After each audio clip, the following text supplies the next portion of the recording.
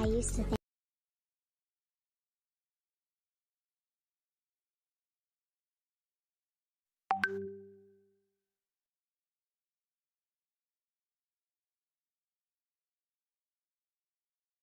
think Cookie's Patreon was just a meme, but for only $3 I became a member and now have a girlfriend because of it.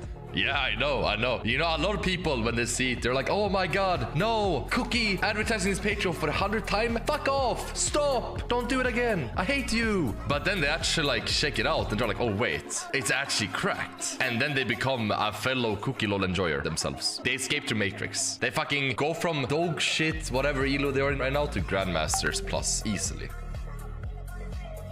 I used to think As a teenager, I was exposed to code in two different ways. The first way was Once again, we've reached the start of a new year, but before we say goodbye to 2022 completely, I gotta say,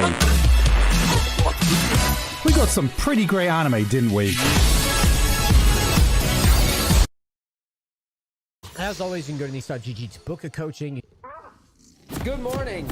Good morning. I wanted to start today's session with a quick chat. I got the chill music going. I woke up and I wanted to write some stuff. Kind of just write out my thoughts on the climb. And kind of just share it with you. If anybody wants to know. I have pretty much condensed where my brain is at on this climb down to a document.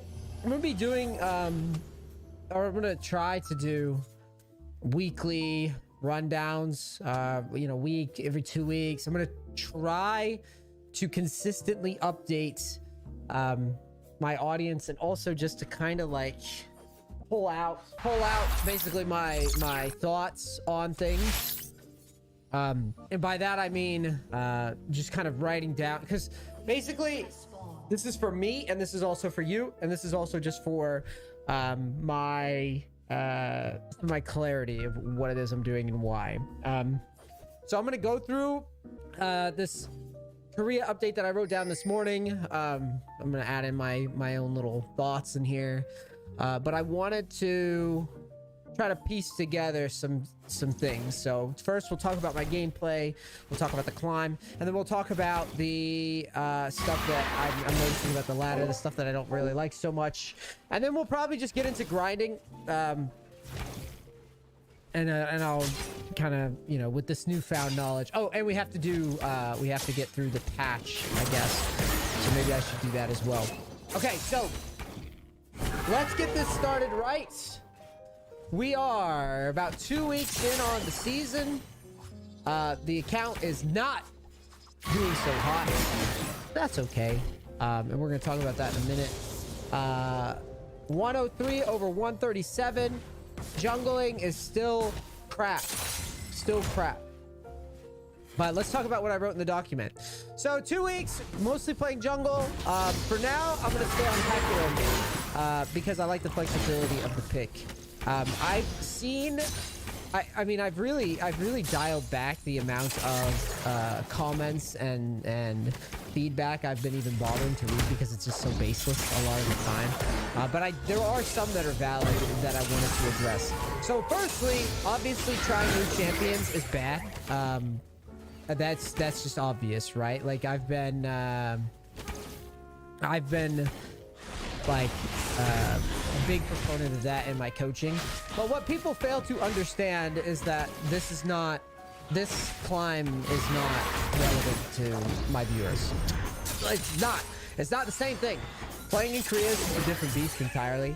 I've been trying to find something in the jungle that I enjoy playing and that I think checks a lot of boxes and is flexible. So when I say that, what I'm saying is that essentially what I'm saying is that you need a jungler that can gank early, that could power farm, that can carry, that could engage, that could duel. Like, you need a lot of boxes checked in solo queue, I find. At least that's how I like to play. I like to have options. Every single jungle that I've fucked with up until this point has a share of problems that I don't like. For example, so like I played Maokai, won a shit ton with Maokai. Broken. Maokai's broken. Well, then he started getting picked and banned a lot. Well, I can't really play him all the time. Right? Then I started messing with Zac. And he's good, but like he's a tank. So it just feels like I'm doing a lot of like run my champion into people and like hope it works and like hope the fight works. It doesn't feel like I'm carrying as much as I am like giving my team a chance. It's not, I just don't like it. You know, I just don't fucking like it. Kindred, it's like Kindred could invade well, could snowball pretty well, but then it's like you're kind of like locked. You have no engage, you have like no, again, it's flexibility. Elise is good, same problem mode, picked and banned a lot. And I guess this is what I'm trying to say is that like it's a really tough act to find a champion that you both enjoy. Like I am spending way too many, an unhealthy amount of man hours playing solo queue right now. It is not fun unless you have something that you enjoy. I really like Hecarim right now because I feel like I have a lot of like, I could have fucked around with this, I could have tried this, like I could have done this. Like it just gives me a lot of it's not like the helplessness of like Nidalee, right? Where you play Nidalee and you have a pop-off game, and then you play the next Nidalee, everybody dodges your spears, or your champion just falls off and you're...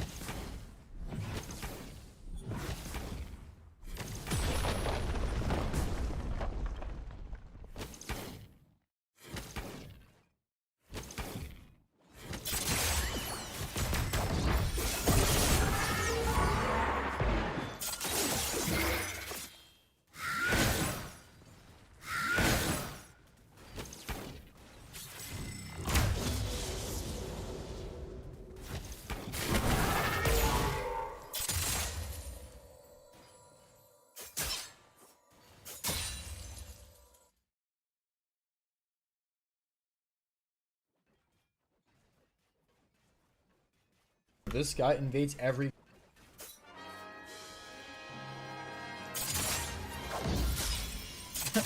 Charisma's playing Maokai. We didn't ban Ahri? Ahri was so broken, he was like the only person who played it, like no one knew. He's invading his Maokai? Fucking how does anyone not play against a What the fuck? This guy's winning. His team just... My team's never that... No.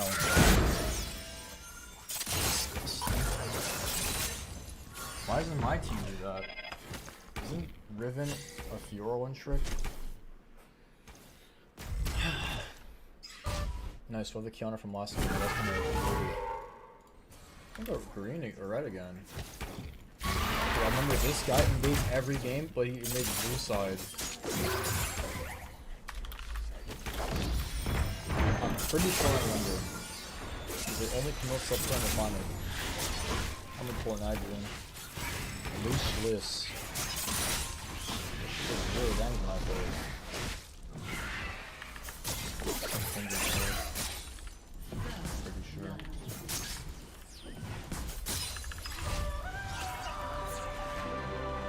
Useless, and you just... It's fun, but it's there's a line somewhere in the middle, and I've really struggled to find it with the jungle, where it's like I like the champion and I like the options that I have, and I feel like I have a say, and I don't have as many like that I can't do anything type of games. An enemy has been slain. So that's why I really like Hecarim right now. And even though the result hasn't been good, I think that a lot of that's on me, itemization, play style, and just kind of learning and feeling out the fights and all that. I'm probably going to stay the course with him for a bit and see if he can hold up. But I really do like the game flow with him. And I always had. I played him kind of at the beginning, but I wasn't really great at him in the beginning. And I'm getting a better handle on how he fills in on the server, like what he does, and how people mechanically respond to him, and it just feels better. And I wanted to reiterate, I think I need to say this a lot, because I feel like with all the drama content and like weird cosplaying that's going on out there, where people are pretending that like this diamond elo in Korea is anything like anywhere else in the world. In like my viewers games or like even critics games, like most players don't even beat gold. So I don't know why everybody's pretending that like they're talking from a position of like it's couch quarterbacking. I say that a lot. They're speaking from a position that they have written themselves and never been in. And you know how I know that most people haven't been in? Because the jungle just came out. And that's how fucking crazy the League community is. The new jungle just came out. Literally 2.5 weeks ago. It just happened. You understand? It's different. So not only is it different, but it's on a really, really hard server mechanically, which I'll get to in a bit. We'll talk more about that. But this climb is not about beating low elo. Like I've beaten low elo countless times. That's not what I'm trying to do. I'm trying to take a style that is really new and climb up to high elo with it. And so that's gonna take time and it's gonna take effort. And it's not just gonna happen overnight, and it's certainly not gonna happen to somebody who is not specialized exclusively in this new jungle. First of all, I've never specialized exclusively in one playstyle for more than like a season or two. But the new jungle and this server is just tough, and it's kicking my ass if I'm being honest. And I wrote here, jungling after preseason work still seems to be a huge problem point for me. Yeah, and honestly, I have my suspicions as to why. I don't really give up or anything. I don't shut down. I think I make some bad mid-game decisions. Those have tightened up a bit. I also don't think I really understood the tempo of early game and where I could actually play early game here. But if I'm being honest, I think that Korea is weird because ganks that shouldn't work often on my side and on the enemy side. So it's like if I 3 camp and go bottom, I will normally get a kill. It's so stupid. I feel like it's a handshook thing that if you just go to bottom or go to mid on level 3, you always get the kill if you gank. If you gank the way that your champion's designed to gank, you will probably almost always get the kill. It is so stupid. But it's like something that I haven't really taken advantage of nearly enough here. If you play your gank mechanically right, you normally get paid off here, which is dumb. It's very, very dumb. Let's talk about the new jungle in Korea more specifically. So you actually don't get to power farm and win. If you try to do that, usually you're going to just lose through bot lane, in my experience. Again, I've been playing here long enough to where it is not just like a low sample thing. It happened in the preseason, it happened at the end of last season, and it is happening now. There is no doubt in my mind that if you try to power farm, you can win, I guess, but it's gonna be like kind of lucky. It doesn't feel like it'll happen enough. Because what happens is like some Samira bot lane shit gets like giga fed and you just can't do anything to it. Like you cannot stop it. So it feels like you either have to counter gank it or just do something very, very productive on the opposite side of the map instantly, or the game, the gank almost always pays to the enemy jungler and you're always fucked, it feels like. So yeah, that's just not, it doesn't feel good. So yeah, the most progress that I have made jungling, and by progress, I don't even mean winning. I just mean the amount of like agency that I swoop up is just by spam ganking bot lane. Like this is something I never instruct clients to do ever, and I wouldn't still ever. But like I'll skip camps randomly now to just path to a wave that's crashing. Like I just do weird ass shit now, and it honestly, it feels like it has to happen a lot of the time because when I look at this shit, like I go to bottom and like a jungler shouldn't be ganked. They like it's basically if a jungler can gank on the enemy team, he's probably going to, is how I view it. So you have to be there. Another thing I want to reiterate is that they're mechanically good, so that means that when they gank pretty fucking well. Their ganks are scary, so it's like your team doesn't really just back down. They try to always outplay it, and if you're there to outplay it with them, it's great. It's just how it is. But It's just not what I instruct clients to do. So yeah. So for pretty much all the games, I think I cracked yesterday and typed a little bit, but like I really wasn't even angry, to be honest. I was just like fucking around. I have not typed pretty much for the past like 2 weeks since the start of the season. I think I've said like a handful of like in-game commands sometimes on typing. I flamed some people yesterday in the post game, which got my chat restricted, but I really haven't typed. Honest to God, I haven't. And I can be pretty transparent. The stream can verify. Like I've rarely typed. About 99% of all playtime, I've not typed. But I truly, and I'm not trying to encourage you guys to type. I'm just reporting my findings. Now, I don't speak Korean, so that's probably part of it. It's a lot less triggering if you can't read half the shit. But honest to God, I haven't felt much of an improvement on how people behave. I just haven't noticed anything really. Because I was playing people at the preseason I think, and during the actual, like the end of last season, I was typing here and there, all the time. And honestly, not. I feel like people troll, sell items, do douchey shit all the time anyways. I feel like typing or not typing to them has actually changed it. Which we'll talk about below some more about the culture here. This isn't really what people want to hear. But I do find it funny that I'm getting a lot of like flack for a lot of like in-game performance stuff. But the stuff that I'm doing correctly, like no one acknowledges or just pretends that I'm not doing these things, like VOD reviews, like reviewing games, which I'm going to get to here in a second as well. But like, there's been a lot of stuff that I've adjusted that's not really doing much.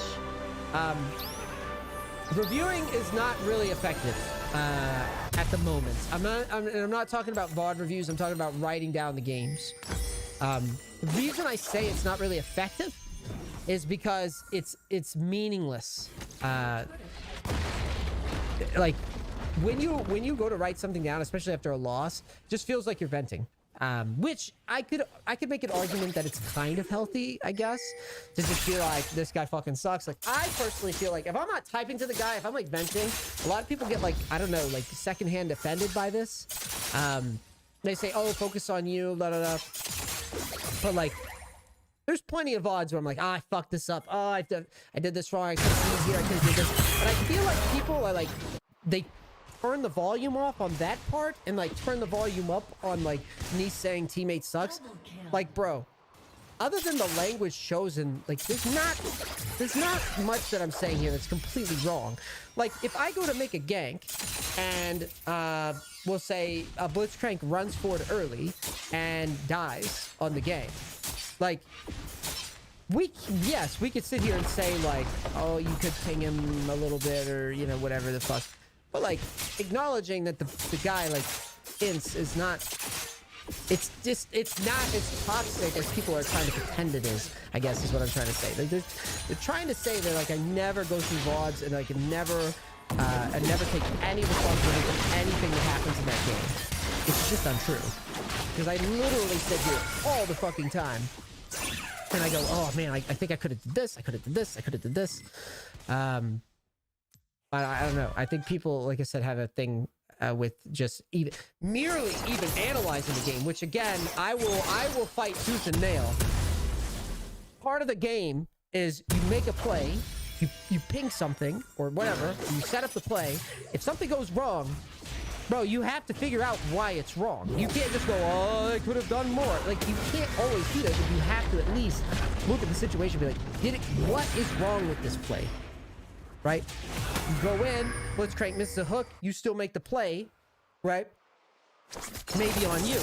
You go in, play gets really tight, enemy ADC heals, your ADC doesn't heal. It's kind of your fault, but like not really. You see what I'm saying? Like, when we're talking about the top end of like mechanical limits here, it gets a little tricky with certain champions and fights and playstyles and things because these guys are so good mechanically that things really do come down to like auto attack spacing or like the angle that you ganked or like someone just like throwing an ability right before the gank comes. just gets weird. So, yeah, I just want to bring that up because I think I want to find a way to review, but I want to come up with a smarter way to do it. And now that I'm in it, and that I am playing a lot, I'm not so sure that writing out thoughts about the game is great yet. Maybe it would be better for players that are less mechanically tight, because then you can kind of like, but here it feels like it comes down to very, very small details, and oftentimes it's just like a 30-minute experience boils down to like, oh, you should have taken this fight because you know, your support wasn't here. You know, it just feels like a lot of the time the review is a very minimal review, I guess. Right? I'm gonna look this back over, and I want to get the spreadsheet working and syncing with my games, and then think about how would be the best way to review. Maybe it just boils down to like, you review a day after, or you review an old session while starting a new session. I don't fucking know. But I need to think about that more, because I don't like this process. It's not a great process at the moment. This so far. Just because it's so tilty. You have to put the games in. That's the other thing, is you have to put the games in to climb. You have to put the volume in. Putting the volume in, you barely have. It feels like you barely have any time to stop and review, because you have to game. Let's talk about that too. I spent a lot of time studying high-level VODs. The stream can confirm this. I tried EOS, like, challenger VODs. They're not the same. They're not mechanically the same. They're not the same. I'm sorry. It's what it is. I know there's plenty of high-level players that have done well in Korea. I know that. I also know plenty of high-level players in the right account. I know that too. And I'm supposed to do that. It's not the same. It's not. The flow is not the same. Korean high-level VODs do feel the same. And so I've been studying those, and those have given me a really good idea. And I feel like the most progress I've had is just watching this high elo Hecarim guy play, watching him run around and see some of his ideas about me. And that has been good. Jungling is very strange here. There's lots of options, especially with the new jungle. This guy that I'm reviewing recently has always played very weird. But now it's like off the rails weird, and I'm just trying to get a method to the madness and the uncomfortability of solo queue, and like where I can and can't go, and what fights I should take and all that. Current goal to spam jungle Hecarim at least for another week or so, and see if I can start seeing win streaks. That's kind of what I'm after. I have been playing a lot, and I honest to God, I don't think I've had an honest win streak of like more than 4 in forever. That's really bad. That I've had loss streaks. I have not had a win streak. So much so, that's not true. I had a Zac win streak at one point, I guess. But so much so, that it's like I'm questioning a lot about the game. I'm quite like this. It's to the point where the jungle, like, I think my best bet seems to be, again, like ganking a lot of bot lane has given me the best starts and the best leads, but even that has its share of bad luck too. So I'm trying, my goal right now is to see if I can just make win streaks happen in the jungle more at this range. Like, that's all I want. I've worked at it for a while now, and I want to see it pay off. I don't know if it's going to pay off, but I really want to try to make it work. And again, I like playing Hecarim, I like playing jungle, I like the challenge. So yeah, that's kind of where I'm at. Now, Plat and Diamond in Korea is really not that much different in terms of player skill mechanically. I'm gonna be honest, I can barely feel a difference. I played up in High Diamond now, I've played up in Plat now multiple times now. I honestly don't feel a shit of difference. I mean that. I think it really does just feel like it's very streaky. I have not been I didn't like this down, but I have not been dodging much either. If I'm being completely honest with you guys, I fucking hate dodging, dude. I just fucking hate it. I think it's so bad for the game. It's so boring. But it definitely feels a lot more like you gotta find something that's giving you those win streaks, and you just gotta fucking fly over this diamond 1 wall. That's again something I'm gonna be addressing in a bit. Oh, yeah. Despite not briefing well, the community, I tend to stay on the role I clearly am struggling with until it doesn't feel like an LP anchor. That means jungle. I don't like giving up on things because they are hard. If my entire playstyle up until this point has been power farm and get big and win, and that's worked on NA to master, and then, you know, that's where it's at. That's where it's at. But here, it doesn't work. So I'm gonna fucking stay with it and try to get win streaks. And I'm not gonna just go, oh, I play top. Like, I thought about doing it the other week, but it's something doesn't sit right with me giving up. It feels like I'm a bad influence. It feels like I'm a bad inspiration. If I just give up when something is clearly beating me. I don't care about the negativity. I don't care about the... I know that if I just played top, I'd probably have a way better result right now. I know it, but I don't give a fuck. I would rather fucking struggle and suffer, and that's how I am. And I did it. I've done it before, and I'll do it again. I'm gonna make the win streak happen. I'm going crazy trying, probably. So let's talk about the actual ladder, because I have a lot to say about this. Like, I talked about this. I want to talk about the ladder, and it's kind of fucked up at the moment. I'm only doing this to give people that are, like, again, that are just, like, open-minded, free-thinking motherfuckers, not just the dumbasses that care what somebody else says, or just the haters that I don't know. Like, I'm talking about people that are interested in the ladder, interested in getting better at the game, interested in climbing. I want to talk about a couple things that I'm noticing right now. So that, you know, again, as a coach, one of the things I do is give you some useful knowledge or just, like here, I'm running my head against the wall so that later when I go people, you know how to do that. I say, if someone wants to climb a 3, I say, don't do this. Don't ever do this. Do this, right? Let's talk about the problems with the ladder right now.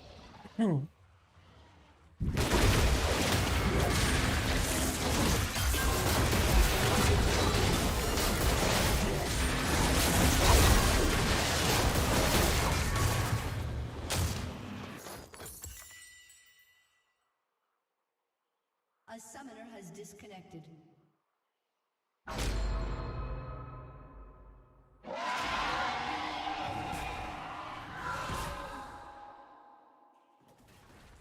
A summoner has reconnected.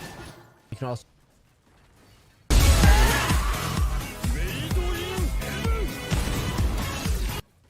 After 25 years, Ash finally broke his curse by...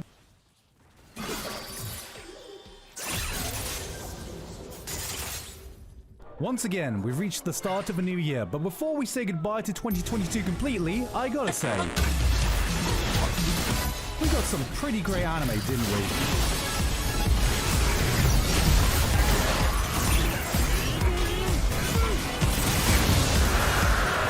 2022 was a year of heavy hitters in almost every genre of anime. Massively anticipated titles finally getting having the impact we saw before, continuing to another season, hitting even harder. We even got old franchises getting resurrected and looking better than ever. 2022 was absolutely stacked, but what else happened in the world for us? After 25 years, Ash finally broke his curse by becoming the Pokemon World Champion. News so big it was reported like a real sporting event as the world celebrated, allowing him to finally retire at the ripe old age of 11. Italy had a surprising visitor as a certain promiscuous video of Tifa Lockhart was accidentally played at their Senate, prompting the only time you'll ever see Italians more passionate than their pastor when asking for the source. This forever immortalized Tifa in Italy lore, becoming only the second person since Julius Caesar to be violently stabbed at a Senate in Rome. Alright, what else was there? I got the climax to the biggest romance arc of my own life. 2022 was a bit of a quiet year in terms of anime news. We didn't get any particularly big shockers or controversies. Even anime didn't give us any wildly bad stinkers compared to previous years. But what we got instead was some bloody great anime. This year was brutally hard to narrow down my list of favorites, so I don't spend too much making an hour-long video. Normally I try to omit sequels and recommendations unless it as something new or noteworthy to talk about, which makes it messy because so many of them did this year. This is going to be the longest list in a while, so I had to be cutthroat if I didn't have much to say. My Hero Season 6 is the best My Hero had been in a long time, but still not quite good enough yet. JoJo had his hype murdered by Netflix, but is still more great JoJo. Bleach's return has been an absolutely incredible sight to witness. I'd forgotten Bleach could get this hype, but the last time I talked in depth about the OG Big 3, this happened. And I don't want to risk that for a video this big. Attack on Titan is also continuing to stamp its mark down on anime history. We got more incredible twists, more incredible hype, more of Eren being like, Boss, you killed a child. Amazing. Mission complete. That right there is why you're the best, boss. I'm just waiting for it to finally learn what the word final means in final season before I fully pass judgment. Which is why I'm glad this next season is called Attack on Titan. Final season. The final edition. Part 1. Let's just get started. But before moving on to all the great shows last year, who doesn't love a good snack while watching some great anime? Well, today's sponsor has got you covered because it's Boxu. Guys, if you know anything about Japan, you know the food here is godly. And Boxu is my favorite Japanese snack box. With video games. When I got into high school, I got my parents to buy me a TI-89. I wanted that particular model because I knew that you could make games with it. And so in math class and French class and history class and philosophy class, I would spend hours writing TI Basic to make simple games. And later I graduated to making games on the computer using the Java programming language in the Eclipse integrated development environment. And in both cases the process was kind of the same. I would write some text in the editor and then press a button and then the game would start. The second way in which I was exposed to code was also one day, a kid brought an Ubuntu CD to school. Next thing you know, I had Linux installed on a crappy old laptop that my father had rescued from the dump. And I wanted to play games on it. And the Linux people back then were like, sure, we have games. All you have to do is head on over to SourceForge, download a tarball, and then extract it, and then run configure, and then make, and then sudo make install, and then run it. And for the longest time, I had trouble understanding why these activities looked so different. Why was it that when I made a game, I just had to press a button and it would just make me start up? But when I wanted to play someone else's game, I had to run all those complicated commands into the terminal. Eventually, I reached a point where my games were good enough that I felt like I wanted to share them with other people. You can imagine my surprise when I discovered firsthand that just because something ran on my machine didn't mean that it was going to run on someone else's machine. And you know, I was a kid, but I understood that a game was going to be made up of all these assets like graphics and music and sound, but also an executable that would be produced by a compiler when you did its source code. It was difficult at first to see the link between a bunch of boring text and a fast-paced action game with snazzy graphics, but it made sense to me. Just like it made sense to me that when my parents looked at a recipe book, they were looking at a bunch of boring text, but that eventually we would have something really tasty to eat for dinner. What I couldn't make sense of is why could I take a pie that my parents had baked and bring it to the neighbor's house and eat it, but I couldn't take an executable that I had made on my laptop and do the same. Part of the answer is that games are not food, but also there really weren't that many kids messing around with Linux at the time. They just had a Windows computer and they would play games that they bought at the store or got in a cereal box. So I did what we all did back then when we couldn't find people like us in the area, and I went on the internet. Sure, I had to learn English, but I also got a lifetime of trauma from being extremely online, so it's impossible to tell if that was good or not. But even the internet people that were running Linux, even the same flavor of Linux I was, still couldn't run the games. It was always, oh, I'm missing this library, and it says it can't find that file, and I really dig the minimalist look, but have you considered adding textures? But there were textures. They just couldn't see them. So there I was, at 16, wanting to make a 3D adventure game that was cross-platform. I could sort of build stuff on Linux, but it was hell to shoot. As for Windows, they had great games, but I did not have the slightest idea how they were made. It took me a long time to realize that games were actually made the same way as platforms, just using slightly different tools. It seemed much easier to do art on Windows because you have Photoshop and 3D Max and 3D mobile. And it seemed much easier to do code on Linux because its guts were wide open for you to look into and interact with. anything you wanted to run that wasn't part of the distribution, you had to build yourself. To the point where I suspected that programming for Linux was not really programming. Because I didn't see anything for Linux being sold in a box in stores, so I suspected that it was really more like writing games in TI Basic, which was accessible, but it wasn't like I was making Mario clones in Motorola 68000 assembly like other people were. Just like I was getting basic 3D models to move on the screen using Java and OpenGL, but it wasn't anything like Rayman 3, for example. No, the real games were on Windows and they used Direct3D, but I had no idea how to do that. And my Java games, again, ran great on my system, but as soon as I wanted someone else to run them, I had to tell them, well, first, you need to install Java, which runs on 3 billion devices. And then you need to double-click the jar, and then, wait, it's actually missing some native libraries because it's using OpenGL, which is not part of Java. It was a mess. Finding out about MSys and MinGW was a turning point. I was finally able to generate a Windows executable. And it felt really similar to what I was doing on Linux as well. I had a terminal, I had a bash shell, I could run commands, even said GCC, which I knew from trying to play some damn games on Linux. I started to draw parallels. On Linux, executables are just those files that have the executable bits then, so they show up as green on the terminal. And on Windows, they're just files with the exe extension instead of Windows. And both of these are just binary nonsense. On Linux, libraries are .so files, and you usually get them from a package or you build them yourself. On Windows, they're DLL files, and they're usually part of Windows itself, or you download them from source code. I couldn't quite tell where they came from. And that's because at the time, Windows was definitely a consumer operating system. It was made for you to run software that you would purchase. It was essentially a console. Whereas Linux was made just for fun. It was designed to let you think a little bit. And so developer tools were much harder to come by. If in 2006 someone had come to my parents' house and dropped a CD for Microsoft Visual Studio Express, they would have removed a huge blind spot from it. But by playing with MinGW, I started seeing the value in that configure script. Because eventually I was able to build some libraries for Windows using the same sources as on Linux, and for a while that was my model of what cross-platform development looked like. As long as I had GCC and a bunch of libraries that I was used to, I could make an executable. But even that didn't feel like real Windows development. There were a bunch of libraries associated with MSys that I had to distribute with my games, and it was always such a hassle to find exactly which ones I needed to distribute. Finding out about the dependency walker tool was a big win. Finally, I didn't have to guess. An easy-to-use graphical tool would just tell me these are the files that you're going to need. And I eventually found out about MSVC, the actual compiler that the makers of Windows have been using all along. But it didn't make sense to me. Because just like Eclipse, it was a complete development environment. It wasn't just a compiler, it was graphical. It wanted me to write code in it and then press a button and then the game would start.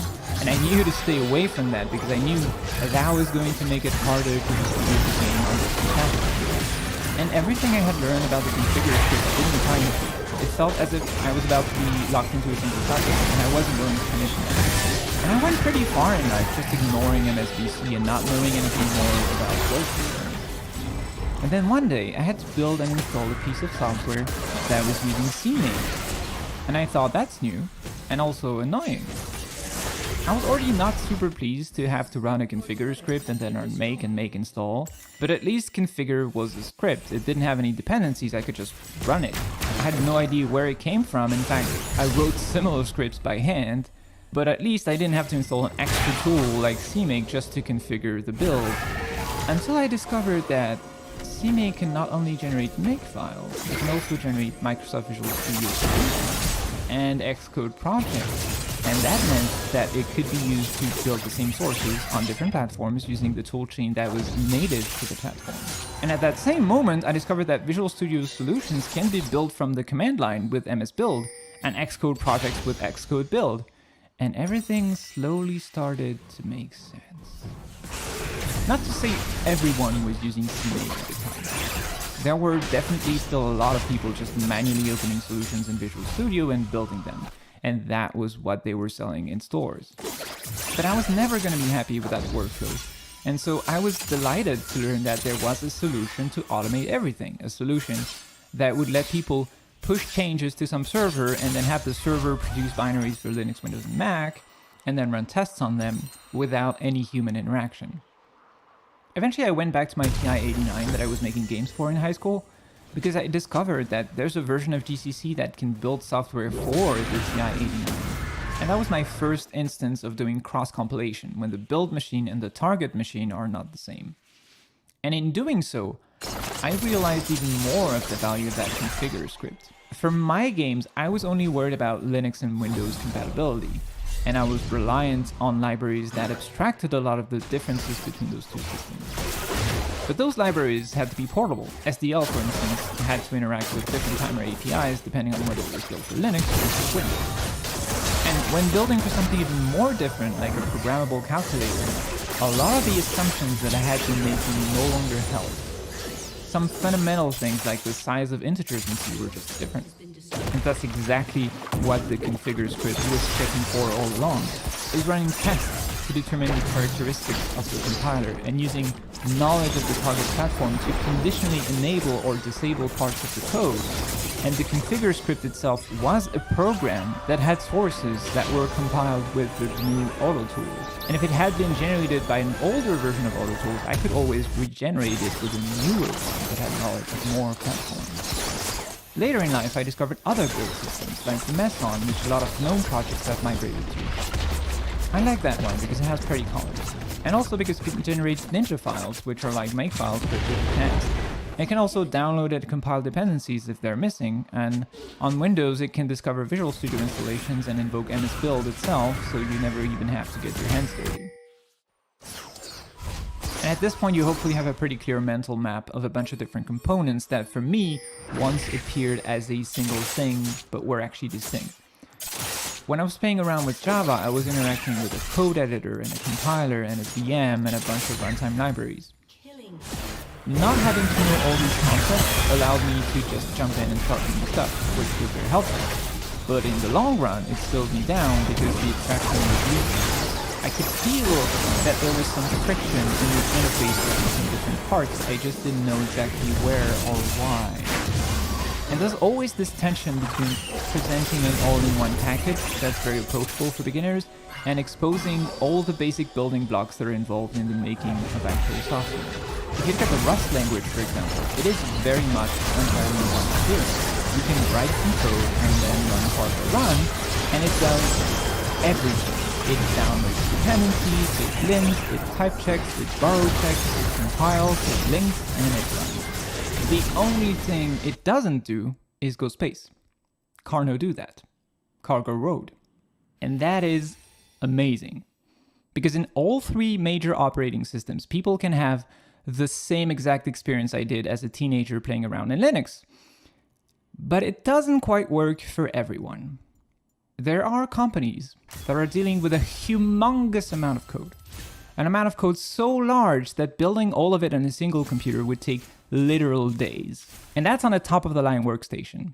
Something like Cargo gets you part of the way there because you rarely have to rebuild everything. Cargo knows the dependencies between files, something Make is also supposed to do, so it knows only to rebuild what needs to be rebuilt for that change to appear in the final program.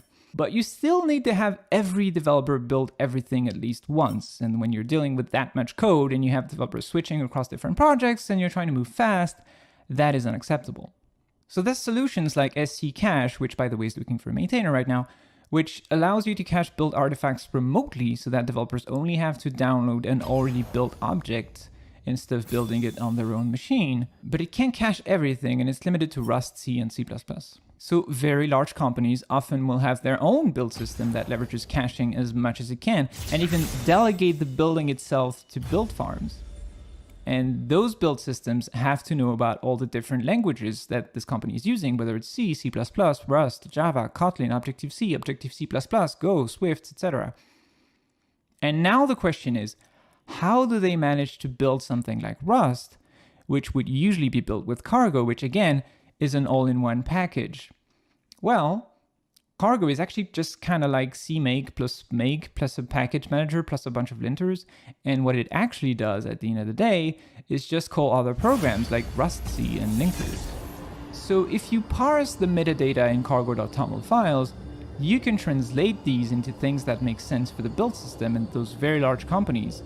And that system is what's going to invoke Rust-C on individual files and eventually a linker. And then all the different languages come together to make the software that we know and love. Like Chromium, which everyone loves to hate, but actually has a bunch of fascinating technology inside of it and is doing a lot of work that we now just kind of take for granted. I talk about this in another one of my videos called A Fistful of Megabytes, if you want to learn more about this.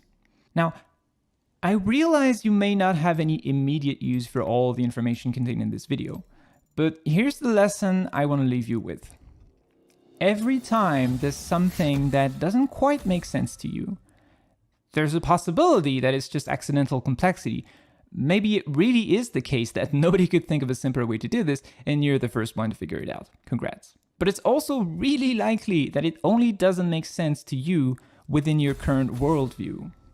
When I first ran Configure, I was just building software for one version of one operating system on one computer at that one time. And as I gained more experience and started playing with different operating systems and different computers, and building software again and again and again and again over the course of several years, all the different pieces that I had encountered started making more and more sense. And I hope that this video was helpful to you to realize that those things you just bang your head against and wonder why the heck would anyone come up with something like this actually have a place and a utility that you maybe just don't know about yet. And actually, if you're wondering right now, why does that thing exist? I would love for you to leave a comment asking about it, because this is the type of video I love to make.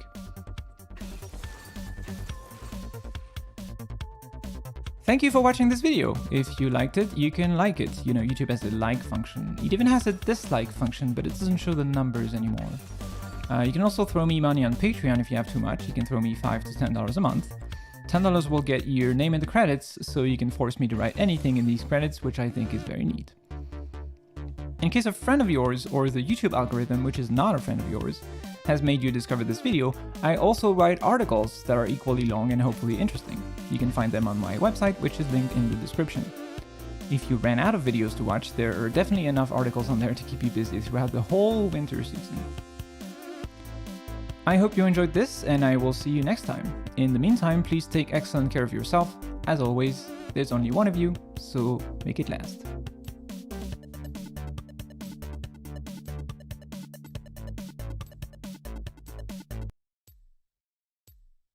So ChatGPT seems to be one of the hottest phenomenons in the world right now, and there's a tool that I like even better than ChatGPT, and it can do things like create Excel formulas for you, create prompts for Midjourney for you, outline blog posts for you, generate a traffic plan for your website, or generate an exercise routine for you. You can even get it to create YouTube thumbnail ideas for you, or translate things from one language to another for you. And I'm going to show you all of the cool prompt tricks that I've used with GPT-3 in this video. So let's get to it. Hey, what's up? Matt Wolf here. So I've been messing around with GPT-3 for about 1.5 years now, but back when I was making videos about it 18 months ago or so, nobody really seemed to care that much about GPT-3. Now that ChatGPT is like the hottest thing since NFTs, I figured I'd make a video and share some of the coolest ways that I've been messing around with GPT-3 and show you how you can do some really exciting things that most people don't even realize you can do with it yet still. Before we get into it, I have a little secret about GPT-3 and ChatGPT that a lot of people don't know still. You actually don't need to use ChatGPT to get all of the benefits of this GPT-3 technology. ChatGPT is often overloaded and it doesn't let you in because there's too many users at once and the servers are all bogged down, and it often even tries to censor some of the stuff that you can do with GPT.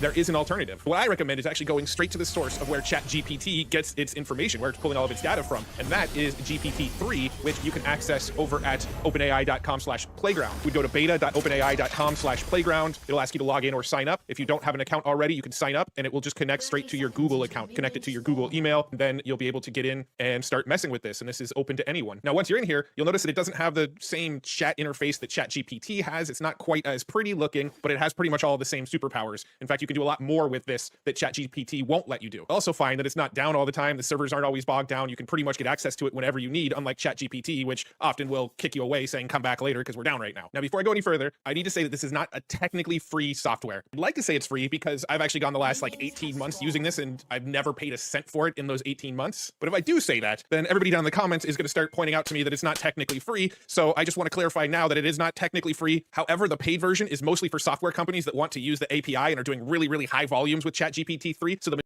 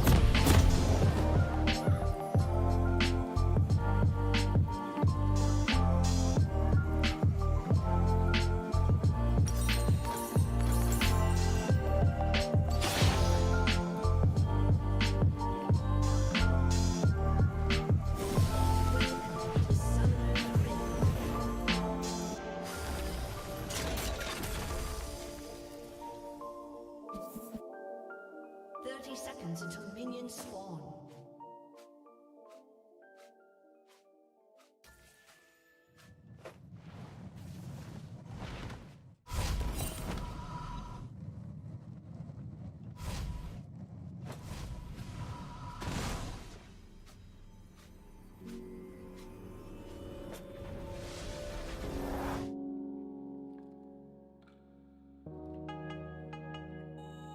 Minions have spawned.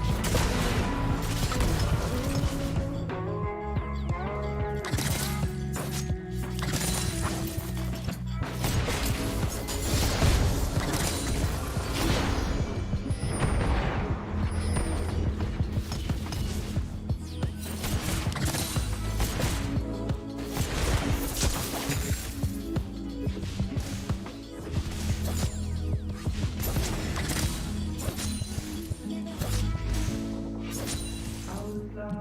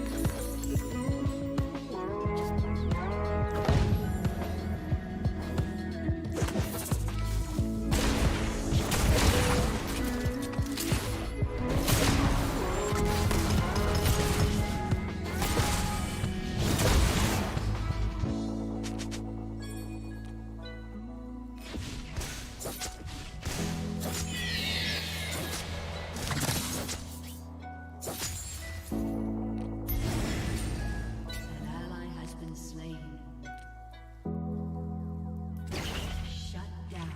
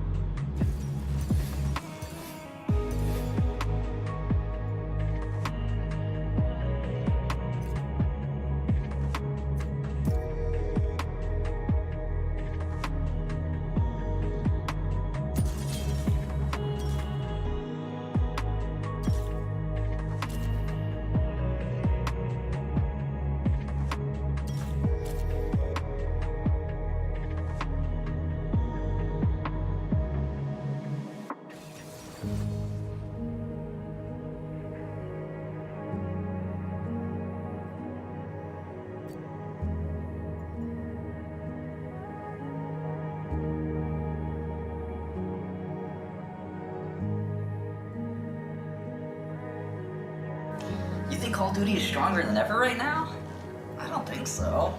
Lower engagement for Call of Duty. Yeesh. But yeah, they don't really address the revenue decline. I'm guessing Call of Duty is just very hard to grow.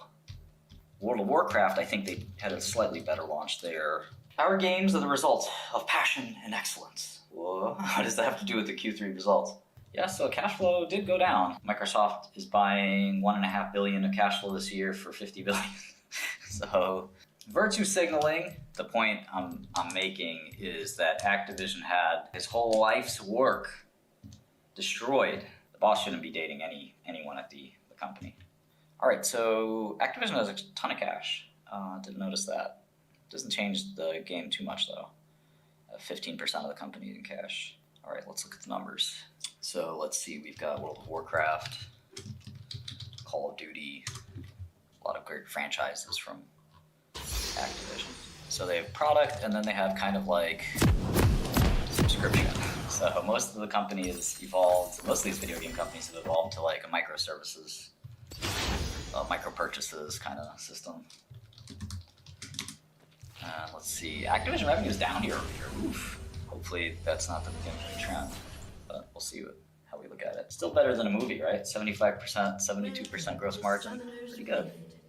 Video games are like the cheapest entertainment gross margin, or the best entertainment gross margin you can find. You don't have to pay any actors or any talent, right? Product development, so this is basically R&D, which is kind of should just be capitalized, right? I'm surprised it isn't. All right, pretty great margins, I have to say. So obviously, I think everybody knows the story of Activision. They had a crisis in the workplace, harassment and other bad activities, and they agreed to sell themselves. Minions have spawned.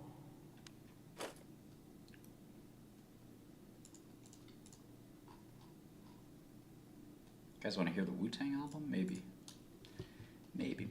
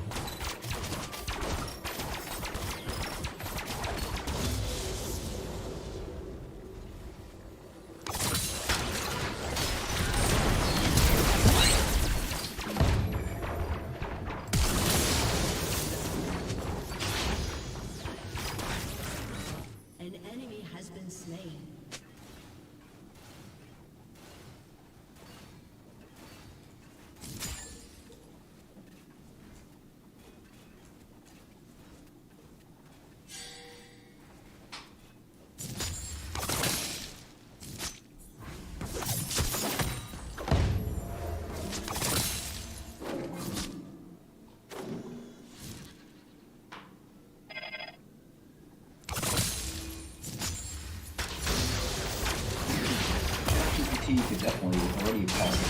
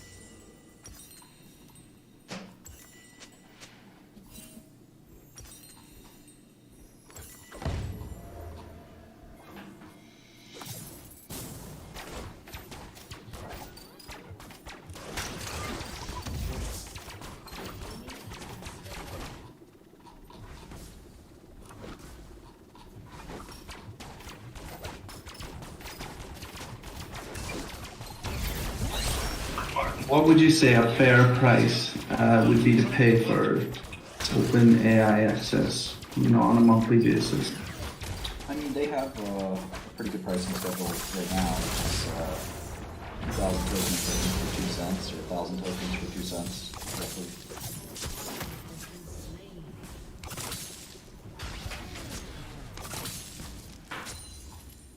I heard like something about $42 a month.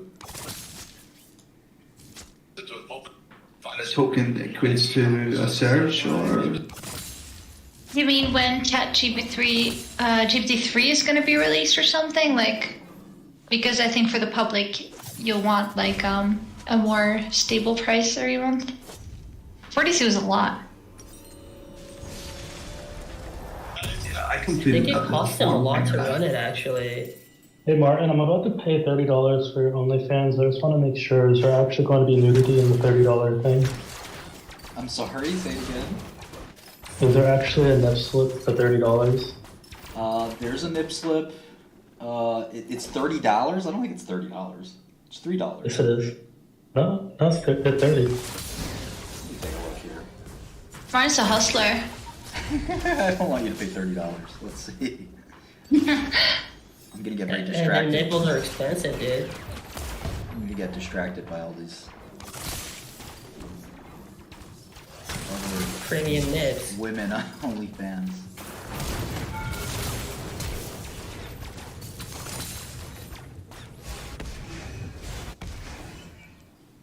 Yeah, I may never end up joining my profile. Let me see.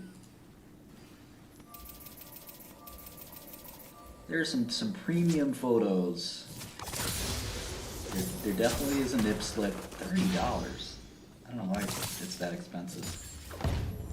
Let me lower the price. How generous. Yeah, it definitely shows my nipple.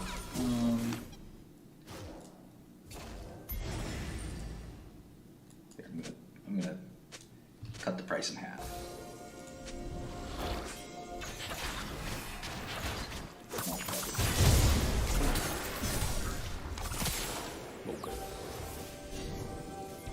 Somebody commented on the photo, short more AMC with the money I just spent on this.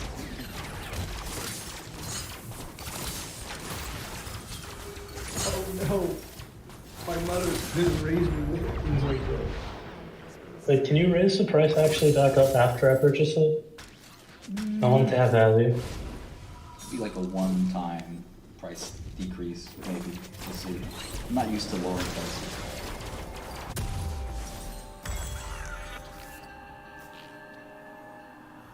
I'll mention it when I lower the price. I'm just shorting Martin's nipple pictures. We're working times in JavaScript. Okay.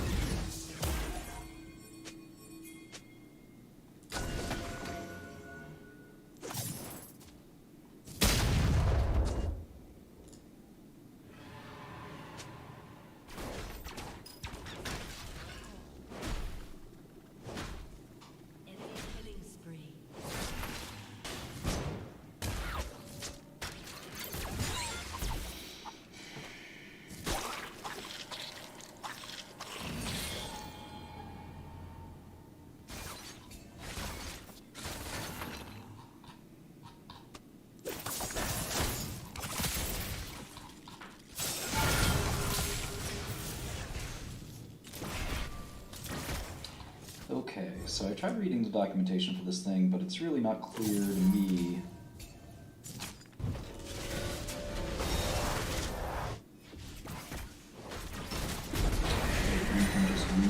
entire conversation. Now, I know it's possible because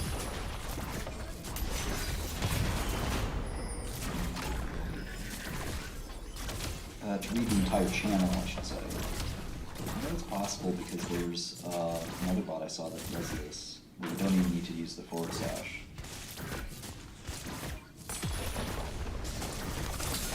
It just constantly is looking and watching and waiting for any mention of itself.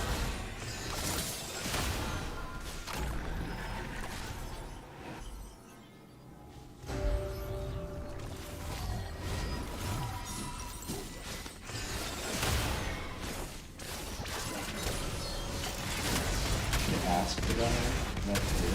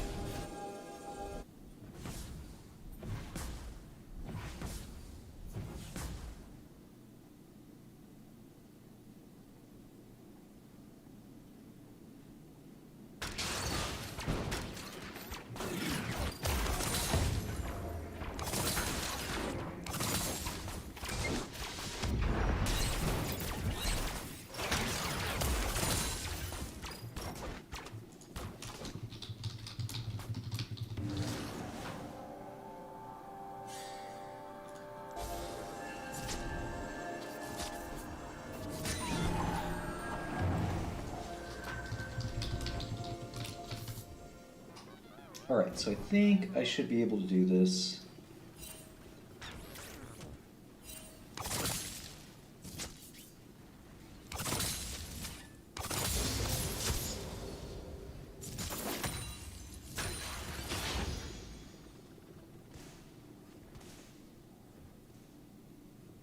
Your team has destroyed.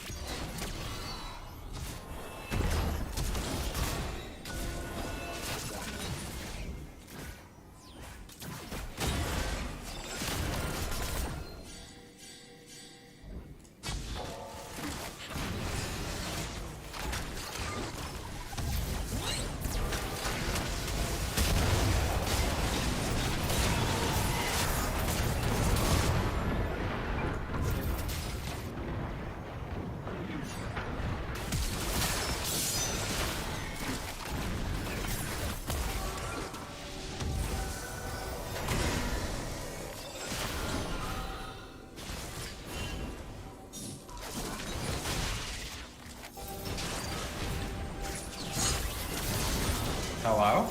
Yo. We still doing nerd shit in here? Why, you want to play League? We can play League. I wanted to come in here and talk about something really important. We can talk about it while I play League. Let's talk. Why do Americans drive such terrible vehicles? Let me drive the Canadian car company's vehicles. Wait, you guys Okay, don't have whoa. car You know companies. what? All right. No. You're right. Canadians drive terrible vehicles too. I know this because I walk around. I'm a Canadian. I walk around in Canada. I'm a pedestrian very frequently. My friends call me the 20-something-year-old walker. You know, a lot of terrible vehicles. It's a kind of a Western, North American thing, I think, driving terrible, useless shit vehicles that are very expensive. Why would I drive a truck which is like 12 feet tall and has like a 4-foot bed? Why would anyone purchase or acquire this vehicle? West, I don't think you understand America, and I'm pretty sure Joe Biden agrees. Let's hear what Joe Biden had to say about you. I got this undercover, Kim. Yeah, I heard about Canadian Kid Quest. Oh, I think he's a bit of a pussy, and I'm not sure he's as good at League of Legends as he says he is. Yeah, I got that undercover right in the White House. He's only one of us. Did you hear that? I'm gonna have to prove Biden wrong. I'm getting on. Biden. Play that again. Yeah, I heard of that Canadian kid Quest. Oh, I think he's a bit of a pussy, and I'm not sure he's as good at League of Legends as he says he is. Yeah. Exposed. Project Veritas. I'm gonna have to prove Biden wrong. I got that straight from Project Veritas. You saw what they did to the Pfizer kid. Exposed the shit out of you. Best, have you considered that when you have a truck, you can just go up to people, walk right into their face and yell truck, and then walk away? Well, it seems more likely that you might accidentally run them over since you have a blind spot the size of the fucking sun. Quest, I think my fans like you more than they like me. They should. Our new boy Mahomes just absolutely whiffed. I'm the future Scully. I'm young, I'm handsome, I'm still in my prime.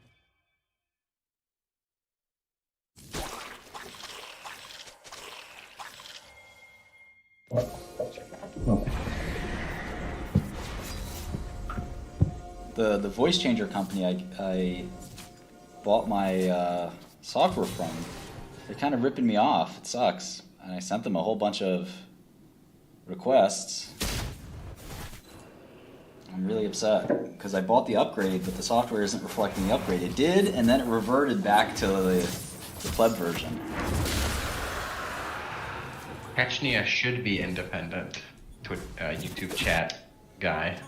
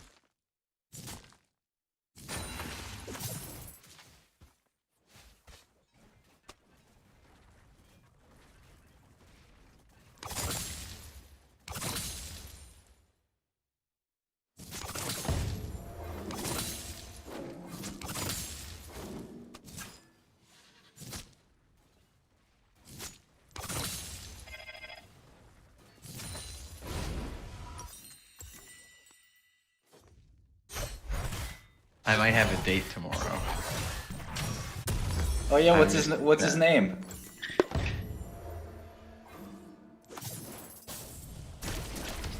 That's. What's his name? How am I supposed to answer that question? I was. Oh, I'm sorry, bro. I'm sorry, bro. I meant to say, who's the date with? It's a woman. She's like, yeah, how old is she? All that. Is it somebody from Tinder or something? Yeah, I think she's like 22. She works at a ski resort. But she's been like, you know, she seems pretty cool. We haven't really talked a lot, you know. I think we're mostly gonna get to know each other more. But today we just be kind of joking back and forth. Do you know her pronouns? I will have to ask that. I think, let me check, it might be on her Tinder bio. Shoot, I got another... Yeah, go ahead. I have gone on dates before where, like, at the start of the date, the girl introduced herself with her pronouns. Makes sense. I got a weird... My spies snuck into the lighthouse. They got another message, apparently. Let's take a listen. I just love smelling children's hair. That's one of my favorite things to do. I just get up and close to their 6 or 7 year old heads and just sniff. Oh, so good. Wow. There's nothing there. If Biden said that, then there's nothing wrong with that. She looks like a woman and doesn't say anything else on her Tinder profile. She gave me like an app, she gave me her Snapchat, and her Snapchat has the word girl in her username. So we're gonna go with she, her. I'm just gonna guess. You're good. Take that risk. Go for it. I'm not really one of those alphabet people, though I respect them. I'm not a member of the community. I don't feel the need to introduce my pronouns because I feel like people would think differently about me if I said, my name's Quest, I don't care. Call me whatever you want for pronouns. Maybe I should send them my pronouns page. You know, I got it all on there.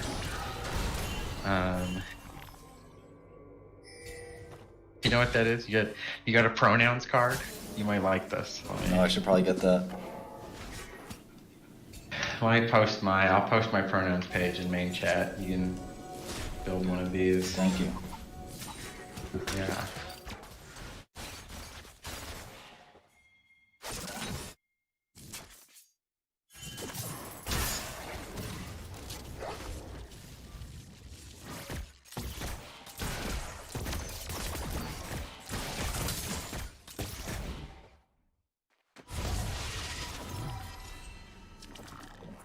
You can call me Clown South.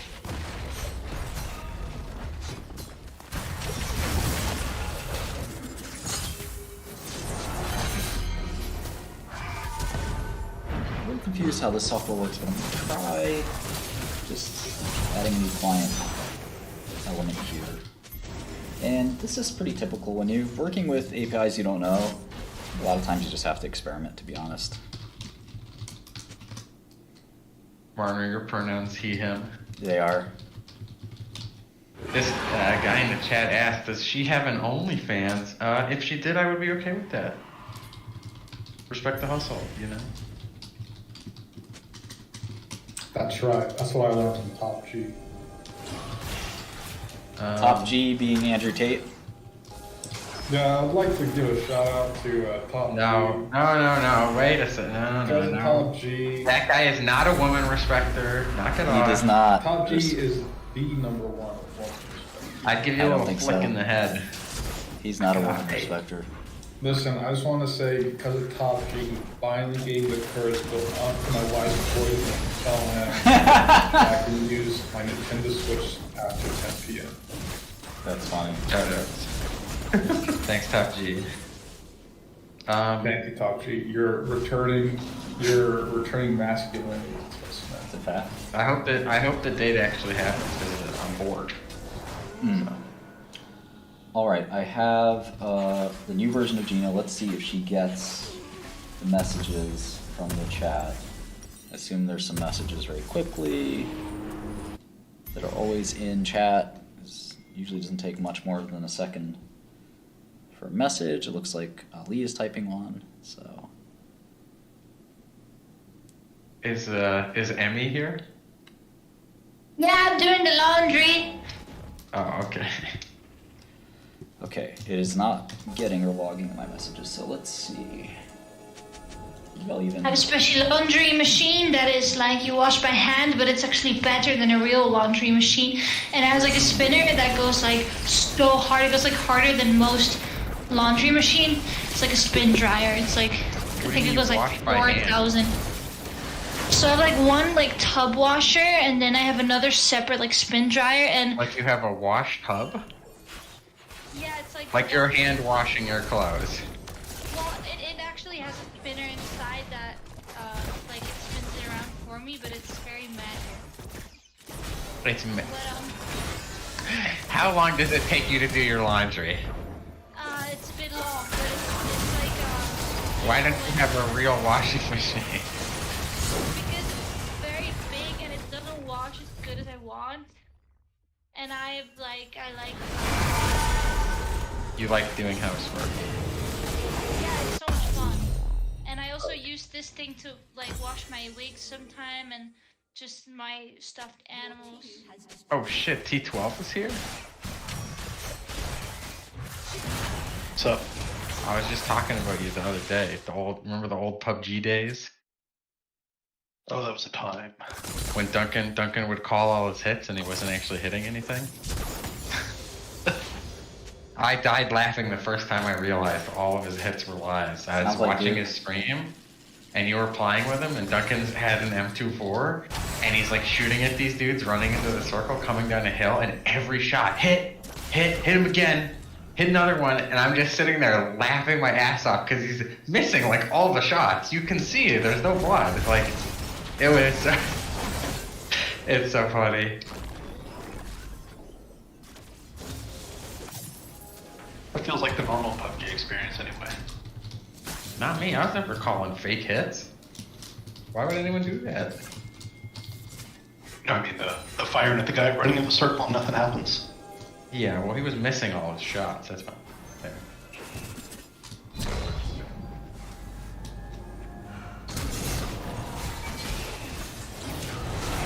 Oh shit, somebody just posted a practical engineering video? I fucking love that channel. The Condor, if you weren't a new micro OG already, you would have earned the role for that post. Just for posting my favorite YouTube channel.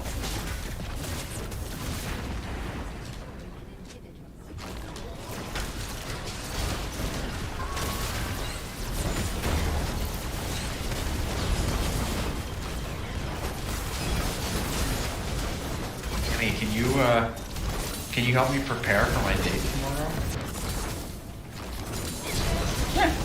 Yeah, I'm usually very charismatic, but it's been a while, so you pretend to be my date. I'd pay money for this. I am a little bit autistic.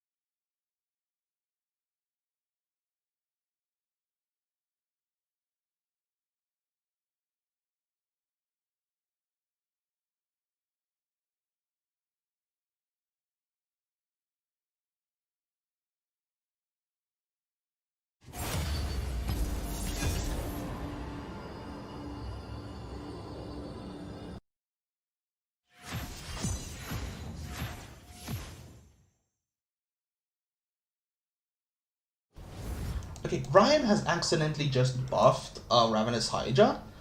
If you don't know, Ravenous Hydra was changed from Omnivamp. As you see, the tooltip is still broken, by the way. This pack was released 3 days ago, and the tooltip is still broken.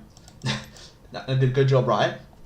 They changed it from Omnivamp to Lifesteal. So they changed it from 7% Omnivamp to 10% Lifesteal, which you might think, okay, so only applies to auto attack. But now the Cleave applies Lifesteal, which means because 7% Omnivamp would be reduced on my Q by 66%, it would heal for like 2. Like, I'd literally heal for nothing if I wasn't auto-attacking. My Q would heal for nothing. But because it actually applies lifesteal, if you see, if I Q 2 targets, look at that. I healed for 10 from 2 targets. If I auto-attack, I heal for a massive amount. Look at this healing.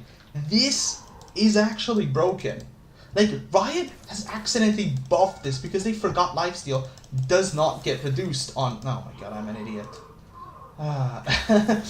Yeah, they literally buffed this because they forgot that lifesteal isn't reduced on AoE ability. So if you have an AoE ability, this actually heals more than it did last time. Okay, if I hit one champion, you'll see it heals for nothing. Sorry, if I remove one of the dummies.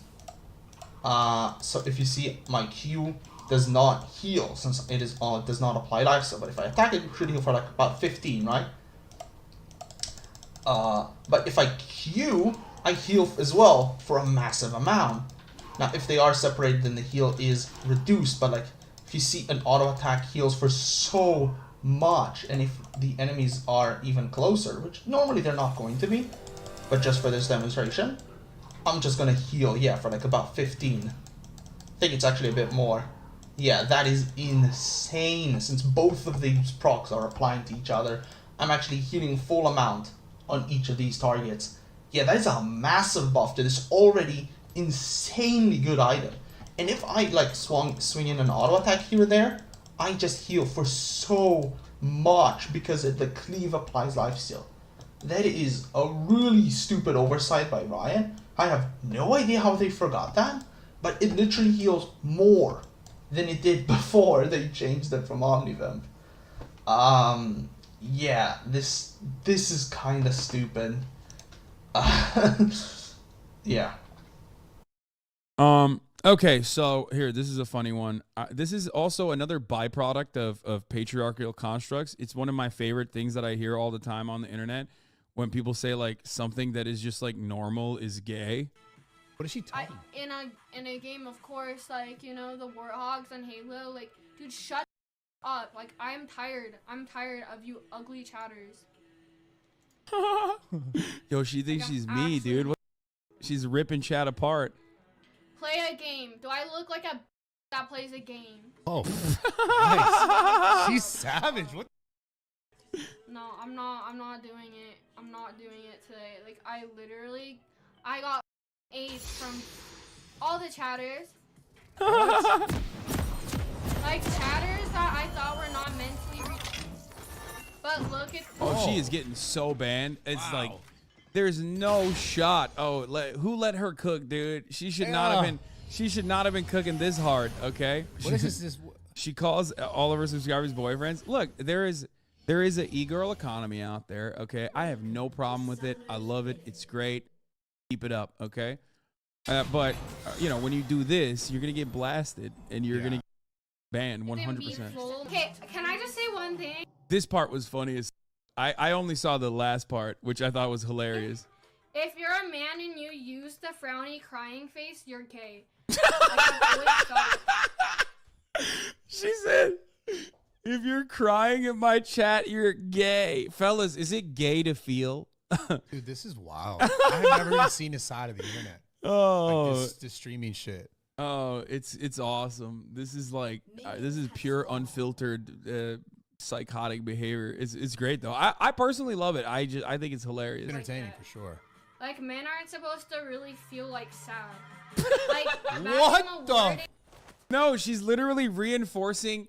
The irony is like she's just reinforcing toxic masculinity traits that are like a byproduct of patriarchal society by being like, if you're a man, you shouldn't be sad. Like, being sad is somehow not manly, which of course immediately means you know, you're gay. You used to have to. Why are you sad? Still have to. Like, I'm the emotional one. Why are you crying? Oh, I love that. I love that. It's like, fellas. She said Andrew Tata. Now, I saw the last part of this. two things that's really funny that immediately stick out to me is like, one, it's hilarious that she's saying this and like everyone is gonna be mad at her. But it was Andrew Tate saying this exact same thing. Like, if you use a sad emoji, you're gay. Let's be real. Men used to go to war. Men used to kill each other. Men used to rip throats out of one another, of our enemies. We would conquer. And now you're sad on the internet? That's gay. Every single person that's like ripping into her would be like, oh, he's so right. He's so right. I'm gay as sometimes. I need to stop being gay. I need to be straight. Okay? So like, that's like, there's so many layers that I want to talk about here. But she's saying it seriously. I feel that says that shit as a joke. No. He reinforces like gender dynamics regularly, not as a joke. She's just stupid. One thing that people need to understand, okay, and they cannot for some reason, especially because they like never interact. They never interact with like women in general. Probably a good thing, not a bad thing. Is that like one person being stupid doesn't mean like all women are this way. Okay, like if you're an ally. All right, if you're an ally to women, I use my Andrew Tate accent for this. If you're an ally to women, okay, if you're an ally to trans people, if you're an ally to marginalized communities, you need to let some members of marginalized communities be stupid on the timeline without immediately assuming that everyone is like this. Okay, that's what you got to do. She's just, she's being dumb. Listen, fellas, allow broads to be dumb. Okay, that's it. Some, plenty of fellas are dumb, and we don't turn around and assume that like all men are this way. Chill. Partner by Twitch, 100K followers. Yeah, no shit. Okay. Is she? Yeah, of course she is. Wait, I'm partnered by Twitch, and I have 2 million followers, and I'm a dumbass too. What do you mean? What? You don't have to like get a PhD to be able to be a Twitch streamer. There's large Twitch streamer. Yeah, but you're not out here dropping hard R's. Yeah, but Soda is like all the time. Soda Poppin', who I love, who has the pass, to be fair. Like he can say it. You know what I mean? He has the pass. Good Soda clip. What is this? This is Soda. He's great. I love him. I'm a racist. What the? I should not have said that right before he said that. No, this is it's a meme. Soda is reacting to that clip and laughing at what he said, but they clipped it out of context. Oh my god, the internet 101, dude. Yeah, no, this is how the shit works on the internet. But could someone believe that? No, they didn't see any context. You think they really just believe it? You think some people believe it? Like everyone believes it. Is that what you're saying? Yeah. Bro, what the But I speak 8 hours a day on complex political subject matter. Do you know how many clips of me are out there just like completely? There's like compilations that my fans make about like Hasanabe out of context. You can only get canceled from inside of your own community. Like your fans and your supporters can choose not to watch you anymore because they've seen because they think that what you did was like truly unacceptable. You get it? Yeah. Yeah. That makes sense. Tell me about Kanye and Gavin interview when you got clapped by copyright spitefully. Yeah. I was reacting to Kanye West talking to Gavin McInnes, and these guys are like free speech guys, right? They're always like, oh man, like, we love free speech. The entire work was like called the Free Speech Network, uncensored.tv or whatever, right? And they spitefully came after me and got me banned off Twitch for a DMCA copyright violation. Oh, from... Yeah, these people use like the platform's misconduct policies as a weapon all the time. I get banned on TikTok all the time by Tater Tots, for example. I see, because they're using actual... Yeah, you want to know? I recently got banned on TikTok again, and then unbanned. But TikTok is one of the worst places for yeah, TikTok is really bad for it. My account for my podcast got banned because it just says raw, like raw talk. It's like... Yeah, no, people can use it for, like, people, if they don't like you, they can just, like, join this, they can mass report you, and all it takes is a couple hundred people, and then you're done. So you want to know what my recent TikTok that got me banned was? They said this was hateful misconduct. Since you've joined the stream, everyone's begging for you to leave. The vibe's down. It's boring. It's late at night for me. I came here to have fun. You're being boring. No one thinks you're cool. No one thinks you're intelligent. No one thinks you're funny. I don't think I'm cool or intelligent. I just have questions, and you're not answering them for some reason. No, I don't Why are we derailing? I don't have to answer your questions. You're not the police. I don't have to answer you. No, not at all. No, I am not the UK police nor the Romanian one. Oh, someone made this. Dude, my editor made this. This was way before too, huh? Yeah, because I knew that he was in trouble with the UK police at the time, and I was making fun of him for it when we first debated. So they called this bullying? No, they said this was hateful misconduct. It's not weird, bro. It's just both. They do it all the time. Like, no, it's not because they don't allow Andrew Tate on TikTok. Andrew Tate is all over TikTok still. Up.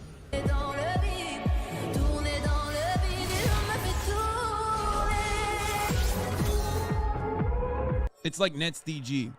So NetzDG is the German law that in Germany you can't do hate. You can't like draw a swastika. You can't say you love Nazis. All this stuff, right? And Germany has a like platform-wide ban on shit like that.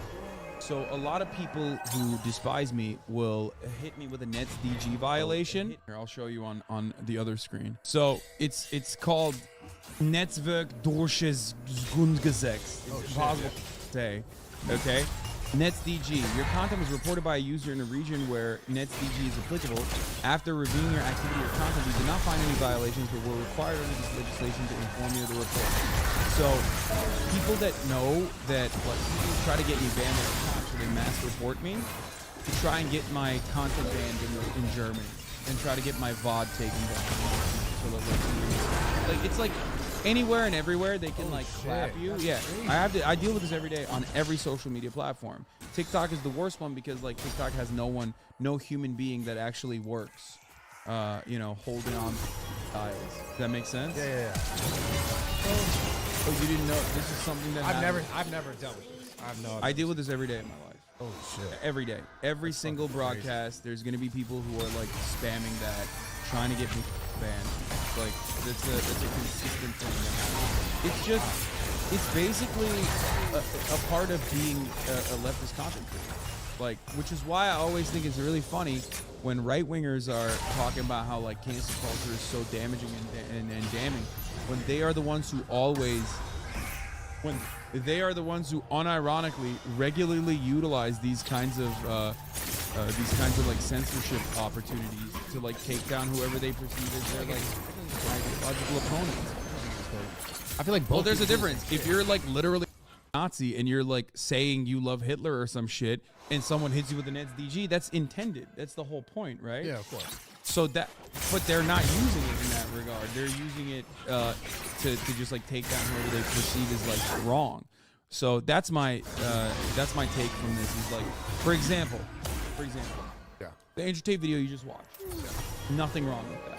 It's not hateful misconduct. They took it down. That tool is there so that a legitimate hateful misconduct can be used. But people use it to take down whoever they want. I think, especially on TikTok, it seems like you report anything enough times you could take down something. 100%. So it's even if it's not actually that, the after stuff content. Yeah, 100%. And it's up. And I think that it's I think that deserves more human moderation. Sure it does.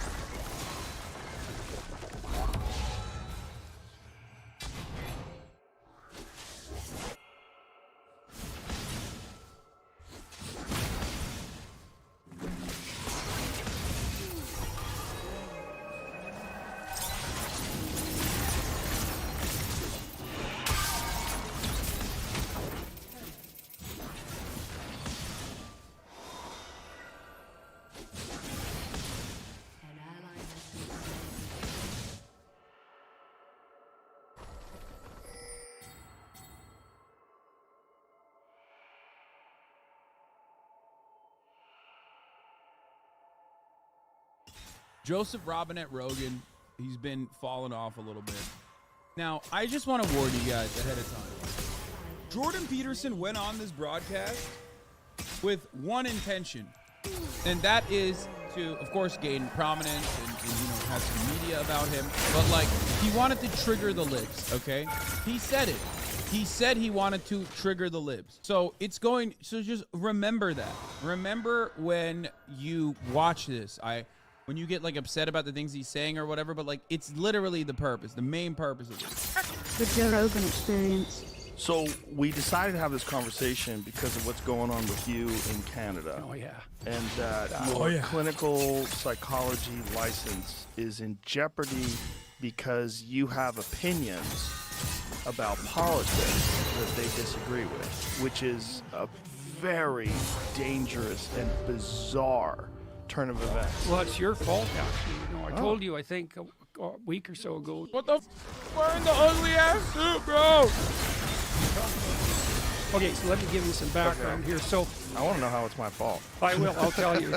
A lot of things are your fault, as it turns out. Oh, no. Yeah. So the College of Psychologists has basically levied what are equivalent to about 13 lawsuits against me simultaneously. Now, the reason Bro, these dudes love LARPing as villains. They're so funny. Bro, no one is afraid of you, dog. You are an effete lib. Like, you might be transphobic and you're like dunking on the most marginalized individuals in society, ultimately. But, like, nobody thinks you are no one thinks that you are a dangerous individual or scary.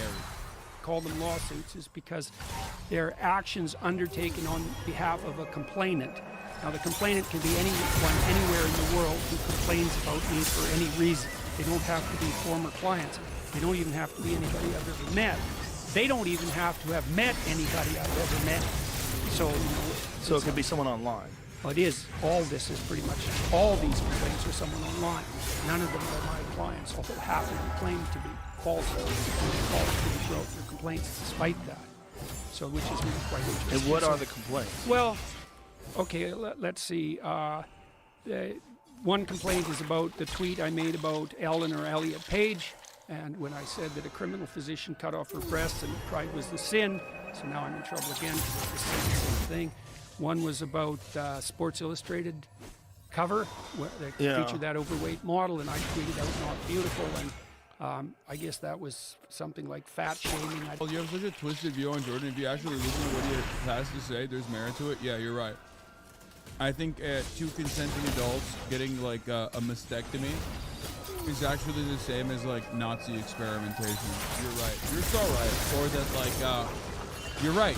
Sorry. Fake mommies, not beautiful. He's objectively right on them. I mean, the two things that he just mentioned that he got like clapped for are such unhinged takes that like I didn't even have to go to the massive library of psychotic Jordan Peterson sentiments, attitudes, resentments, and ideology. He just clowned himself. And you, my friend, are even worse than the clown. You are the defender of the clown. I don't remember exactly what the charge was. And then I criticized Justin Trudeau and a former... Like, centrists are... One last thing I gotta say. Centrists are so stupid. They're like, you just don't want to hear what he has to say. Hey, dumbass, this is a 9-minute video. I clicked on it. I very clearly want to hear what he has to say. The difference is, you don't want to hear me criticize him. Okay? That's what you don't want to do. And I'll make it easier for you. I'll just ban you. You can still watch, but you can't chirp. Staff member of Justin Trudeau, Jacinda Ardern, I made a joke about her. I was going to New Zealand, and the New Zealand leftist press was freaking out, and I made this joke about bringing my alt-right trolls to New Zealand, and then I put in parentheses, or maybe they're just, ordinary people trying to clean up their rooms. So apparently that was casting the profession into disgrace. And then they submitted, one complainant from the U.S. submitted the entire transcript of our last discussion. So, I don't know how to defend myself against that, because apparently everything I say. I think one of the funniest parts about defending Jordan Peterson is that he's objectively a weak man with a shitty sense of place. He's such a bozo that he got addicted to benzos at the age of like 70. Not only that, almost died because his daughter is the real dragon of chaos. But he's such a crybaby pussy, dude. He is such a endless victim. And of course, all these other crybaby pussies on the internet who are somehow even dumber than Jordan Peterson love looking up to him and making him seem like he's this objectively powerful human being. This deity. Case about my comments about the inadequacy of climate models. And so, part of the reason I'm pursuing this action with regard to the Ontario College of Psychologists, well, there's two reasons, really. Three. One is... So what are you going to do? You're going to cry? Chatters that love Jordan Peterson? Oh, no, don't do it, piss baby. Don't cry. Leave me the hell alone, guys. You've been on my case nonstop for 7 years. Not once before that. In 20 years of practice. There's no complaints ever levied against me. It wasn't until I started to become, relatively well-known publicly that the college came after me. And 7 years of that gets to be a bit much. Especially now that there's 13 lawsuits compiled up, and all of them are for political opinions, and half of them have been put forward on false grounds. But even that's not enough for me to engage in the battle. The reason I'm engaging in the battle is, well, first of all, you want me to do social media retraining so I communicate better according to your experts? Like, experts by what criteria exactly? What's a social media communication expert? You got any documentation that that even exists? When I got banned from TikTok, I was pissed off, right? Because it was a false ban. I didn't violate any rules, and they lied and claimed that I did. And it was frustrating because I was like, this is something that a lot of people have to experience on TikTok in general. But I never turned around and made it seem like this was a battle between good and evil. Like, this routinely says the most unhinged shit. The other day, if you remember, he made a sarcastic joke that made it seem like he looks up child pornography all the time. Okay? I think that alone is enough for an institution to be like, bro, you gotta stop tweeting all this. I know you're a famous professional now, but holy, you're a burden on the administration. You're a burden on the brand that we're trying to cultivate as an institution of higher learning. Jordan Peterson is so bombastic. He loves taking up normal things that happen to him that are completely justifiable, like an institution that he's associated with being coming up to him saying, dog, you gotta stop posting like this. You sound like a insane person. You're making us look bad. He takes that and goes, this is a crime against humanity. Even the Nazis would allow me to post if given the opportunity. This is worse than Solzhenitsyn's depiction of the Gulag Archipelago. These Stalinists must stop with their warfare against good posts. It's like, dude, no, it's not that brilliant. It's not this battle between good and evil in the way that you're trying to present it. You're just simply an insane person who's posting like a petulant little baby. You're often wrong, and you make the institution that you are aligned with look bad. It's pretty normal. There is no battle between good and evil. Maybe good and bad posting, and you're posting bad. That's it. Oh, that if you have that social media expert train me, that I'm going to be a better therapist. There's no body of data that suggests that in the least. So I'm not going down that route. We should explain that, because so I've already been sentenced, right? Yes. This isn't a threat by the college. This is what the situation already is. I haven't been hauled in front of their disciplinary board yet, but they've already convicted me of disgracing the profession and sentenced me to an indefinite period of re-education. And that's the second most serious punishment that they can levy against the profession. The first is to take away the license. The second is to undergo this retraining and to publicly announce the necessity for that, which they've already Zizek's Pervert's Guide to Ideology is a very good introduction to how centrist ideology always tries to hide as no ideology. It is actually fully acting in an ideological manner. It is a movie that uses pop culture references so even Zoomers can learn.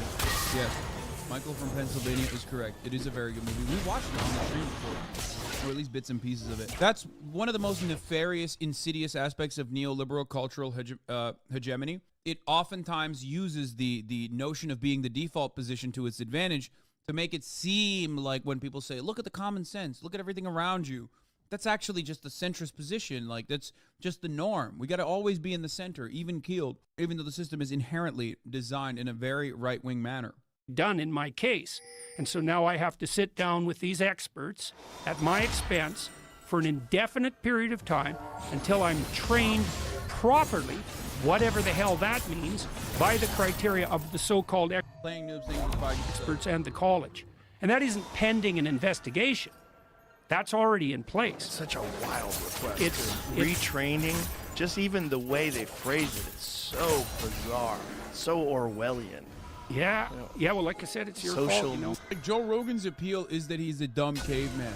Okay, that's it. Orwellian is the starting point and finishing point of Joe Rogan's lexicon. That is like, you know, that's his SAT word. Oh, so Orwellian, dude. That's why he has mass appeal. Jordan Peterson, his mass appeal is that he is someone that Joe Rogan likes because he makes Joe Rogan feel smart. He intellectualizes the Rogan way of thinking and way of living. It's the whole transcript of our last conversation. I don't imagine they'll be that happy with this one. So, but the other reason I'm pursuing it, and to the degree that I'm able to keep my head cleared during this process, because it definitely makes me angry, and really made me angry over Christmas when I was spending Christmas going through the minutiae of all. Yeah, Joe Rogan's appeal is that the general population can relate to him. Average intelligence looks and kind of funny, but not really that funny. He also routinely admits that he's a dumb ape, but the more he becomes an out-of-touch, like, multi-millionaire, the more his audience despises him for it. Because, like, there are every single instance, every single time Joe Rogan gets, like, quote-unquote canceled for saying some dumb shit, people yell at him for some dumb shit, it's almost always about him, like, being an out-of-touch multi-millionaire. He's become this, like, unhinged weirdo that is so isolated from the average citizen, the average normie, in his, like, current, you know, Austin iteration of the podcast, where he basically is just like, I am the God King, you know, don't disagree with me, I don't like that, doesn't matter if I'm, like, stupid. Instead of, you know, taking a bit of a break and having some time with my family. So I was very upset about that, but to the degree that I'm upset about it, I'm not doing it right, because this can't be personal, can't be about me. Part of the reason that I want to pursue this. And Joe does have people who disagree with him on the show? No, he doesn't. He rarely ever has someone who legitimately and genuinely disagrees with him on the show. So much so that if you ask people in the comedy sphere, even they will oftentimes be, like, aware of what Joe Rogan's takes are so that they don't offend him. Part of the reason we're pursuing an objection to what they're doing on Charter of Rights grounds in Canada is because they're interfering with my freedom of conscience and speech. And again, it isn't even the case that the reason that that's a problem is because it's about me. The reason it's a problem is because the colleges in general, like the regulatory boards of professionals, are doing this to everyone. Lawyers, physicians, teachers, massage therapists. There's all these licensed professions. And if you're a licensed profession, the government establishes a board of your peers to regulate conduct of the professionals. Now, and in a functional time, all that happens then is that generally the people who get in trouble with their own clients, the people they've been dealing with directly, and then the board steps in on the side of the person who's been injured by a pathologically practicing professional. And fair enough. But now it's been weaponized, and it's been weaponized as a political. Jordan Peterson would never just grossly lie about a law as it pertains to free speech, right? Homie is trying to do the same thing he did with C16 again. And this time, I don't think people are going to put up with it. Like, he doesn't have that kind of clout again, little bro. Go dunk on, like, some blue-haired SJWs or something first to bring that clout up again. Go on, like, a BBC show or something and, like, make a woman look hysterical or whatever so that your incel audience can enjoy it. Or you can go the Andrew Tate route, dude. Talk about your Bugatti. Maybe you can cultivate an audience that way. People have moved on. This is old shit. It's not fun. We've moved on to Andrew Tate now. That's what us incels want. We want Bugattis. We don't want weird suits. We want skin-tight weird suits. With little slippies, little flip-flops.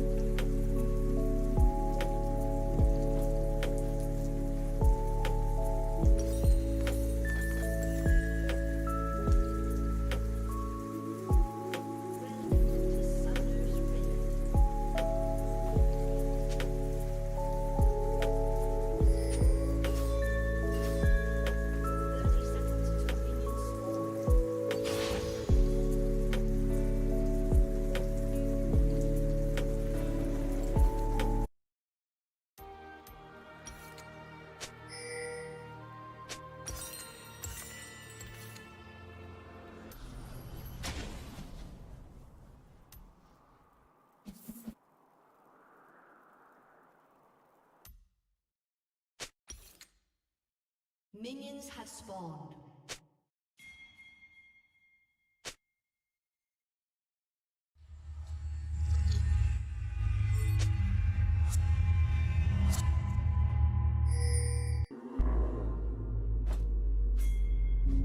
Is 23-year-old flight attendant named Christine DeSera. She was reported to have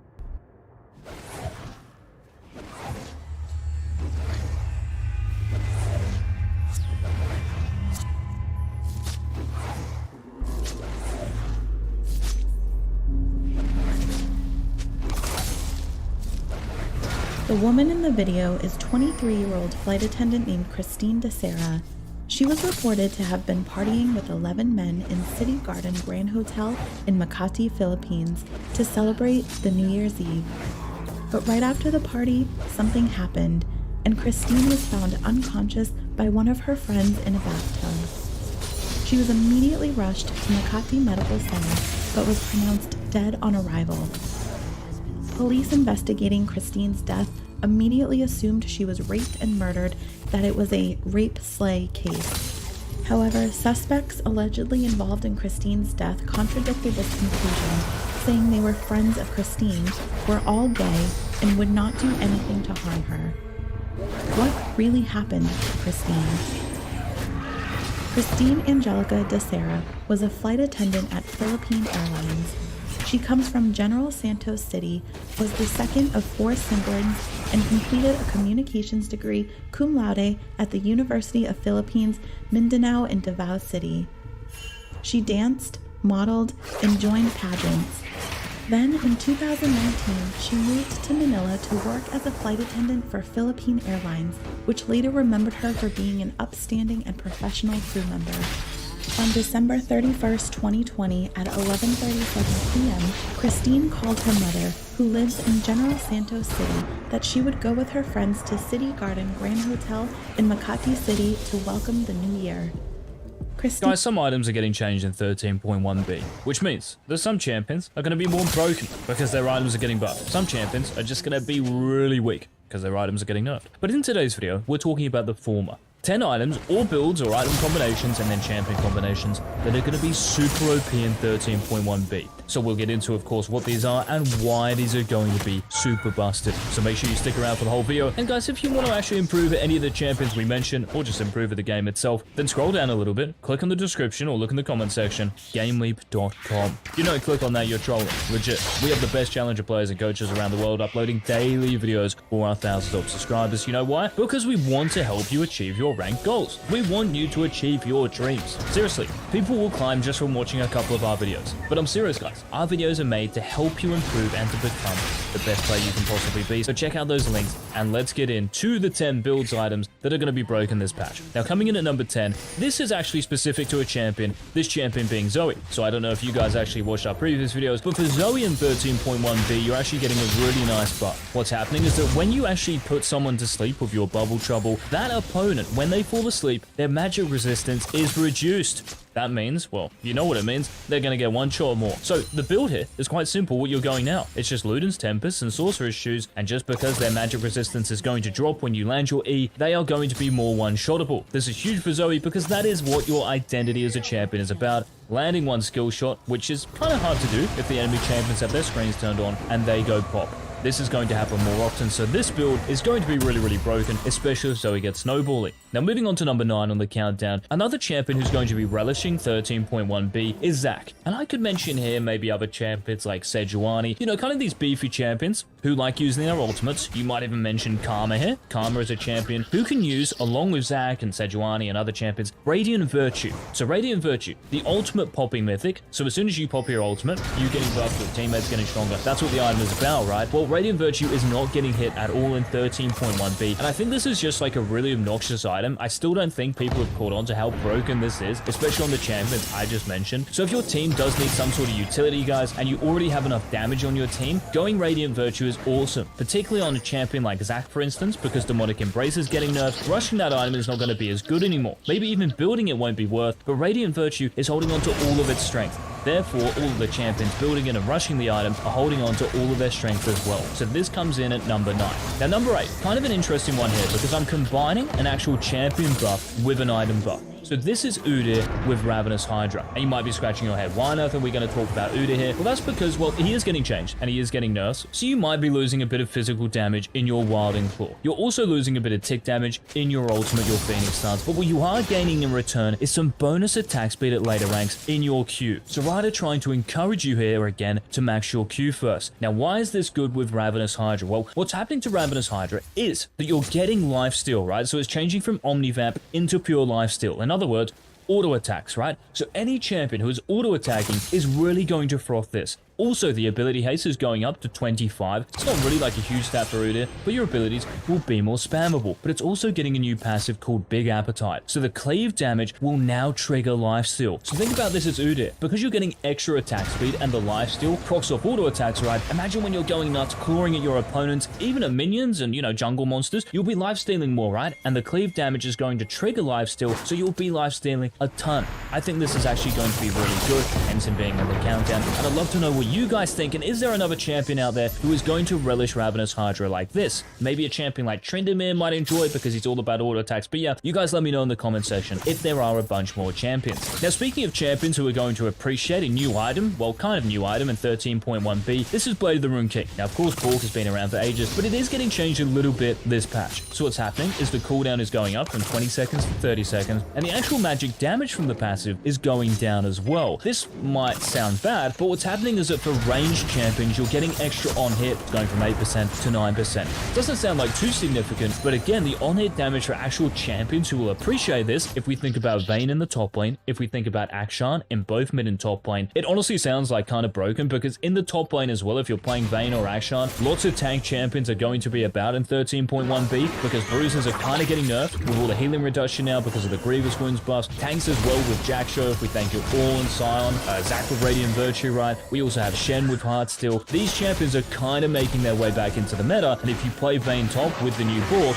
you're going to shred them. And really the broken thing about Bork is that you still have insane stickiness, right? Like, even if you might deal a little bit less damage here, like obviously Riot have calculated this, it's just the fact you still stick to those champions. Vayne has amazing mobility. Akshan, exactly the same thing, right? They're a heroic swing. So for these champions, it really shouldn't be an issue. It should be even better in 13.1b. That's why they're number 7. They're coming in at number 6. This is actually just an item. I'm not saying really anything else here, but Bloodthirster. So in 13.1b, BT is getting changed, right? So Riot have decided to make this item more for those AD carries, or just players, I guess, who would appreciate a bit more defense when they're playing, right? So what's happening for BT? You're losing 3% lifesteal, 18 to 15%, but the cost is going down by 200, 3200, and you're getting a bigger shield, okay? Now the shield you only get from level 9 onwards, but for AD carries, you are going to be getting this as your 3rd item, right? And by the time you have your 3rd item, you're going to be well past level 9, so no issues there. So for any AD carry who's going like maybe Mythic into Infinity Edge and then into Bloodthirster as their 3rd item, I think this will be the preferred choice. The actual shield you're going to get here is going to be huge, especially considering they're buffing Overheal as well.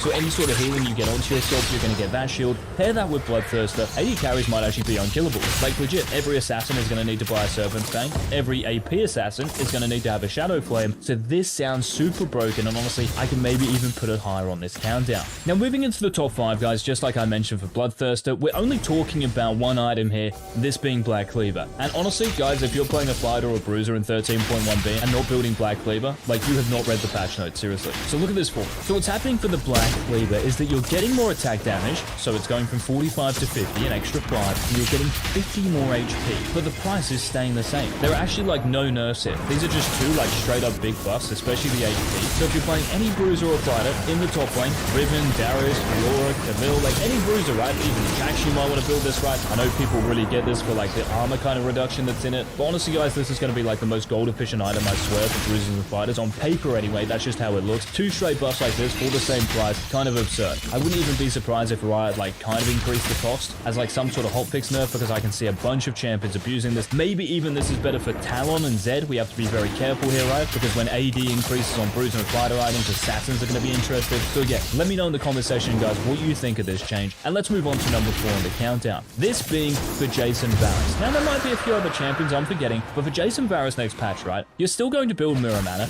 and you're still going to build Eclipse. Well, that's if you're going Lethality Varus and Lethality Jace. You might consider going like Shield Bow Varus or Gale Force Jace, but yes, this is the mainstream build, right? So why have I mentioned this if it's mainstream? Well, the fact is this, Eclipse is getting buffed. for these champions, that is. So there's going to be no more Omnivamp in the item, which is good for Jason Varus. You're not an Aatrox who relies on healing, right? You don't really care about it that much, and it's getting replaced by the all-important ability haste. Whenever you're playing a pokey kind of lethality champion, ability haste is just important for Jace, and particularly Varus. This is what you're about. Without ability haste, without your abilities, you guys are useless champions, right? And because these champions are already in a good position, they're going to be even stronger in 13.1b. Honestly, I don't really know why Riot did this, but it is the balance team after all, so yeah, I guess that's the reason. But that is number 4, guys, Eclipse and Mirror Mana for Jason Varus. Now moving on to the top 3. First of these, this is actually an item rush, and I don't really care what item you build here, as long as it has Grievous Wounds in it, right? So if you're playing against like a Sylas in the mid lane, Russian Oblivion Orb, Executioner's Cooling, or if you're playing a tank in the mid lane, because you're insecure, you can build a Bramble Vest, right? But that goes for like anyone. If you're against a champion in the top lane like Vladimir, maybe like Darius, right? Or if you're in the bot lane against a Soraka, Sona, Nami, you can just rush one of these items because the Grievous Wounds, well, they're going to be 40% effective this patch, no longer 25% effective, so you don't have to spend all that extra gold to get all that anti-healing. It's happening a lot sooner. This means that these champions are really going to be irrelevant until the late game when you do this. It's going to cuck so many, and honestly probably define the meta in bot and top lane. So look out for this, guys, if you are playing like a healing champion or a champion who relies on a lot of healing, particularly if you're rushing something like maybe Shield Bow or rushing something like Moonstone Renewer. This is really going to affect you in 13.1b. So Grievous Wounds rush number 3. Now moving to number 2. We talked about Bloodthirster, and when we were talking about Bloodthirster, we talked about the first 2 items you're probably going to precede that with, these being a Crit Mythic, Gale Force, Shield Bow, Kraken Slayer, into Infinity Edge. But why are you getting Infinity Edge second? Well, if you've been paying attention to our recent videos, you would know that Infinity Edge, the 60% passive, right, where the actual extra damage procs off, is now only 40%. So when you have 40% crit, you get all that extra damage. That means you only need one other crit item that's giving 20% alongside Infinity Edge to get access to this damage. So you are building Shield Bow, Kraken Slayer, Gale Force, one of them, into Infinity Edge as your second item. This is going to be massive. Now we can substitute Infinity Edge for Navori quick plays. Okay, some AD carries, maybe like a Xayah, maybe like a Nyla. You would prefer Navori over Infinity Edge, but give or take, it doesn't really matter here, right? Both are proccing off 40%, and this is why AD carries are getting just, well, they're just huge buffs. It's going to feel incredible for these champions, and kind of like I mentioned before, getting Bloodthirster as your third item. I mean, you can get anything as your third item. You're going to have so much damage now. You might even opt for something like Guardian's Angel, more Malmortius, which is getting buffed in terms of attack damage, right? There are so many options here, so it should be a great patch for AD carries, and yeah, this build is going to be the main reason. So what is number 1? If that is only number 2, like number 1 has to be something special, well, it actually relates to crit, okay? So it's kind of similar here, going down the same line, but this is just an Essence Reaver rush. And guys, by the way, if you are enjoying these videos, make sure you leave a like down below. And Essence Reaver rush, why have I put this at number 1? Well, Essence Reaver is giving you 10 more attack damage, right? Even though it's costing 100 more gold, this is huge for champions who can actually make use of this, right? Draven, Shaper, Ezreal, Gangplank, there's probably others, right? But then after this, again, remember that Infinity Edge and Navori proccing off 40% crit. So when you get Essence Reaver as a Draven, and then you get Infinity Edge. When you get Essence Reaver as a Shadow into Infinity Edge or even Navori, same for Ezreal, same for GP. Like, I don't know if there's going to be stronger champions after 2 items than these guys. With an Essence Reaver rush, that is. Because this will happen quicker as well, remember? Because if you're going Gale Force into Infinity Edge or something, well, both of those items are 3,400 gold. It's going to take a bit more time. Essence Reaver is 500 gold cheaper than the Mythics. Now, of course, you don't have a Mythic when you go Essence Reaver into Infinity Edge or Navori. You have to get that as your third item, but it is an accelerated power spike, and honestly might even be a bigger power spike than Crit Mythic with Infinity Edge, especially for a champion like Draven, for instance, who is going to froth this. He cares about damage. Honestly, attack speed from the Mythics, he doesn't really care too much about. That's why as well, like, you might still go Eclipse, but those were the 10 item champion combinations, the builds, guys, for 13.1b that are going to be super busted. If you're not abusing one of these, you're probably going to fall behind the curve. But thank you so much for watching, and until our next Season 13 upload, make sure you hit that subscribe button so you don't miss it. This has been Eats. Bye.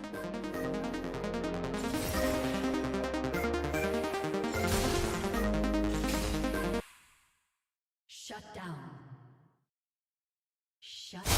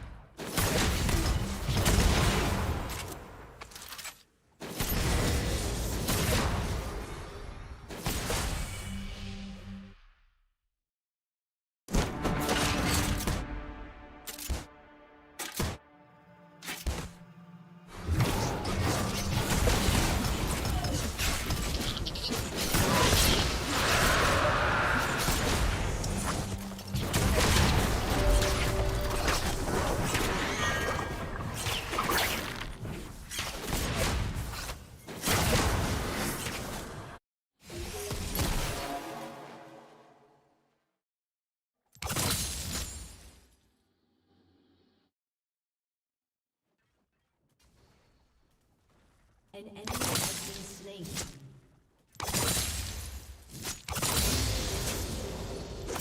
An ally has been slain.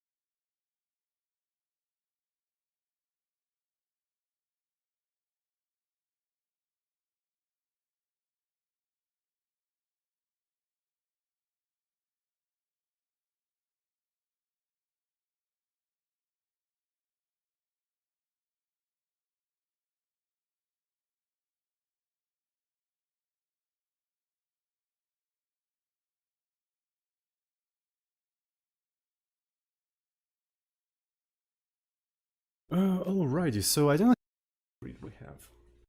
Otherwise we divide it by 0. And what's interesting is that if the z equal to 0, that effectively means that the point is right in our eye. That's why division by 0 is not defined, right? So because you can lose your eye, right? If you divide by 0, you instantly lose your eye because you have something in your eye, right, at the position of 0. Right. So, and after that, we can try to essentially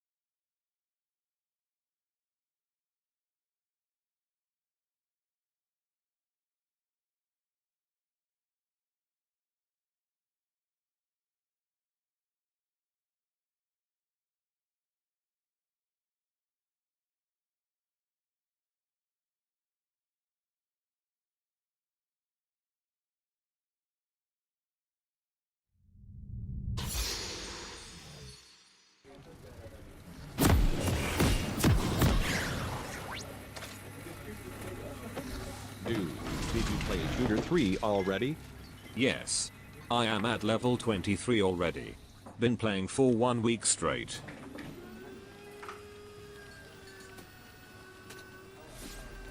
Look dude, this is my kill streak on Shooter 3 from yesterday.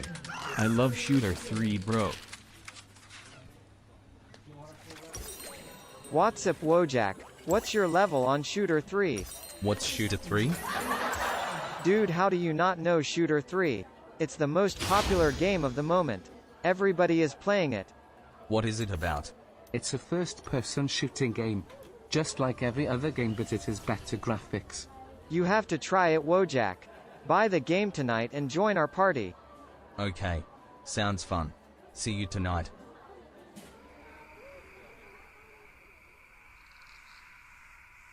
Minions have spawned.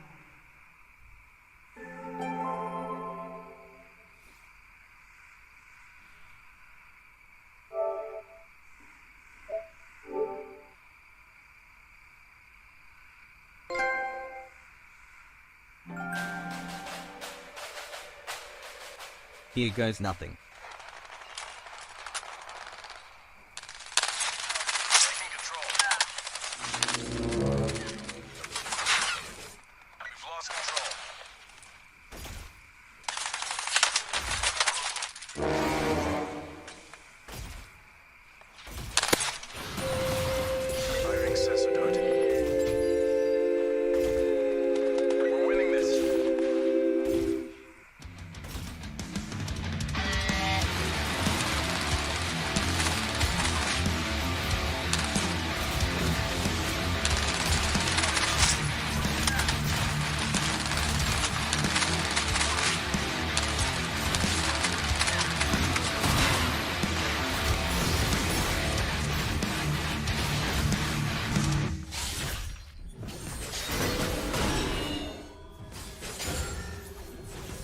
Did you already play Shooter 3, Wojak? Hell yeah. I played all weekend long. I'm currently level 12. Nice. Only 20 levels below me. I'm level 40. If you get to level 20 we can finally join the same lobby. So I heard that you get golden guns at level 50. Can't wait to shoot the golden RPG at my brother and watch him play. I have to do better than these guys. That means I have to run harder. I have to surpass them in levels. Come and get that money.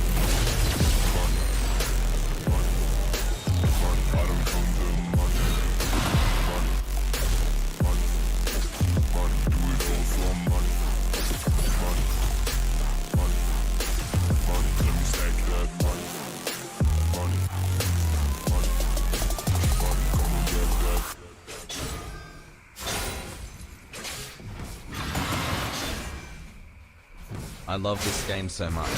Finally I'm the best at something. I want to become even better. There's still many people out there in the world that would defeat me.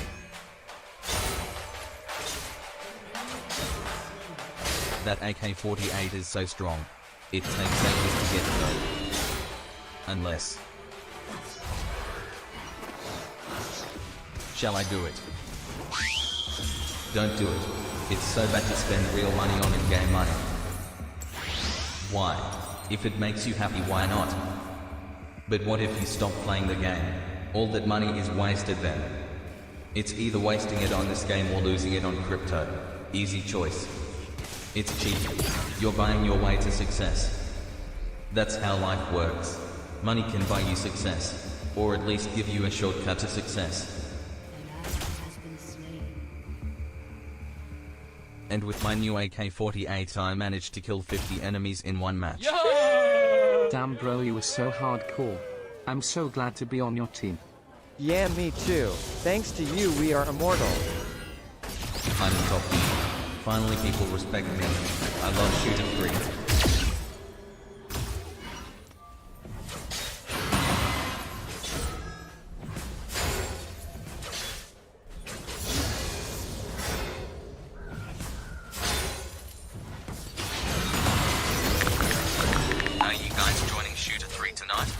Nah bro, I'm playing GTA 6 tonight. Me too. Been playing for a week already. Our team is losing points because you guys are not online a lot anymore. I don't really like playing Shooter 3 anymore, bro. GTA 6 it is.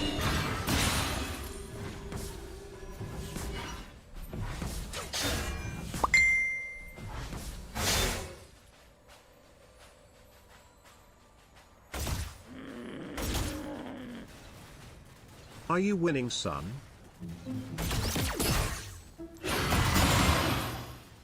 Yes, Dad. Your mother and I were wondering if you already applied for a new job. I make money off Twitch now, Dad. I am good at this game.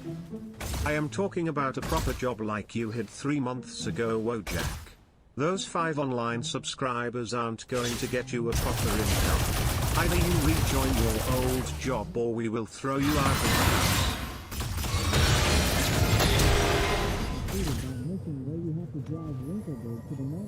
I just decided to upgrade my house. Decent point. I think I'm gonna wait till after the 3rd hike. I heard that one will get you more money. Could be. Do you also go to the casino in GTA 6? I love how GTA 6 has a casino. Do you know what's also great about GTA 6? The fact that they build the whole of American game. It must be the biggest map ever. Yeah, GTA 6 be bussin' for real. I love GTA 6. GTA 6, right? I think I need to give it a try.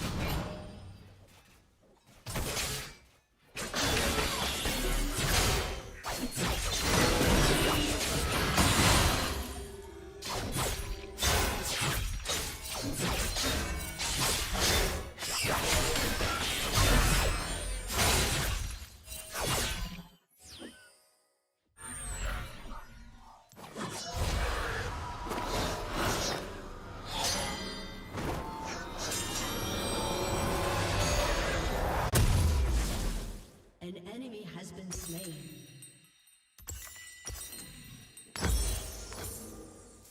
Double kill.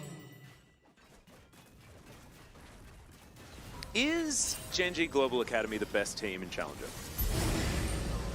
No. Because But I think this that was well maybe done. they are. Set up good vision control.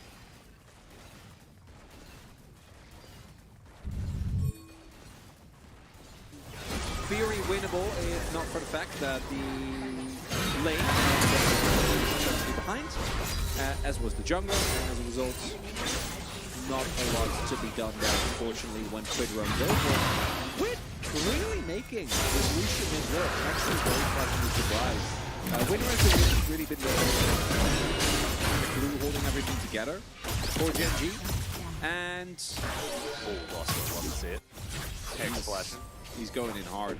And now we are going to a much bigger goal, because I actually wanted to mention previously that Guangdong was not in a bad spot. Overall, they were able to put themselves with Drake, which might give them a little bit of opportunity, although the real problem with that comp is that, you know, I usually have like a comp and then they face scaling and then they get outscaled. Yeah, I don't even know I if ran that's into really this true. issue before, right? As Lancer is likely dead, yet Win is going to be able to help pick that one up. And Gen.G gets some revenge for their top laner. And yeah, this is the problem that I had, because I was looking at the Gen.G comp and I'm like, oh man, Lucian mid, you've got Renekton top lane, this composition is going to get mega outscaled. Then you look over at Common Priest and you're like,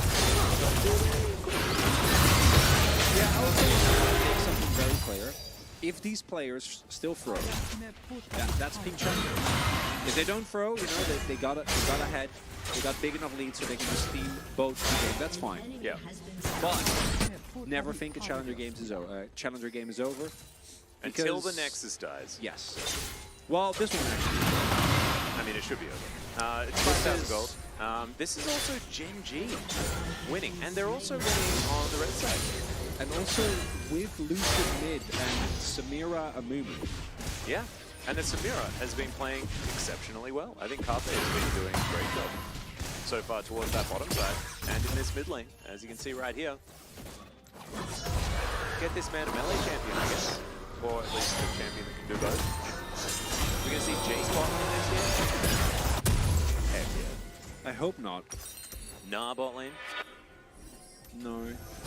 Definitely not. That would be very bad. Carpe just going to move back here though, and they can't afford to slow down. The pressure needs to remain high here for Gen G Global Academy. They can't rest on their laurels. They need to keep trying to kill this Draven over and over again. Never allow those stacks to stack up. As once again, Winner lying in wait. Not going to find that cocoon onto anyone, as we've got a slight zoom, which does get a little bit worrying. Absolutely fine. Lospa moving over. And the Amumu can always make or break a game, especially here in Challenger. So I'm slightly worried about how this one's going to go. You can see it's being wound up, the wound up bandages. And there's the flash forward. Curse the Sad Mummy on a 3 is fantastic, but Lancer is going to find his way in. I just don't think it's going to be enough as he gets under the turret. But Shirley's also just going to dive on forward. This is too good from Gen G. Technically, I had a bit of a frog in my throat throughout that whole scene. not for challengers. Oh, thanks, man. Don't you worry. Had the delicious lunch that we had just now. A lunch that we will probably get more time to talk about because this game, Atlas, is pretty open. It is pretty dunzo, isn't it? It really is. Because again, there are a ton of champions and drafts and compositions where I can see a realistic chance for you to come back. But unless Gen G collectively run in, you're not ever going to win. Because if Elise and Max are red, Elise is really tough. But I feel like there are angles for you where there's some position, moving out, and you can skill on the 5v5s, kind of play to the outside of the fight and then go in. But the 5v5 Kwang isn't great, it's only okay. And there's also a monster-fed Samira. And Samira does skill really well, and there isn't really range on Kwangdong either, so they have a very short-range comp that basically wins by running into their opponent and then gunning them down. You can kite back a little bit, you know, you can maybe set up an individual pick with Courage, but there are 3 monsters on Kwangdong, and there is only 1 Lee Sin. Yeah, this is the problem. It's also like one of those kind of plays itself compositions. Yeah, like, it's an Amuma comp, so yeah, just go in. Just go in, and also now it's to the point where like Carpe can only make good decisions. Because if you just fight everyone that you ever see, you end up pressing your R button at some point. Is this a you kill circle comp from Gen G? Well, they there have is 1, 3 circles. 2, 3 circles. 4 circles technically because Samira has 2. Yeah. You technically have 3 as a machine. Well, create a circle around you with despair. So Amumu's ult is 1. That's for the purpose of circle. Yeah. Then secondly, we have Samira's ultimate. Yeah. That's a circle. Yeah. And then we have Renekton's ultimate. Yeah. AoE circle. Gore Drinker, also a circle. Yeah. But Repel doesn't count. It's not a valid circle. No, nothing no. Sadly for Elise fans. Actually going to connect, but that's why nothing really happened as a result. Baron being one of the seconds to see how long it actually is, or whether Gen G are going to be capable of taking it without getting into good territory, which is a word that we don't really want to be talking about, because challenger teams do like to throw that coin into the air. It's not really a coin when you're this far ahead. Well, kind of, but it's more of a 70-30 type of thing. Maybe waiting a little bit. You're still giving it some opportunity to land. Yeah.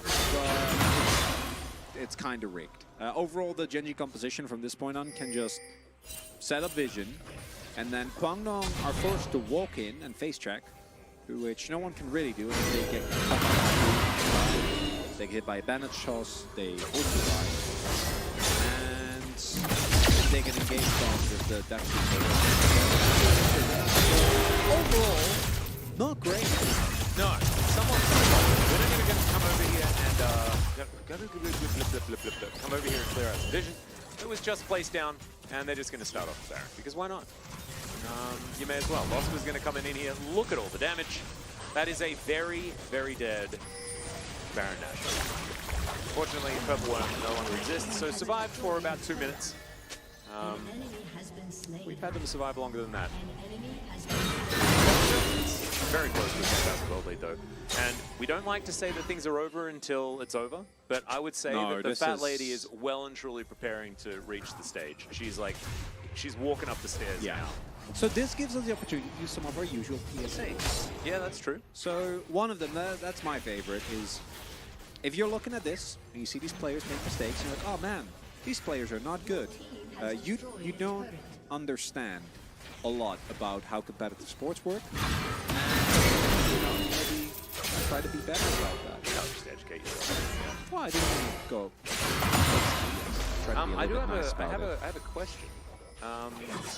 X-Chip Potato says, is Aphelios support viable? Yeah, sure. Just only have grab them. Only have grab them. That is the way to do it. As Lost was going to get flash kicked, he does go golden. Wait, he's a mover. He can also press his R button, does do so, and then immediately flashes out. Teleport's going to come forward. His casting is going to dive on top of Lancer. There's the culling doing a whole lot of work. Lancer tries to get that ult, but actually brings the Renekton closer to his teammates, which is not what you want. There's the dash forward. Carpe going to get a flash out. And yeah, they couldn't kill the support Amumu. Discuss. Makes sense. Lospa is fairly tanky as is. Also at stopwatch, so completely fine there. And if that's anyone else, it's probably pretty good. Renekton is, but if you get Quid, Carfe, or Winner there, you get a shutdown. That'd be nice. I like the gusto and the go-getter attitude from Kwangdong 3. Yeah. Not gonna matter in this game, but it might matter in a future one. It may, having a go out and do it type attitude is definitely a good idea. Gen G will now collect themselves their third Drake of the game. X-Tech Soul certainly going to be a good one here. Chrono Freaks are trying to pick up the pieces that is their map right now, which is not necessarily the greatest thing. Hopefully they are just chilling out and getting ready for game number 2, which I would say the best sort of idea would be. And the more we see of competitive League of Legends on the current patch, the more it does feel like we have gone back to draft early game, snowball the game, and win. And this is Challengers. This isn't really representative of the meta at large. Obviously, you always get meta pockets where having a league that has players that are as inexperienced as these. But, okay, let's see whether Cleveland can actually find something here. The kick goes out onto Carpe, but he blade wells the tidal wave, which is absolutely not what you want. Still gonna pick up a double kill, does eventually go down as the Draven picks up his first of the game. Sante's going to fall though, and Bull, the last man left standing. Gen G not necessarily finding the landslide that they were looking for, but it's only a bottom lane left, and it looks like they will still be able to break open the base. Also on Soul Point, so 3 nets, they can get themselves that X-Tech Soul. One upside, sitting on because he got both a cash out and a shutdown. So I wonder what he's going to buy. Let's maybe we can check who Drake has. Yep, so keep your eye on it. See how much gold he's going to get. So literally just walking up on last hitting here. Yeah, so that was 700 and 800. Yeah. Yeah. Nice. Not too bad at all. That's a pretty good amount of gold. So 1.5k from just that kill alone. Infinity Edge is now done. Oh, was that a 900 that popped up? So, I thought it was an 800 and a 700. There you go. He's got AE now. Good for him. Not too bad at all. Has the collector, of course, both Bounty carries have a collector here, because that's what we like to do. We like to collect. At least Bulls is eventually able to do so. Decent little cash in. We'll see how relevant it is going to be as this game continues. No broken base, so I told a little bit of a lie there. Which is instead Quantum Freaks being allowed to try and salvage what they can find on the map.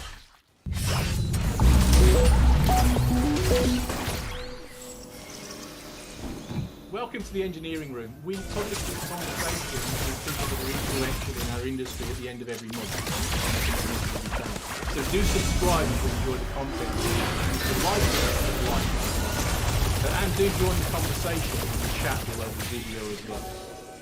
The engineering room series is sponsored by Equal Experts, and I'd like to thank them for their ongoing support. So if you'd like some help building some great software or interested in finding a great place to work, please check their link. If you enjoy our content on this channel, you should support me and work for yourself.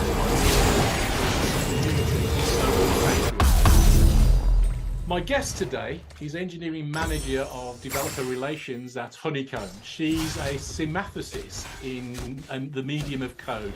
She describes this as seeing development teams as learning systems made of people and of the software that they build. If we make that software teach us what's happening, it's better. It's a better teammate. And if this process makes us into system thinkers, we can be better people in the work. I'd add something else. She also is someone who seems to me to clearly look at software in all of its complexity and in all the complexity of its socio-technical setting. So welcome to the engineering room, Jessica Pearl. Thank you, Dave. I'm so glad for you. I'm so happy to see you, and thank you so much for agreeing to do this. I think we were chatting a little bit about some of this before we started actually recording. We can't not. We're all friends.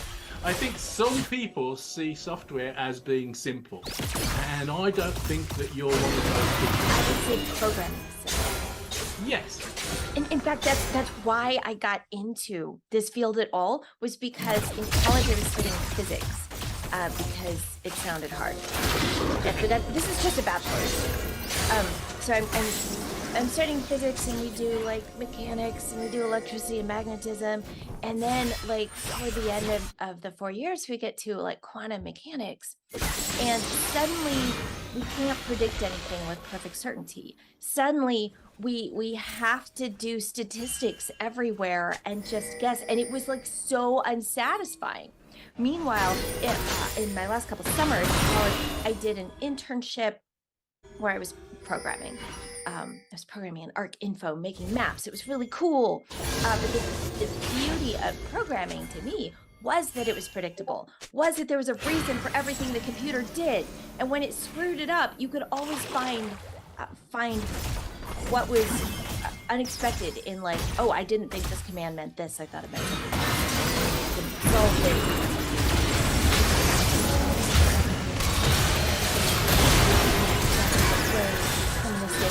Puzzle programming, like writing some code and running it on your machine, is like that. Fortunately, I got older, and now I love software because it's hard. Yeah, I agree with everything that you said. Except, you said before that we were looking for something to disagree on. This isn't really a disagreement, but I am one of my hobbies is the so I study physics as a hobby, and learning about quantum theory, I'm loving it. Oh yeah. Now I go back, and that's fantastic. And the part where at the root you drill down, even if you take the most reductionist view of the universe and you get down to the elementary particles, you still don't have certainty. And the mind-blowing ideas like the Everett interpretation and so on, where we've got this multiverse of different possibilities, and we're selecting which fragment of the multiverse. Sorry, that's a sidebar. We shouldn't go there too much. Can I recommend a book real quick? Yeah. So for physics, there's this gorgeous book. It's by Amanda Geffner, and it's called Trespassing on Einstein's Lawn. Cool. And it's her story of how she went into science journalism because of the fascination with cosmology, with physics, and where the universe comes from. And talked to all these physicists and how she's come to understand where the universe comes from and all of this weird quantum stuff. It's a great book. Highly recommend. That's great. I will look at that.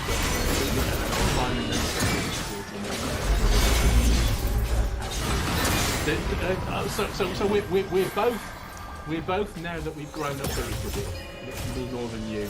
We're both complexity, and that's one of the allures. But the other thing that you said that I think is really important is that actually, software is in many ways simple. It is much more deterministic than many of the things that we deal with. There's a scope at which it's deterministic. There's a scope at which it is, and that's one of the things that.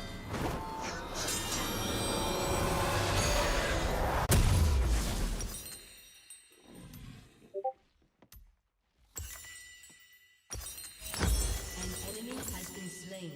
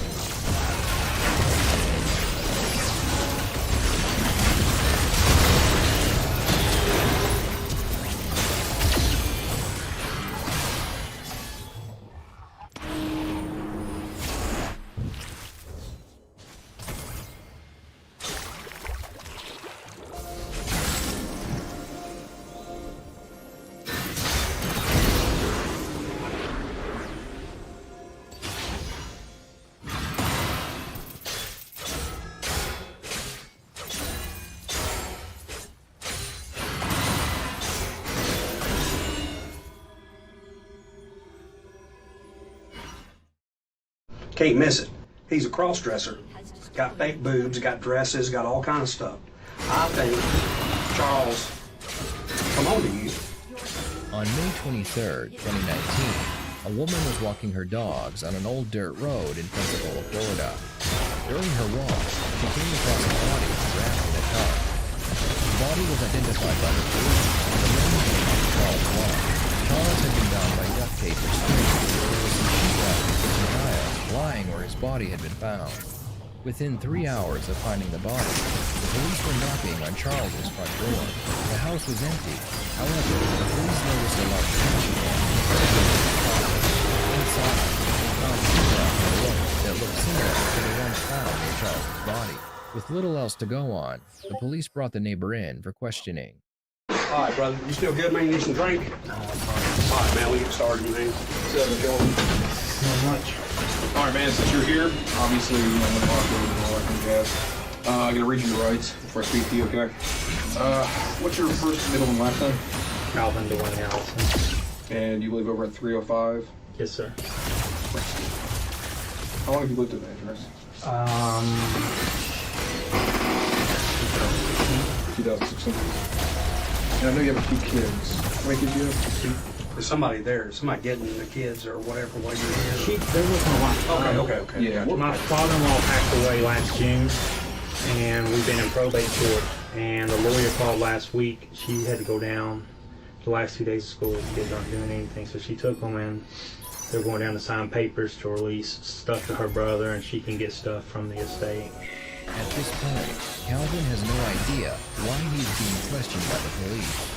All he knows is that something happened to Charles, but not how or why it happened. Most people that are put into an interrogation room and questioned by the police about a possible homicide would have many questions to ask the police. They would want to know more information about what happened, and most importantly, why they are being questioned. Detectives found it very strange that Calvin seemed unconcerned about the paper, or why he was put into an interrogation room. So, I understand crappy hours. Do you like working evenings, or do you prefer mornings? I'd rather be in the day because at night we get to do call-ins. Oh, call-ins. So Monday we had 15 leaks called to us. One out in Perdido, one out Pensacola Beach, one in Beulah. It's a lot of driving. It's hard to get to the auto. Then you get there and sometimes it's not even a leak. It's just the meter's leaking. So. Yeah, well, the nice part about that too is at least you're getting out, running around. It helps burn down the day. Yeah. Because you know how many days I get stuck in this office and I'm just stuck in the office doing paperwork. The thing is you can't go home until they're done. That's true. And then let's say you get to that 14th job and it's in the middle of the road and it's Maine. There's another 8 hours. And then you gotta wait for spots. You gotta wait for them to come run, check the gas line, electric line, cable. How long have you been doing this? Since September. Okay, so you've just recently. Yeah. What were you doing before that? Cable work. I've been to 3 different companies. The detectives noticed that Calvin appeared very calm as they continued to talk about work and their families. To them, Calvin seemed like a provide personality. 30 minutes of small talk went by, and the detectives began asking him questions about his neighbor. So you said you lived over there for about, what, 2 years since 2016? And how many times when you were out there, you know him pretty well? No, Charles, and then the guy across the street from Charles, the one that came out, the big guy. I don't know if you saw him.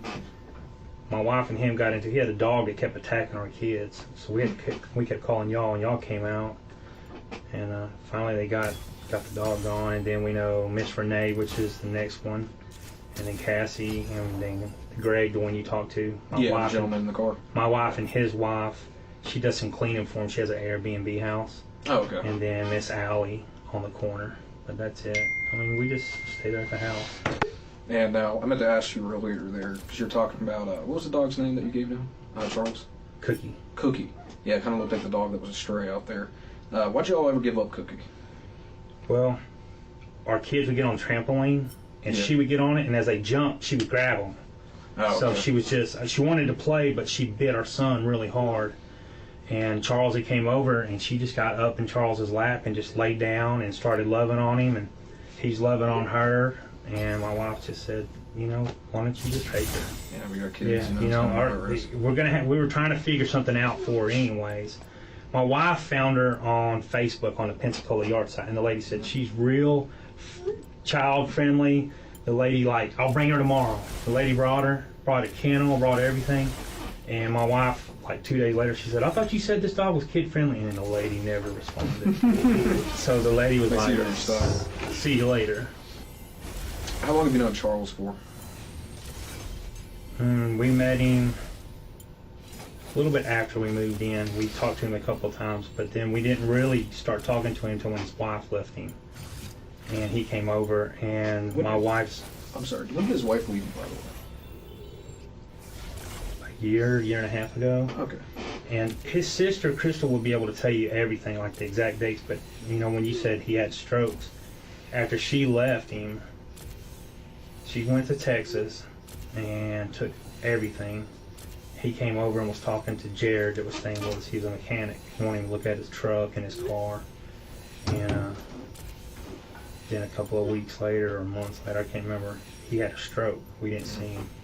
Then he had another one. He was driving. Okay. I think he was at work driving and had the stroke.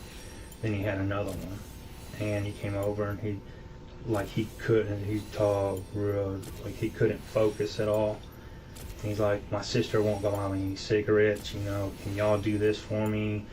Can y'all run some errands for me? My wife said, if you need anything, just let us know and we'll help you out. So you guys ever... From then, that's when we really started being friends. He really needed help, so. Calvin makes it very clear that Charles was a friend of the family. The 3 men continued talking for another hour about everything from the weather to Calvin's weight loss. Realizing they aren't making any progress solving the case, the detectives finally tell Calvin why he is being questioned. I went to the doctor especially the way 2 months ago and went in. I weighed 270. He said, I'll see you back in 2 weeks. All right. Gave me some new blood pressure medicine, went back to 275. I said, how the hell they gained 5 pounds? I'm eating less. I'm only eating 1 time a day. Yeah, apparently they say, man, the older you get, the worse it gets. You know? Yeah, I had my testosterone check. It's like very, very low. Okay. All right, so Outside of that, man, we'll get to some stuff that we have some questions for, okay? First things first, that's really important to us. Obviously, you know something happened to Charles, okay? Your wife tell you? Yeah, did she My tell you wife that? told me, Yeah. yes. So you're aware of that? Yes, that's why I came home. He's deceased, obviously. Yes. Yes. His death, obviously, in this situation, there was foul play, okay? We see some stuff out here. We had some questions. Like I said, we're walking the property. Maybe you can help us enlighten some of the questions and give us some answers to some stuff out there. We noticed that there's trash that's littered between both properties. Okay, and that's particularly one of the reasons why we thought, we came out there to talk to you a bit. You said you're re-renovating inside your bathroom, correct? Yeah, we were 2 months ago. That's as far as we've gotten. What are you doing in your bathroom? I was taking a shower and I went to turn the handle and then water just started shooting out the wall. Okay. So we had to replace all that inside. That's what's in that trash can is all the. When we started taking the tile down, we thought there was sheetrock behind it. It was 2.5 inches of mortar. That's what they used to level the wall. So You when we bust that out? Can you bust it out? Or no, you ain't touched it? My wife did it. All righty then. Well, shit. Hey, she sent me a video. She was in there just banging away. But Daryl is our friend. He used to do sheetrock work. He came over and helped her during the day. Okay, Daryl. But we haven't gotten no farther. We got it to where you can take a shower and stuff. So. What's Daryl's name? McCory. Oh yeah, Daryl from the one you went to the bar with. Okay.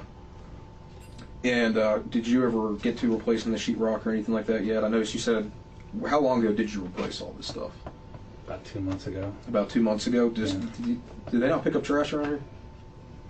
Because you got that trash can full. Trash can's been sitting. They won't pick it up. Is it because they're sheetrock? Maybe I'm not sure. Well, it's not their packaged. It's not their trash can. Who's trash? Oh, it's Skambia's. They won't pick it up unless it's in that trash can. And usually, a lot of times you have to pay for it. I know over Santa Rosa they changed that policy. And then like with the tree limbs and stuff, it's got to be like a 6x6 square. And if it's just a little, they ain't picking it up. There's garbage all down there, but it's not ours. Okay, so it's not your stuff. And mind you, the reason we brought that up was because there's some new sheetrock as well.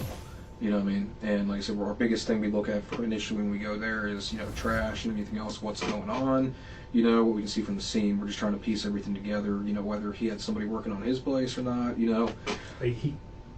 hasn't had anybody working on his place. Now, the stuff in the garbage can, the tile that's been busted out, that's yours? Yes. That's by the road? Yeah, I've been there for 2 months. All right. Okay. And did you ever purchase any new tile yet? No, we put tile board up. Okay. The detective is trying to link the sheetrock, tile, and rope that was found in the trash can to Calvin. The trash can was found between the two neighbors out on the sidewalk. Once they confirm that the items inside are his, they can put him at the crime scene. Has Charles ever helped you with any of this type of stuff too? I know you said Daryl did. No, Charles is. He like the trash can. I tried to get it in there. Daryl tried to help me. Both of us couldn't get it in there. It's heavy.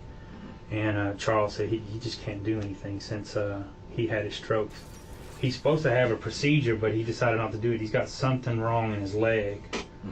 Blood vessel or something like that blew out, and they were wanting to put stent. No, he said they were gonna. The choices that they gave him were they were gonna splice it into another one, or they were gonna use one from what is like a cadaver, a cadaver. But he said that would freak him out, so he didn't want to do it. Yeah, go. He was just gonna live with it. When we found Charles, there were some certain items there that we found peculiar. Okay, stuff that was unique and stuff that kind of why we were asking about the trash and everything else. Yes, sir. Do you know particularly what we had out there and why? Like I said, we're talking about the twine, we're talking about the drywall and stuff like that. Okay. Do you know anything else Charles might have been more involved in? He stayed at home all the time. I mean, other than taking Cookie. I mean, I don't know what he's doing in them hours, Like I said, he'd be gone from, I don't know what time he would leave, because I leave at 6:30, and then he'd get back around 10 or 11, so.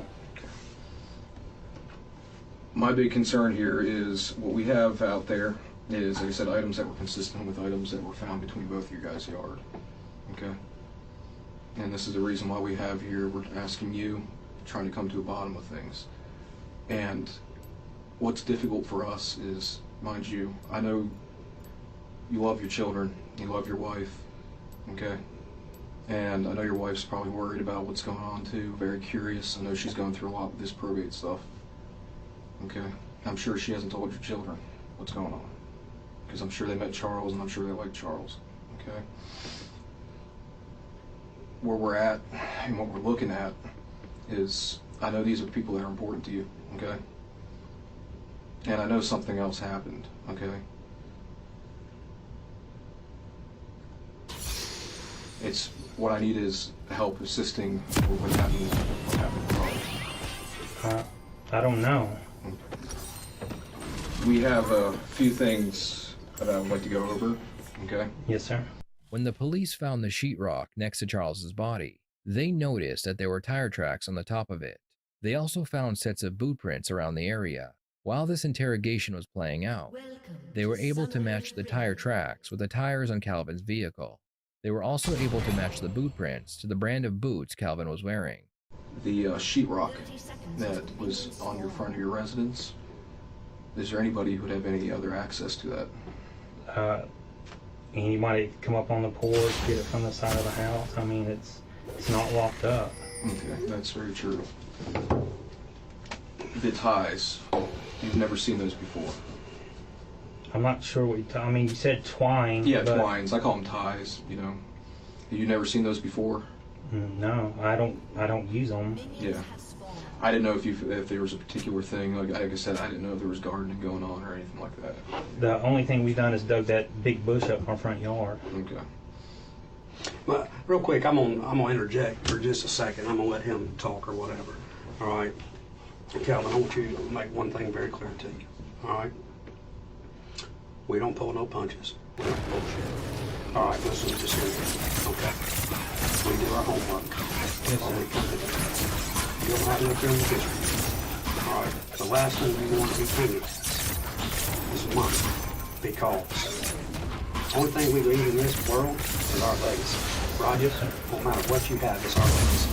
Yes, sir. And no matter what you did, how you did it, or whatever, your children, at least your children, you can't speak for your wife, but your children are always going to love you. Yes, sir. No matter what. All right? Everything we do is videotaped. There is no secret about that. Okay?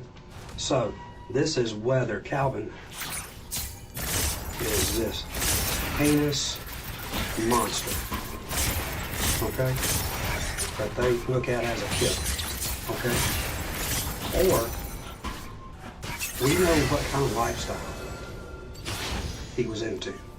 Did something go wrong and then something went bad and you had to take care of something and do something? Just hear me out, okay? Hear me out. Because if that's what happened, then that's what happened. Because honesty, even though you think not honesty, will get you so much further than sitting here on this table. Because if you go to jail, for this murder, okay, there won't be another chance except on the day of trial for them to see who and what you are. Because just like he said, he's going through some things that we have found. We go back to the things that we found at the scene. Ask you about your boots, okay? We have your boot print at the scene, okay? We have your car tires at the scene. We have the tarp in the trash can that was bought in at your house. The sheetrock that is at the scene, okay? The same UPC code is on your front porch, Chief. You with me? Yes, sir. So now is the time. You have children and family. The same face and I didn't do anything. Then explain it away. You tell me, all right, you don't say you didn't do anything. You explain to me, how did Calvin Allison's blueprint get there at the scene? Because we have your truck. We're seizing your truck, okay? We are in your house as we speak. We see where he was dragged from the house and back to the yard, wrecked your yard these past couple days, okay? We're at your house now. We don't miss nothing, okay? So you tell me, how does your boot print get out there at the scene? How does your tire, your left front tire, because you have 4 different tires on that truck, your left front tire is cut. Okay, you know what that is, right? Cut. All right, it's when you ran over the sheetrock, all right, it left the black tire marks on there that matches your tire. Then that brown piece of facing boarding, okay, that you use to repair your shower with, in this photo right here, right there, the board, that's there at the scene also with the same tile on it. Now you got some shitty fucking luck, okay? I didn't do it. Who did it? I can't tell you, but I didn't do it. You were there. I wasn't there. Calvin. I've been at work and was... Calvin, listen, okay? Remember what he said, okay? This is an opportunity for you to explain and let us help us This don't figure go out what's away, going on. This doesn't disappear. And this is the type of thing that, like you said, you want to go out with your children thinking that you're a monster, or you want to go out and say that we owned up and you want to tell us what happened over there. Well, I didn't do anything, so, I mean, I didn't do it. Calvin, I understand what we're coming at. This is the chance to win the lottery, right? You know what I mean? When the police searched Charles's home, they noticed that he enjoyed wearing female clothing and face makeup. There was also other evidence that convinced the police that Charles was a man of many fetishes. The detective was about to approach Calvin with this information as a reason to why he took Charles' life. Then this guy shows up at the house. I'll tell you what I think. This is what I think. I think you're a good person. I think you're a family man. And I think Charles has helped y'all out at some point in time, just as y'all's helped him, all right? But Charles has a little fetish that a lot of people don't know about. You know, you can't miss it because if you walk in his house, you can't miss it. He's a cross-dresser. Got fake boobs, got dresses, got all kind of stuff. I think Charles come on to you and shit went bad. If that's the case, I can buy that. If shit went bad and you got a guy that has homosexual tendencies and you're not a homosexual and he puts his hand on you. That never happened. Okay, then man, I'm telling you, I'm all ears, I'll take notes. You tell me. You need to know what happened. You tell me how did all the things I just showed you. I've showed you some of my cards. Okay, duct tape, that duct tape, that's gonna seal the fate because of the way duct tape is, okay? So, you tell me then how all those items I just laid out to you got there 5 feet away from the body. I'm listening. I'm listening. Sir, I don't know. I mean, Calvin, like I said, those straps, those ties too, guess what? 2 of them on the body, okay? 2 of them on, 2 or 3 on your property, okay? Well, you just said they were on his property too, so, I mean, I don't know what straps or what ties you're talking about. Well, I'll show them to you. But, I mean, that's the least. That's the least of it, That's exactly. the least. What we want to know is what happened. We need a story, Calvin. Did somebody borrow your boots? No. Okay. Where did this happen? Where do you think it happened? I don't know. You said it was in his house. What was in his house? You just said he was drug out of his house. I said you can see where he was drugged through the yard and raked your yard because he was drug out the back. And it looks like that's what you just said. Right. Did you not rake your yard? Yes, I told him. I've been cleaning You the never pool told up. him. Never told me to put right That? there. Yes, I did. At the very first, when we asked about when I told you about the pool, and I said been raking and watering, and the grass isn't growing. You told me there was a part in the back that doesn't grow, but you never told me you're raking. You said you just moved that thing, moved the top, the pool Yeah, over. and I said I've been raking and watering, and I can't get the grass to grow. Calvin, understand as we sit here, these type of situations get worse and worse, okay? And what we do for a living is, like I said, is bring justice, okay? He has a family, he has sisters, he has kids, okay?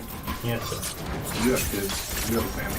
You understand if you were put in the same type of situation, how bad it would be and how heartbreaking it would be. Yes, sir. Especially the way he was found. Yes, sir. I need to know what happened. Well, I don't know, sir. I don't know. I don't know what to take. You just kill people? I don't kill people. I didn't do it. Who did it then? You let somebody borrow your boots and you let somebody borrow your truck? I'll show you right there. There's your boot print. Right there. Let me see the bottom of your boots. Yeah, that's your boot print right there. And where's this at? Right there. That's at the scene where the body's found. You want to show him a picture of the body? Yeah, I'll show him a picture of the body right now. This is what Charles looks like today. That's what decomposition does. Calvin, would you want your family found like that? No. Sister can't even have a funeral for him because he can't have an open casket. They can have a funeral, but no open casket. I haven't done anything to anybody. I understand, Calvin. I don't think you're a bad person at all, man. I'm gonna tell you right now, from the minute I met you, okay? I don't think you're a bad person at all. I'm not a bad person. I haven't done anything. You have beautiful kids, okay? You're a caring father who takes care of his daughter, takes care of his son. He's not really disabled, but he said, you know, he has to be blind as a bat. You go to work, you bust your butt, you know what I mean? And you probably just barely making ends meet. I'm the same way, okay? I don't get rich off this job at all. And I promise you we're not bullshitting, let me tell you that, okay? I think something bad went down. And I don't think that's you. I think it was just a shitty situation that turned south.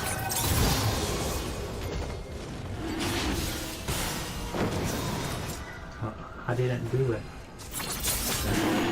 After being confronted by all the evidence they have against him, Calvin finally comes clean about what happened.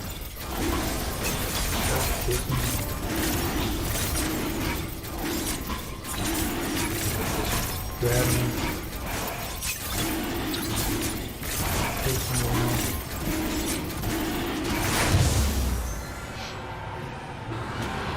I think he hit his head on the ground or what it was.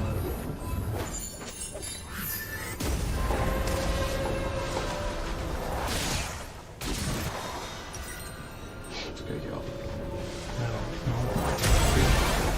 Calvin. Calvin. Boss, look at me. I need your side of the story, so he tried to kiss you. So, came on with you. He hit his head. He started bleeding. I don't know what to do. Is that nervous?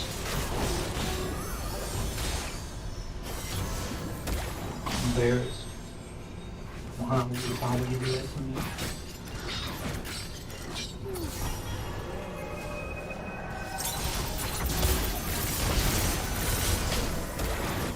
What day was this?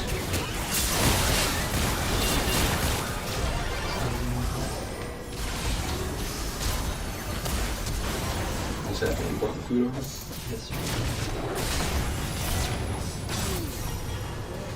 I don't know why you're trying to do that.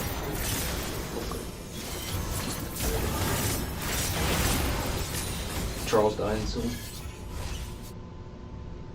Sure. Did you just leave? Yes, sir. I waited there like 5 minutes. Twitching. And I left.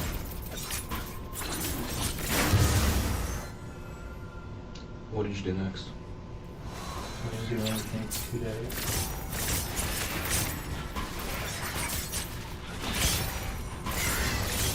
I didn't know what to do. I understand you were scared. I mean, I get it, man.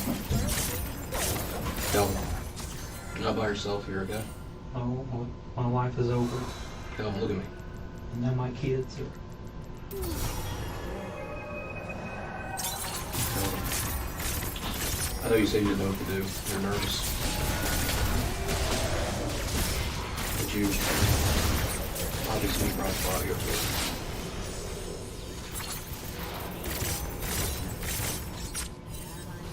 How did you take him over?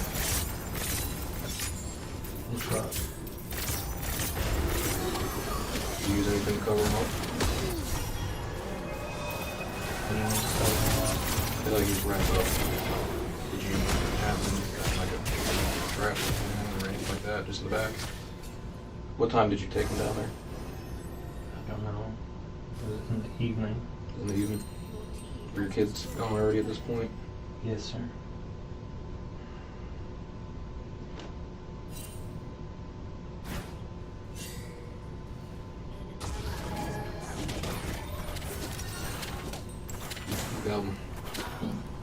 Like I said, it was important you told me that. Yeah.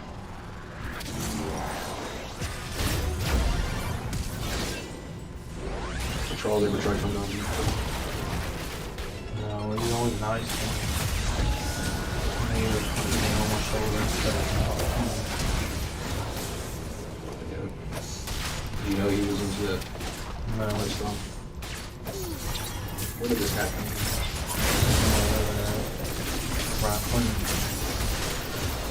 Right around by the count. Here on towards the doorway.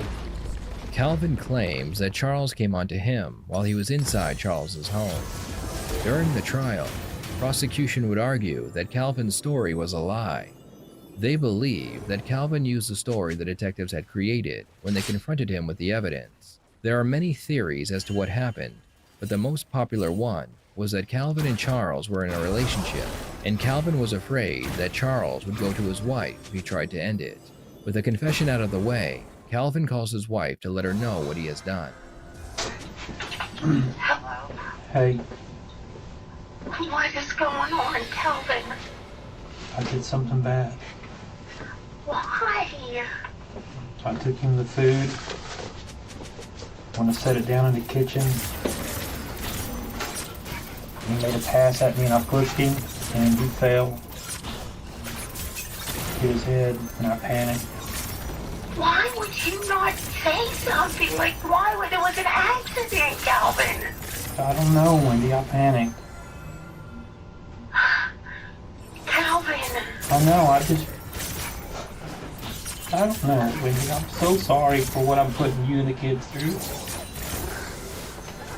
Why would you, like, I mean, I don't...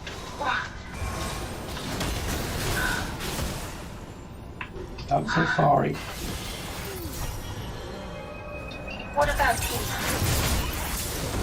What about Tina? Be honest, Calvin. I didn't have anything to do with Tina. That was all Billy. How do you know? It had to be Billy. I didn't have anything to do with it. Like, why would you, oh my God, Calvin, like, why would you not have called 911? It was an accident. That's what I don't know, Wendy. He was moaning. What do you mean he made a pass at you? He tried to kiss me. What? And he, I don't know. Can I tell her? He's, plays on the other fence. He's a cross-dresser. So what are you being charged with right now? I don't know. Well, he probably, I don't know. I don't know. I'm so sorry. Oh my God, Calvin. I'm gonna leave the kids down here. I'm gonna go get your dad and I'm gonna come home, okay? Okay? Listen. I'm so sorry. I don't understand. This is just crazy, baby. You made such a bad decision. Like, you've done some stupid shit, but this is like beyond stupid. I don't understand why you would put us in jeopardy like that. It was an accident. I don't either. But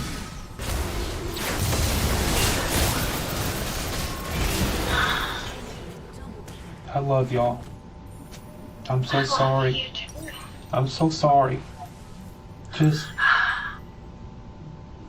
I'm so sorry, man. I'm so sorry for Charles's family. For what I've done to you and the kids. Oh my God, I love you. I'm gonna... Listen. I love you. What? Give him a hug. I will. I'm going to call your dad and I'm gonna go get him God. and we're gonna come home. Yeah. You did. You messed up. I don't understand why you wouldn't have called them. Like, called an I ambulance. should have, Wendy. I should have. Yes, you should have, Calvin. I understand being scared, but I mean, accidents happen. This could have, I mean, oh my God, this could have been avoided, Calvin. I love you. I love you, kids. Hug them and kiss them. I will. I'm gonna go eat your dad. We're Listen. gonna come home. What? They let me write a little letter to you. It's not much. I cannot. He's gonna give it to you, but just I love y'all so much. I'm so sorry that y'all are going out to go. I don't know what to do. I'm bored. Me and your dad will come home, see if we can get an attorney. I don't, okay? Okay. Okay. I'm so sorry. So sorry. We'll get it figured out. I love you. I love you too. Alright. Yeah, I'm gonna go to the house and I mean, oh my God, can you ask him what you're gonna be charged with? So that I can at least try to call an attorney. He has to talk to the supervisor. To the state. Okay. They don't know yet. Okay. So you can tell when will they know? When can I find anything out? I'll give her a call here The shortly. detective will call you shortly. Okay. You want to say goodbye now? Because I love you. I've got to go. I love you so much. I love you too. Hug 'em. I love you. Bye.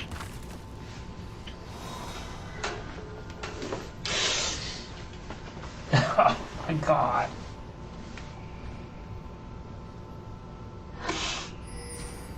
Want some more water, Calvin? During the phone call with his wife, she mentions another incident she believed Calvin was a part of. The detective wants to know more about this incident. Calvin provides small bits of information to the detective, so it's unclear what actually happened. Whatever it was, led to Calvin moving his family to another state. This is absolutely irrelevant to what happened here today. Okay? I overheard the conversation with your wife. Okay? Something about Tina.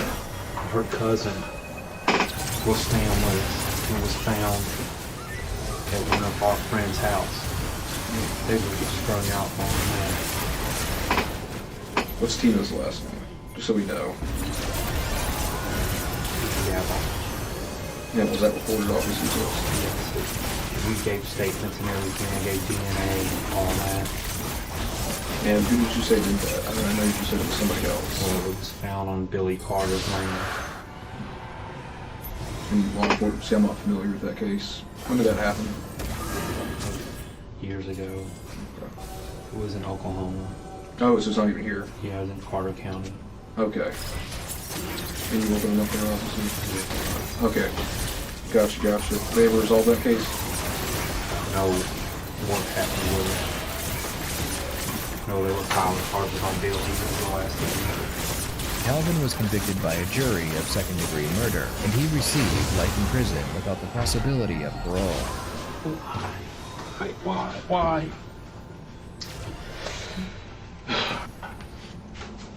You swear and affirm everything you told me is absolutely true, sir? Yes, sir. Thank you, sir. I'm sorry. I know you are. So sorry. I don't doubt for 1 second you want to. Okay?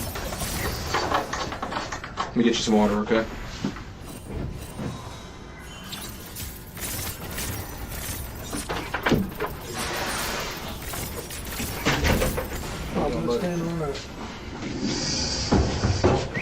Alright, Virginia, hand it back for me.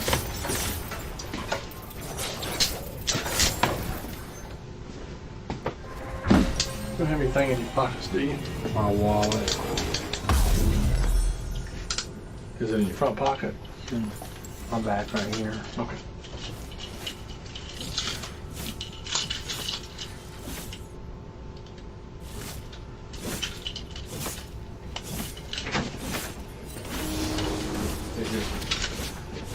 He has some gold. Grab it. Yeah. His wallet? Yeah. What do you want out of it? What card did you use at Walmart? Or did you pay cash? Cash. Okay, here you go. I'm gonna put it back in the pocket. You ain't got anything that's gonna get you in trouble? No knives. I mean, that wouldn't get you in trouble necessarily. We don't carry knives. No, I don't have anything. Alright. Hey, you swear everything you said is the truth to the best of your knowledge? Yes, sir.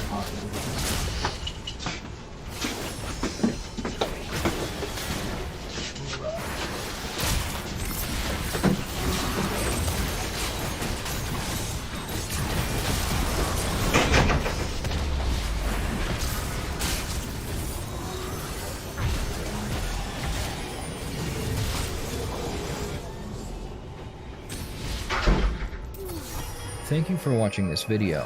I will see you next time here on the Red Tree Crime YouTube channel.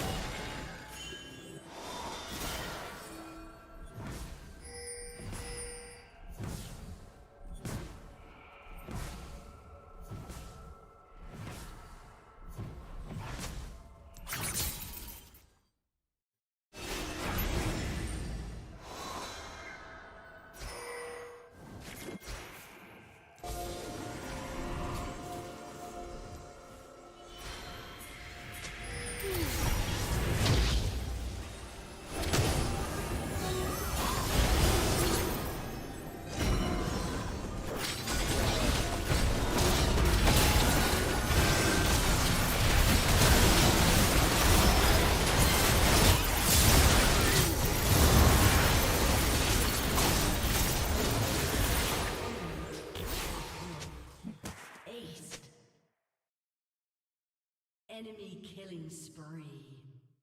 You have slain an enemy. An enemy has been slain.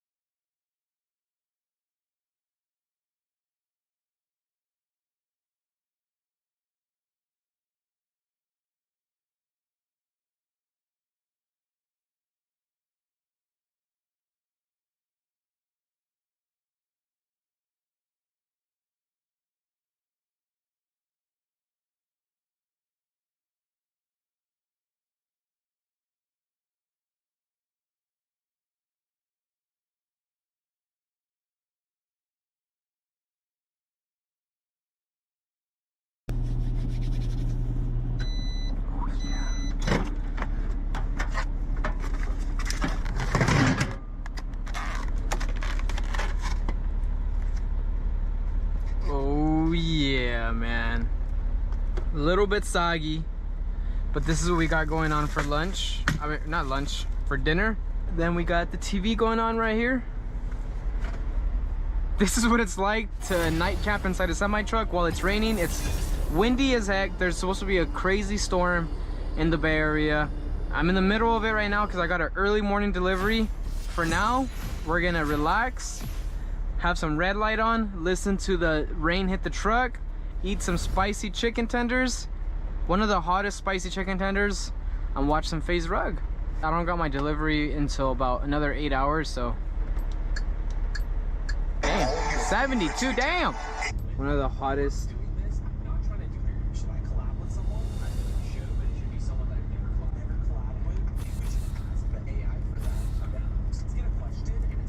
Bussin'. Honestly guys, for me personally, I always get a lot of questions of people asking like, what's the hardest part about being a truck driver? It's nights like this. You get super lonely. I'm so used to doing everything with my wife, my kids, that like this is cool, you know, like I'm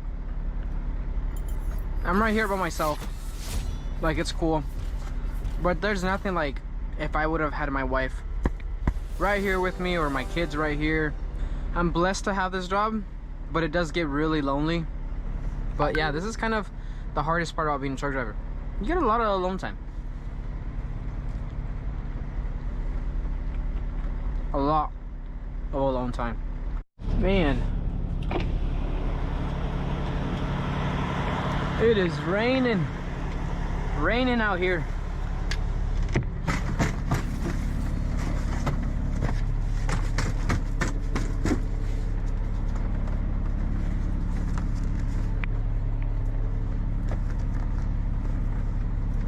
Come on, trooper. Get in. Perfect.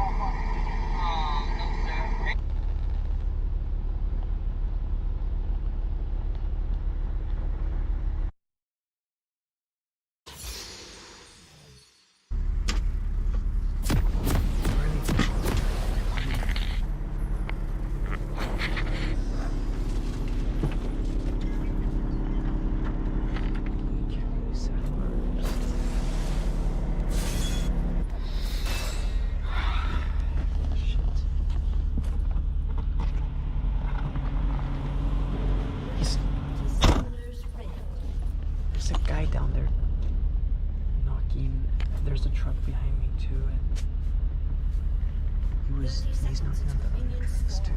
I just don't want him to hear me because I slammed my door.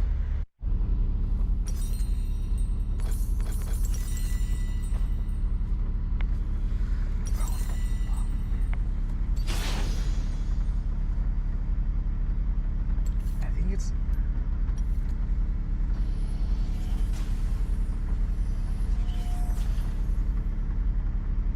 Bro, fuck.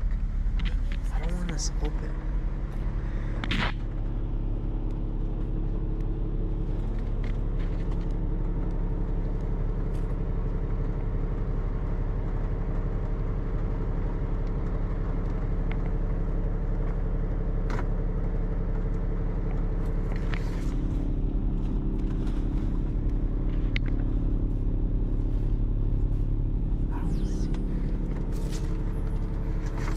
I think it's just because all these trucks are on. It's probably someone that lives around here. We're like in a neighborhood kind of. I have my reefer on. It's probably loud. It's probably someone that lives in the area. I'm not gonna open the door though. I'm just gonna act like I'm asleep. I don't want to. It's 3 in the morning right now. I'm not trying to get him to anyone. I'm one of those people where if you get waken up, you won't go back to sleep.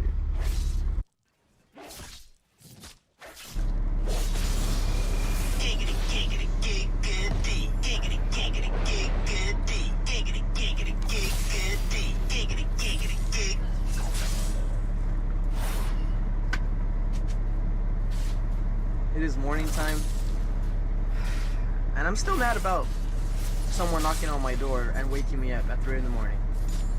That ruined my sleep. This is what I do when I camp out inside my semi-truck. My morning routine. I'm gonna show you guys everything.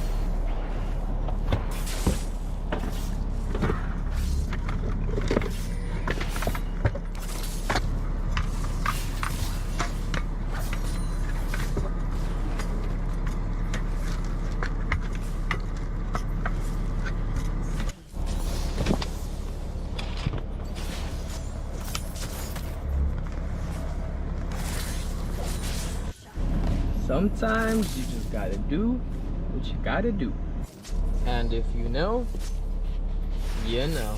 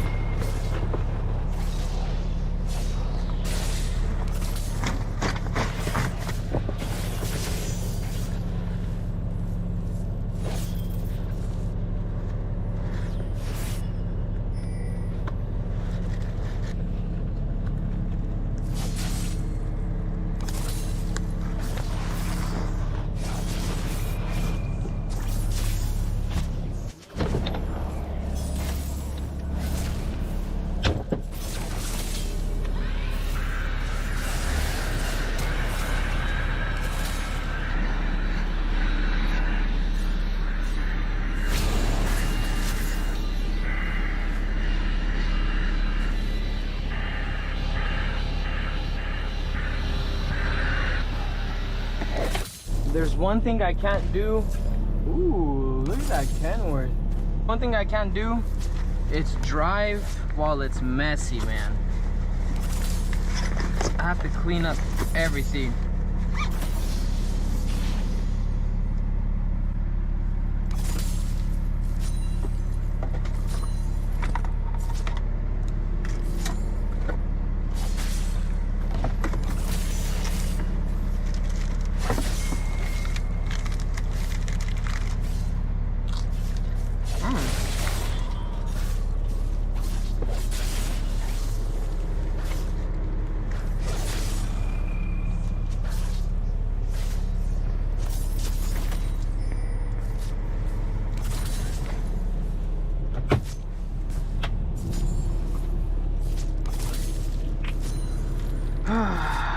Now let's make this delivery.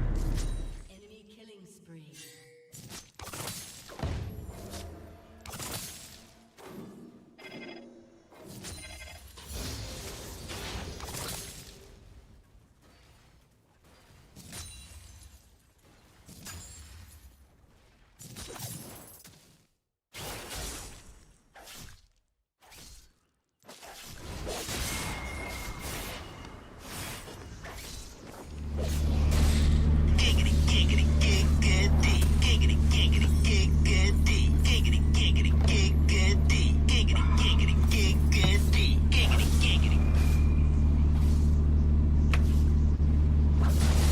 see where we got to go today. So far I got I got 2 pickups so far. Let's get ready for the day. This is the day in the life of a truck driver.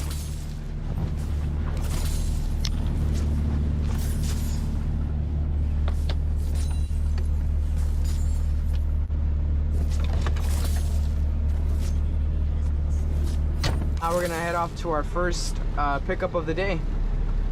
Made myself a little coffee as well. So I was gonna fuel up, but I still have a little bit over half a tank, and I can just fuel up once I get back to the yard. And it's too hot right now. The first time I came to this through here, I almost got stuck because it was super tight, and I was in the 53 footer with my trainer, and I didn't take the turn wide enough, so I almost hit one of those cars right there. So I had to stop, reverse, and he was like, "What are you doing?" And I was like, "I don't know, I'm just fucking truck driving." This spot always reminds me of my trainer. Sadly, he passed away 2 years ago, going on 2 years, and yeah, man, that guy taught me everything I know. Even though we didn't get along as much as I would have liked to, he was a super cool dude. We had some of the best conversations. He taught me a lot of life lessons, and he taught me what I'm doing right now. Like, the stuff that he taught me really did stick with me. It was one of those love-hate relationships where we would be cool, and then like we would be fighting the next day, or like we'd be irritated with each other. He was an older guy. He was like in his late 50s, so he was definitely a different generation and wasn't used to the stuff that I'm used to, so we just bumped heads a lot, but nonetheless, he was a super cool dude.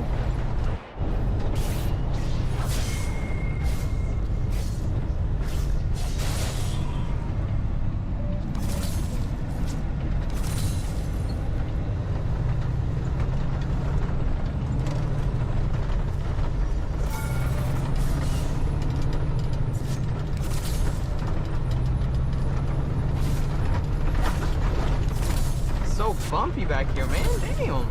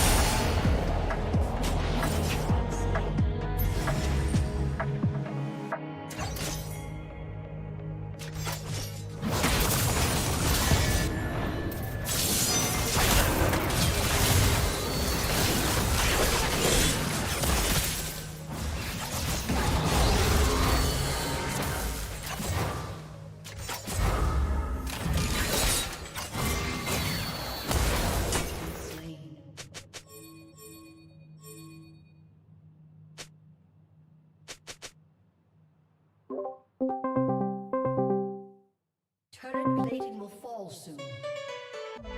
Dude, why is our talent top when the fire dragon is up? What? You're mad at Trisk because Trisk called to step it up like some sort of coach at Milligram. I love that step it up comment. That was so funny. Oh my god, he's making me laugh so hard. This might fly in your silver games, bro, but this is gold 4 now. Okay, here we play serious. You gotta step it up. You're not gonna make it here with things like that, bro. What the? Oh man, this also just hard pushing mid. I didn't want to lose Fire Dragon, but this also just keeps slamming mid. It's all he knows how to do is just push. The man knows one game. It's just push. Yeah. He's playing mid like top, you know what can you do?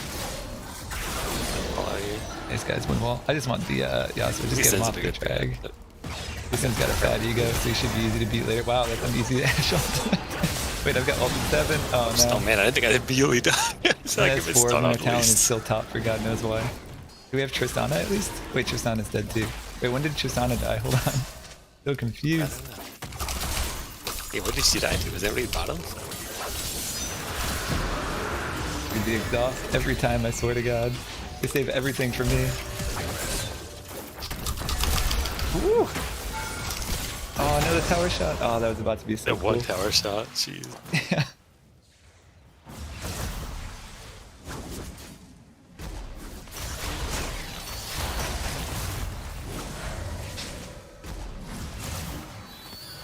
Yeah, exactly.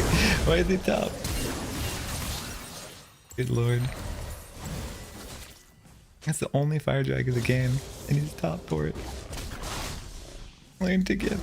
Dude, we're only giving because he went top. Bro, learn to take. Yeah, learn to be. I mean, you can always go top another day. What's so urgent up there? The 3 and 7 Jace needs more of a slap in. Like, he's already getting clapped. He's already like lost his tower. Like there's nothing up there. Yeah, dude, yeah, we even got tower up there already. What? There's literally nothing up there. For the ego, it's up there. There's like hardly ever a reason to go top as a jungler unless it's like Fiora or Aatrox like running away with it. I'll tell you what's up there for me is Bounty Hunter stack. Oh yeah, That's I what's up already there. got I'm coming up those, there. right? What the frick are these Ashe ults? Oh shit. Dude, I can't play. I can't play League anymore. The wall. Too long.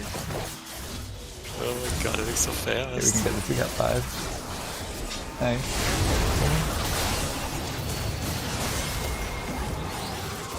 Oh, you got. Oh no, you don't. Damn. Oh, nice. I thought he died. This Viger is super fed. What the fuck? Why is 10 and 2? When did that happen?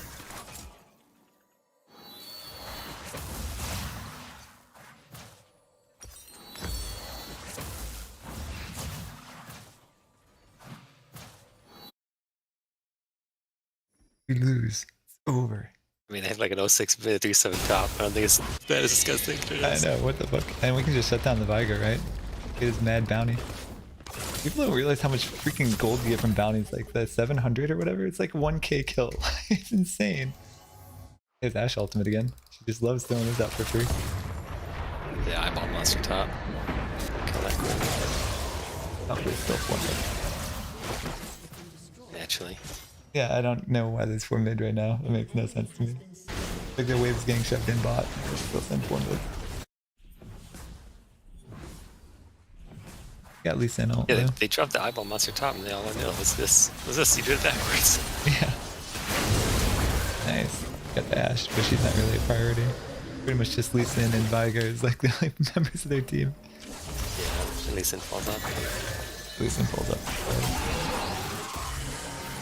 Doesn't have anything, but we can, Oh, the Viger, we can dude. poke him down over a couple of years. We'll poke him down. The Viger, man. Big bounty. Doesn't he? That's an AoE now. What? How long has this thing been AoE? Has what been? His ultimate, the Viger ult. Because he targeted. It's not AoE, what? He targeted something else and it hit me. Look at those beautiful shutdowns. Drink your now that's milkshake. gold. That's like, you've seen that scene, right, from that oil movie? I drink your milkshake. Wait, what movie? When you shut down. I'll send you the scene, it's super funny. It's just a meme that everyone's sharing on Twitter lately. I drink your... Or Mad Max? No, not Mad Max. It was like some 1920s oil baron movie. That's some psychopathic guy who like becomes rich off oil.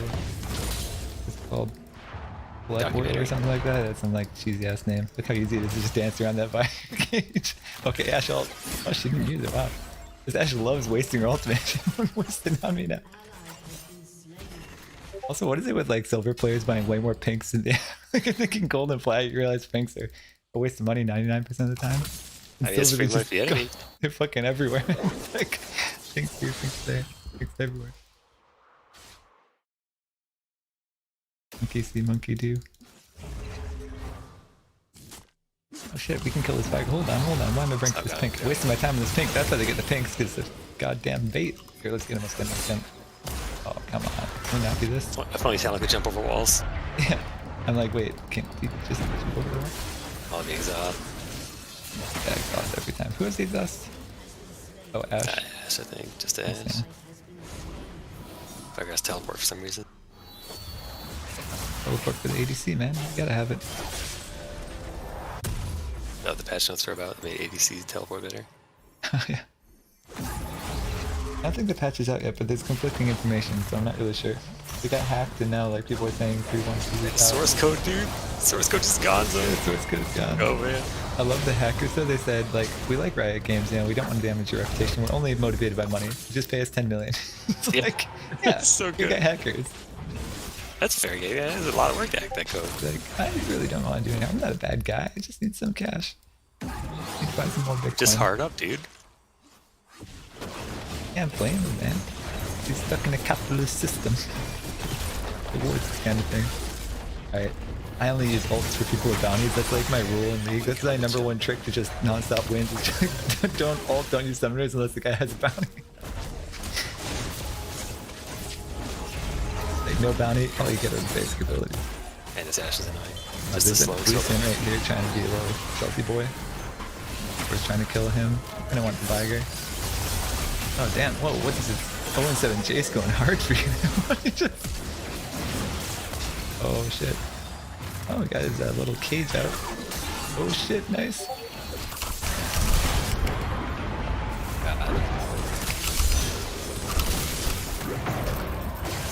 Oh no! Where's it, Italy? Where's it? I think I was on it. Talon? There's this thing gets slowed down and not be able to catch him. The smite! The smite! The smite made the ass.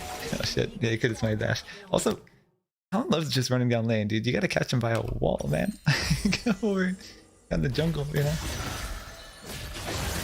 Element of surprise.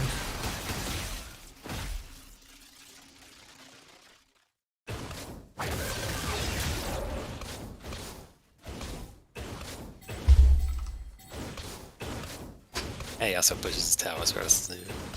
He's a great character, he can't do that fast. Yeah. No, Yasuo melts towers, actually. I don't know why. He's not even worth my ultimate. That's sad. I want to kill him. Just not worth it. Get him. Oh shit, wow, he's getting flashy shit. Okay, you guys are just gonna give him a bunch of kills. Okay, now I'm gonna use all my shit, whatever. Why didn't you just use your ult? You just had a big push away ultimate. Right.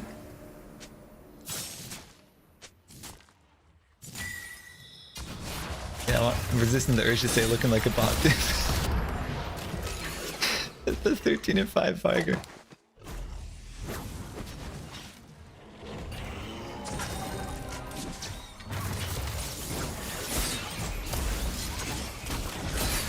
Oh man, Italy's... Like, no offense, but she's such a bad character. Like, unless you're like Korean or something. She's just... And top, nearly top. Is this a thing? Look at all these wards. What the heck is this?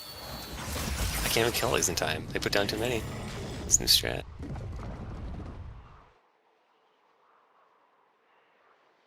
What is this? Holy They on crap. it, boys. They on it. They got no way to carry, so they should be slow.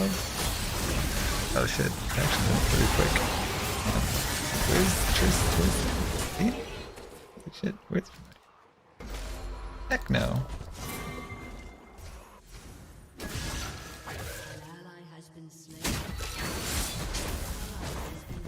Oh no, that Italy hop, so embarrassing.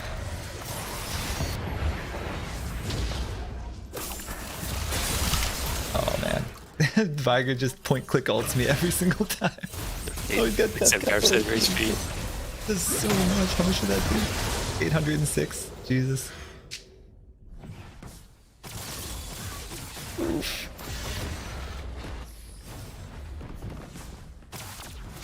Eventually we'll get the band back together to defend an objective, but maybe next game.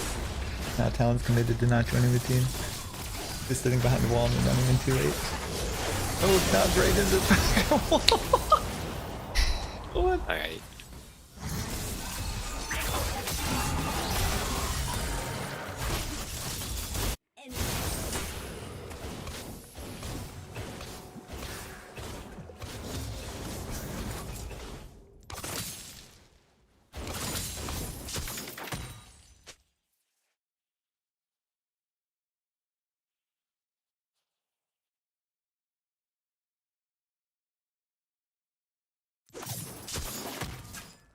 Man's uncovered the secret. That's definitely what happened.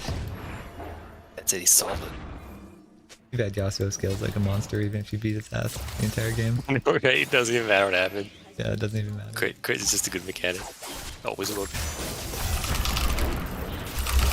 Oh no. Little Oh, they're flash. pretty split. There's two bottom, we can fight these guys middle. Yeah, we can fight him mid. I don't know why Tristana keeps backing up. She's super scared of every fight. Dang, that's bad. I guess they're just gonna end it, that's fine. I'm fine with that. I don't mind.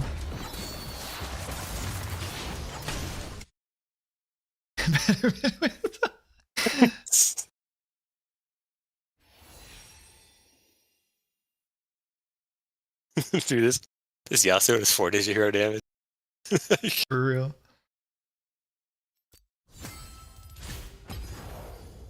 Okay, notifications about when people at challenge now, that's neat. If there's one thing I needed more of in League, it was knowing what other people are doing. Oh yeah, right. It's not enough, there are like 6 windows, but LC has to pop up on the main screen if I open the client. I get pop-ups after every game about people playing ranked I've never heard of.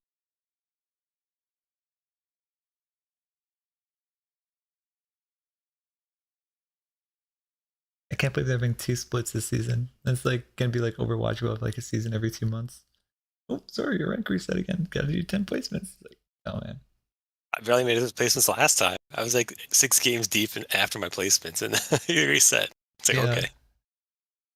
10 games, like, I don't know, 10 games is a lot. Like, unless It's a lot. you have It's to like so only play pointless. League. Like, League feels like they designed it for people who only play League. Yeah, exactly. It totally is.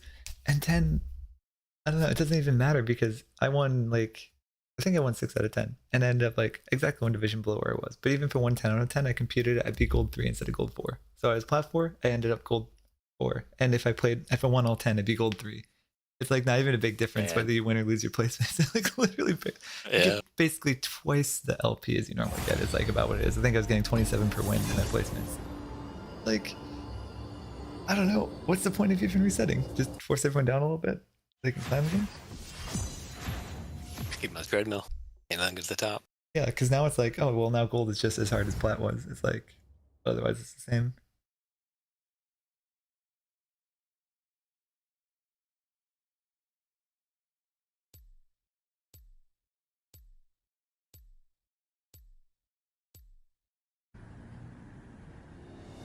Welcome to Manaus, Brazil City in the Amazon rainforest.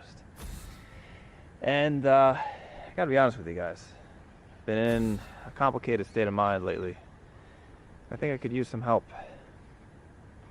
That's what we're gonna get today. Because we're gonna go into the Amazon rainforest. Do you have to ban Varger? And Is that gonna happen again? Get banned. take this thing called ayahuasca. I've heard it can be spiritually enlightening.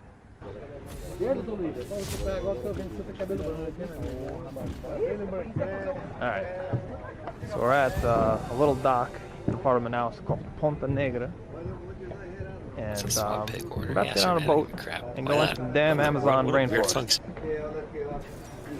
And what we're gonna do is we're gonna hang out I guess it's with our indigenous tribes over there. I can just like opt in. I can just opt in and pick order. Be like, yeah, I'll pick first. Like I'm Phil, I'm support, I'm Phil, and I'll pick So whatever. we're gonna be it is. taking a boat Yeah. out to a village of the Tucano people, who have regular contact with I'm not here to get Manaus and the rest of Brazil and whatnot. I always pick first. But always apparently swap they still for try to first live pick, I don't care. fairly traditionally. It's funny that Check people, this out. man, people are like Seeing so that, into yeah, min-maxing his this game. It's experiences don't just like, grow on I trees. can't pick first. I can't. I actually had to Get a sword contact counter, bro. Pick first. a Please, tour Saul, agency, please. an Like, unconventional man. tour agency, to take me over there. I don't think it really matters. I think it's worth Not it. at this level. Not in Silver 3, wherever the hell this is. Okay. Wait, this guy's too slow. It's fun to swap back and forth when it doesn't matter. This guy's like taking forever to click the button. Yeah. He did it once. Como se diz Nice, em I'm number Manaus? 2. Vamos embora. Vambora. É, vambora.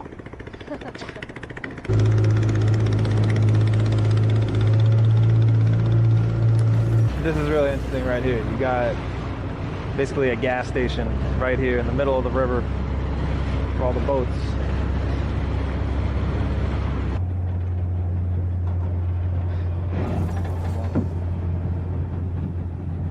Você precisa de gasolina? Sim, vamos abastecer agora. Ok. Pode seguir. Ok.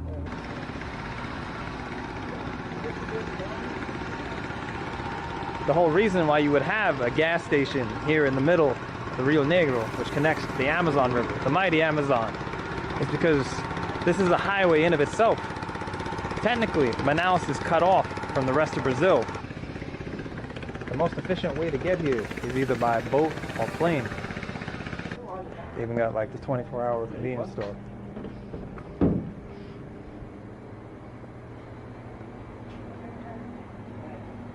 Tem muitas pessoas que vêm aqui para comprar essas garrafas. Vende bem. Okay.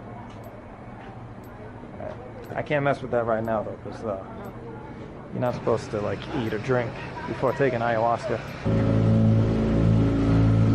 And now, as we slowly drift away from the city of Manaus, we're surrounded by nothing but the Amazon rainforest. What a crazy region.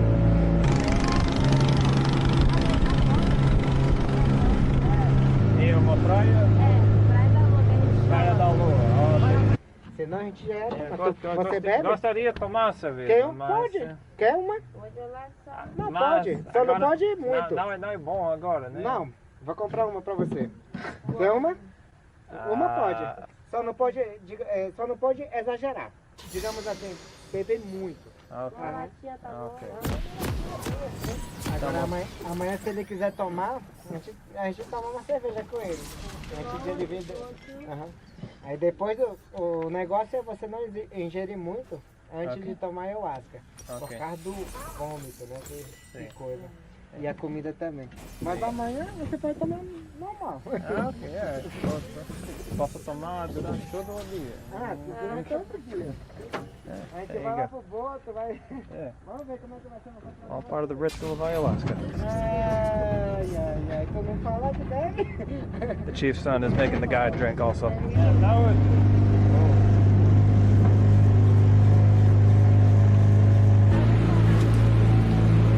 I love this.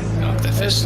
Oh, This is fishermen go amazing. with the fish. And I'm not even having That's what fishermen do. That's what fishermen do. Nice. It's just fun messing with them is all. You could really see the difference here between our trip in Suriname on the Suriname River. You can't even see the other Forgive me. bank. Too far away. You could just make out the silhouette of the buildings of Manaus. But this river is massive.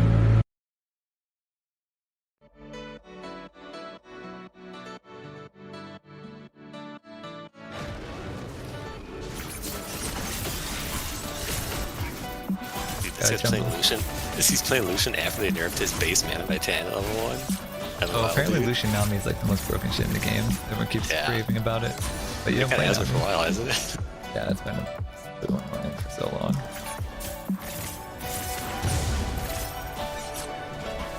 Gotta work on my Lucian so I have a Nami support.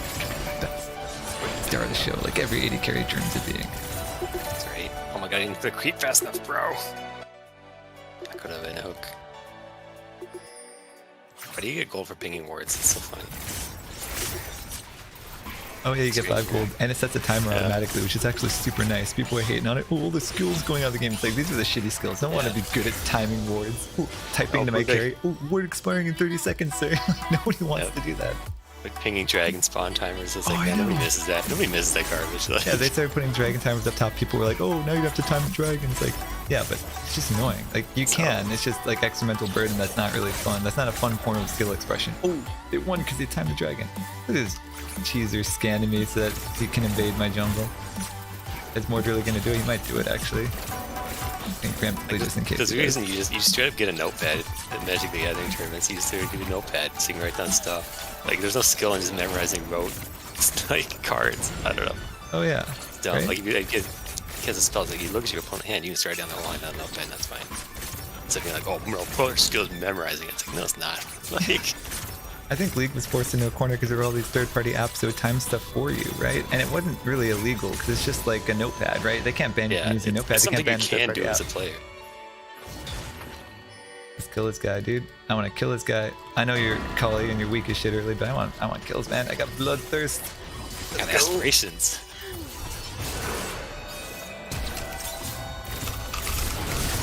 Oh my god! Oh, sorry. Sucks to be you, man, but that was sick. Thank you. Died for the cause. No, dude, it's pushing to you. Why would I farm that, dude? That's all for you. For you, my brother. Lucian found his nuts. He reached down there and grabbed him and found them. I should go ADC with you, actually. ADC's in a good spot now, too. It's actually super impactful. Look at this beautiful lane for me. He wanted me to farm it. And he wanted me to farm it. I know I'm not pushing it now, dude. It's all for you. I'm just cruising on by. Hey, Belt. Off you, my friend. You enjoy that. You enjoy that bountiful farm. I have so much money, but I want to get this scuttle because I know I can dick around with Mord now that he's weak. I'm just here to prune the weeds. I'm not here to harvest your Oh, vegetables. let's fuck him up. Let's what fuck him the up. heck Let's is fuck this? him up. Oh no! Okay, get the charm. I'm gonna use PC. I got nothing. I didn't charm him, 7 actually. seconds. Also, Fizz is here. Yeah, Fizz is here too. That's annoying. And our Cully didn't rotate. It is what it is. I landed charm on him, maybe. I should probably go buy. And farm faster after I buy. Be much faster to farm.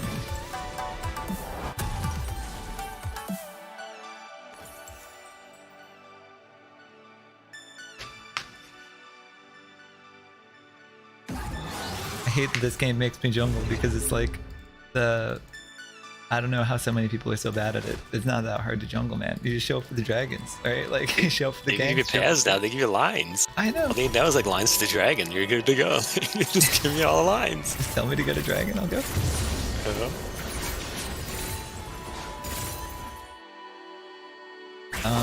Mord might come down. He's probably just finished his wolves. He's probably heading like there to there, or he might run back bottom. And you guys are always extending bot, so it always looks like a juicy gank. That's fine, because he draws attention, then he's not ganking other people. Oh, I could get that vein. He's definitely on his top side. But someone's got to put pressure in the game, you know? Right? That's what I always say. I like to just like put a lot of pressure, attract the jungler. And then if you attract him then 2v or 1v2, it's really amazing. Yeah. Oh, he's mid. Makes sense, the color's fun. Easy to gank. Oh, Cully, just live. Wow, managed to get a kill. Okay, that's pretty sick. Nice. Not bad. How's he? Not weak. Like, you know, I try every other game I play on very hard mode. Why not League? Right. Who wants to just top farm safe though? Dude? We just put on hard. Try to dive 2v1. I know. Okay, buddy. Thanks for pulling me towards you. Oh, I love some parts of Silver where literally just invite you over for the kill. Oh, wait, he still has Ignite? God damn. How does he still have Ignite? Didn't you use it last fight? Sure was, buddy.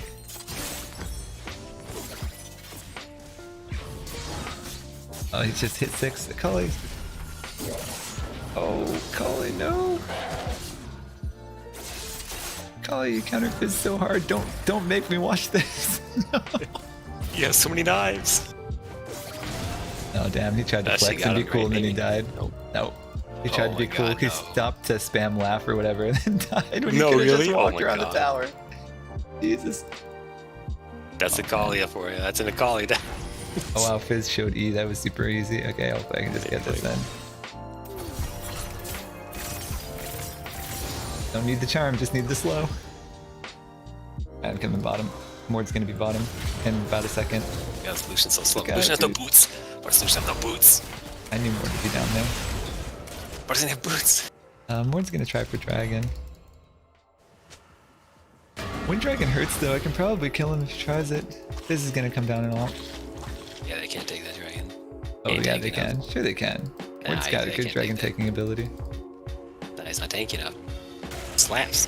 No, he can do it easy, and Fizz is there too. Put a ward in there. I kind of want to come up. I don't know. Should I go over and try to smite it? Look how spooked these nerds are. Or just get him to reset, yeah. Wait. Oh shit. Oh, we did it all the way. It's done. Oh god, if my E still hit neutrals, dude. My E still hit creeps. God dang it. What the heck, that's still... I want this so bad. Get him weak for my sister. Can't get back. Oh shit. This is right behind you.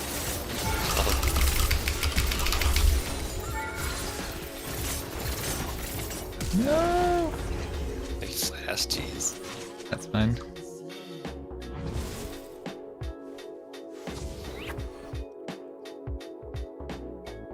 Lucian had boots.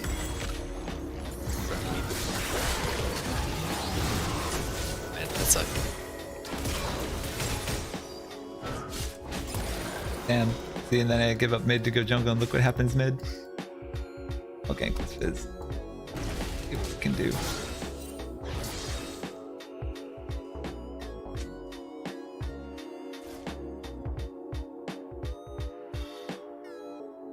Man, it's so easy to beat Fizz as a Kali too. You just literally E when he goes up on his pull, so you dodge the landing and then you can bounce back to him and just kill him. Like, I don't know. Your kid was like made for this. I was literally made to beat people like Fizz. Just any melee. Yeah. Your Q is so good at zoning melees. Right. Fizz is one of the rare characters where Akali can actually beat them in lane. Like, you don't have to wait for 6.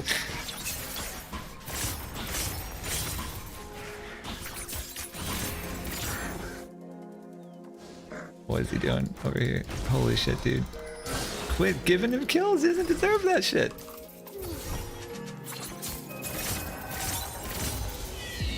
Oh no, Mord's up there. I'm dead.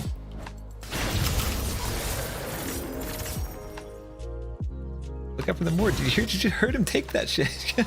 Oh, Mord's coming mid. Use it because they love heralding mid since you get the most value from it. Position doing that here. And one's Fizz. Oh, he ulted. Yeah, I know. And I dodged it. Look at that. So easy. I don't even have the Akali shit. I can just dodge it ultimate. Oh my god, I jumped too. You got him though. One more auto. One more auto. He's got a 700 shutdown. Oh my god, are you kidding me? You just creep. I literally just need 6. Come on. Oh, I wish you were 6. Because he's got 400 shutdown. It's huge. Nice. It's totally worth it. Dang it. Big shutdown. I got an assist for that too. I should have hit a creep twice, especially.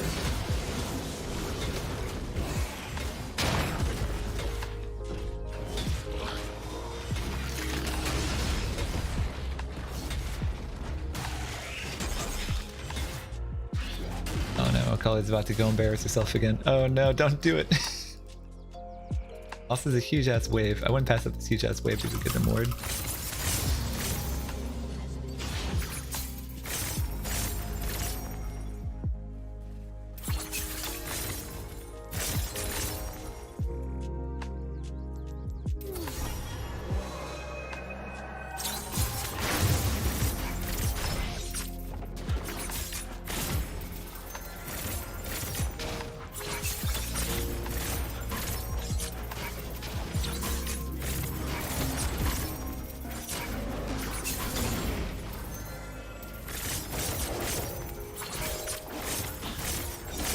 My god, my auto. I canceled my auto.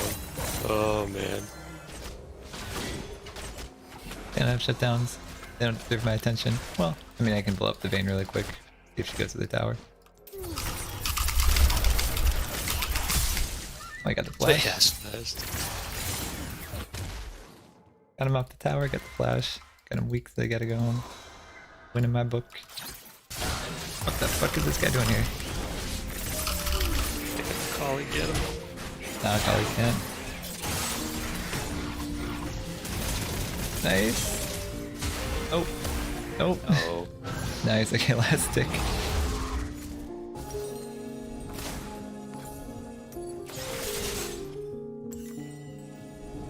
Oh, he's got Magi, so he's gonna be like worthless after that, because he'll be at 5.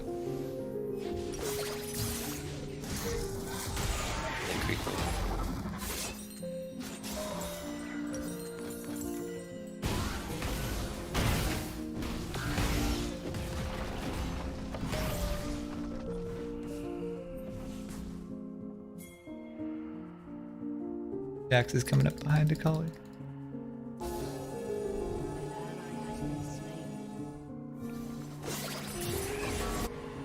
The Jax. Holy, what are you doing? Holy shit. You're not challenging. You'd be doing those 1v4 dives.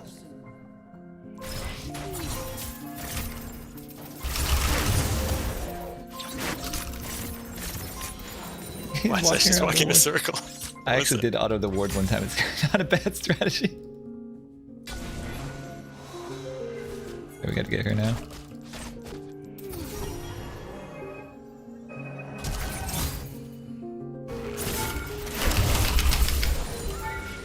Whoops.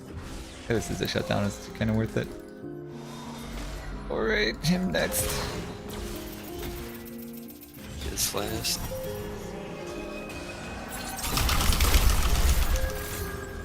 Ult me.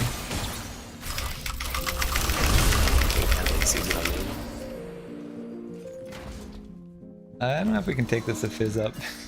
No, we cannot. He No. almost died. He almost died. Oh, really? Okay. He had to go back, but he's probably back Ashley's right now. here. Ashley's here too. We can't really do it that quick.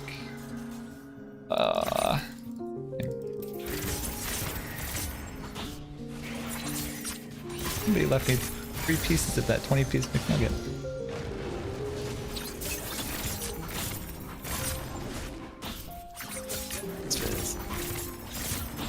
I don't have ult or anything, so I can't really kill Fizz.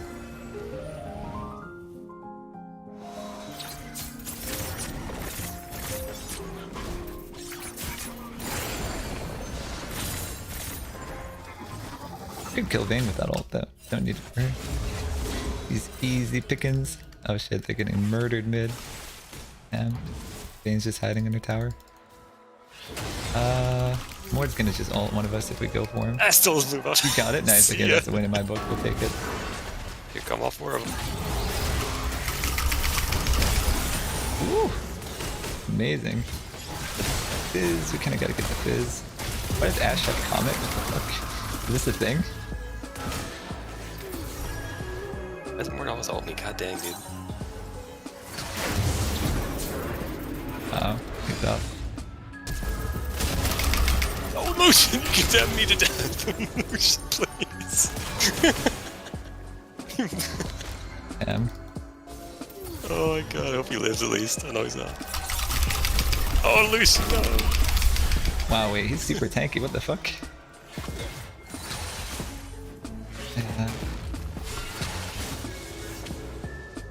That's fine. Maybe get him? We can get this Ashe at least.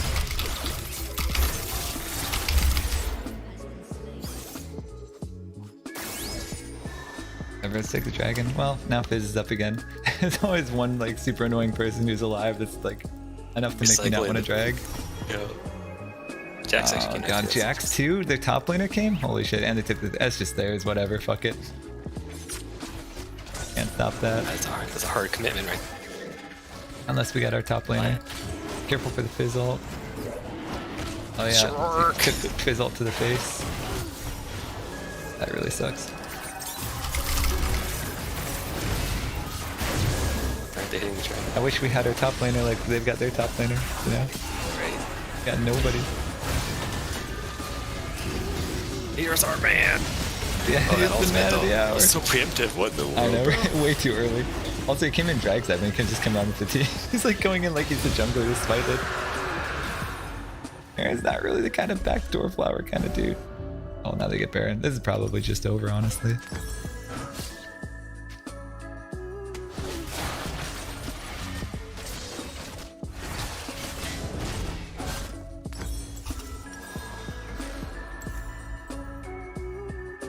Oh, it's just Herald, it's not Baron. That's not so bad. Maybe we can kill a couple of them. They'll be weak after it. They've got no ultimates and stuff.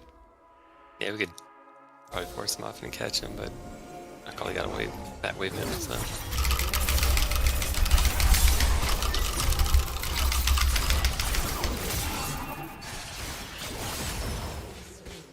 Still 5. Wait, what are we doing down there? Come on, guys, get in there. The Herald's not even weak yet.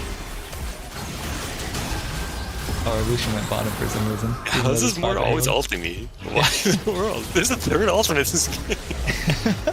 Please.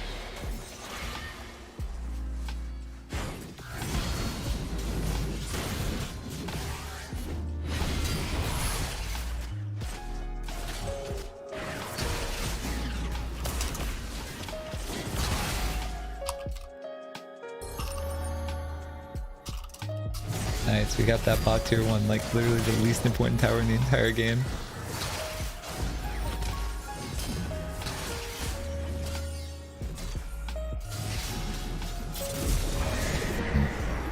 Oh man. Jack, speak I just feel like they're just doing so much more. Like they're all on the map doing super impactful shit, and we got like 80 carries sneaking the tier 1 bottom.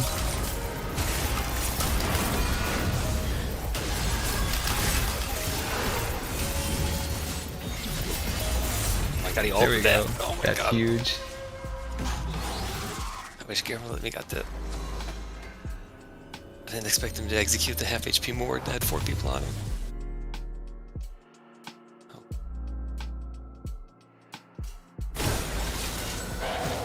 His has no ult. Get him down to 0 stacks. Okay, tier 1 bottom. He's going for the tier 1 bottom. He knows his tower. Now Lucian do it, you got the idea in his head. I'm coming right behind you. Oh wow, easy, okay. That should be free. Oh no. That miss, are you kidding me? Oh no. That miss! To Oh watch. my God. I can still get him, I think. He's probably got E again though. I guess Fizz has a unit walking in, doesn't he?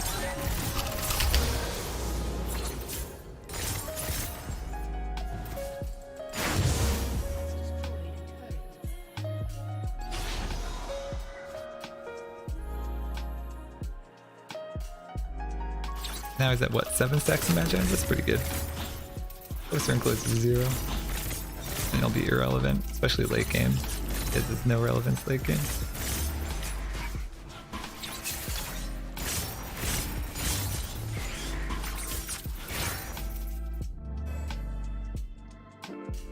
They doing Baron? Why don't I see any of them on the map?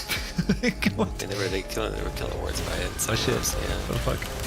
No.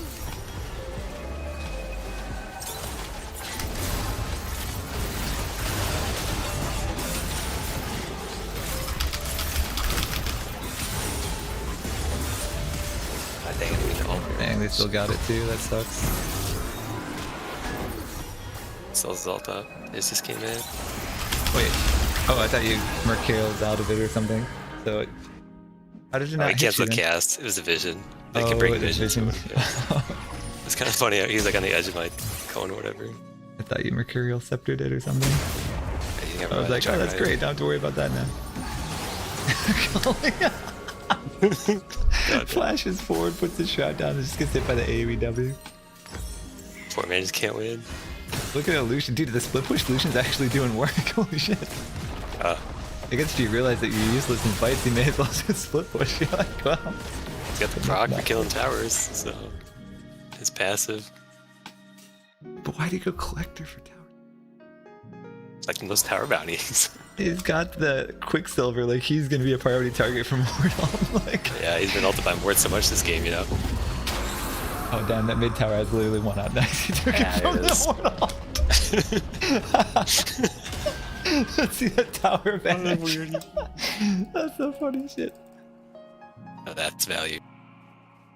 Oh no, I don't want the Jax. Oh shit, I think he saw me too, that's annoying. Don't want that one. I don't really want the Mord either though. Dragon's up soon, Mord's gonna want the dragon. 100%. Mort and Jax. Oh man.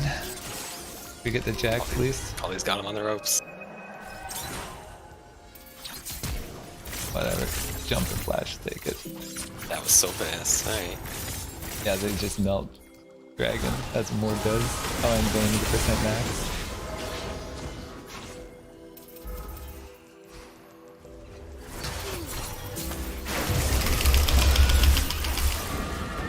Help me! Help me! I'm coming.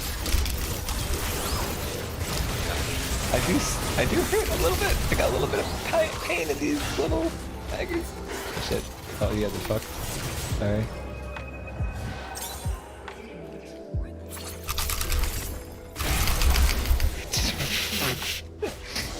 Holy shit. Give mid one game, enemy mid goes 23-9. This is what I get. Alright, mid next game when I jump Oh, there's always a weakest link. Literally can't cover all the holes in the ship. This Lucian is pretty terrible. He's like literally just not even playing.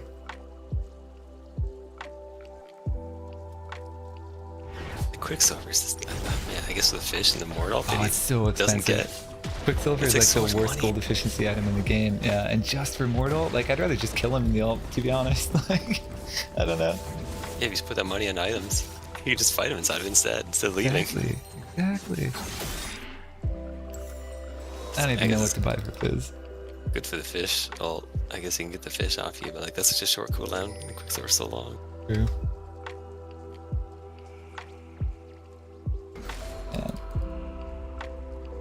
Oh, again, this objective bounty's back. We lost it for a few minutes. Oh, I had ult in 1 second. Shoot. He used his ult though, and still flash. He is flashing my ult, everything. Why is Mord here? What is this?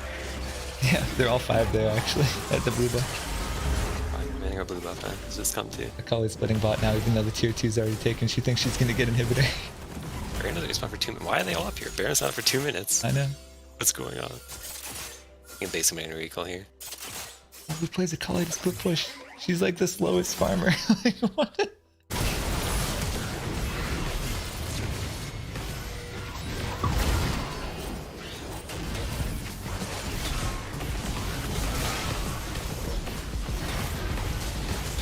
Oh, Akali's gone back. He realized that we're actually just about to lose.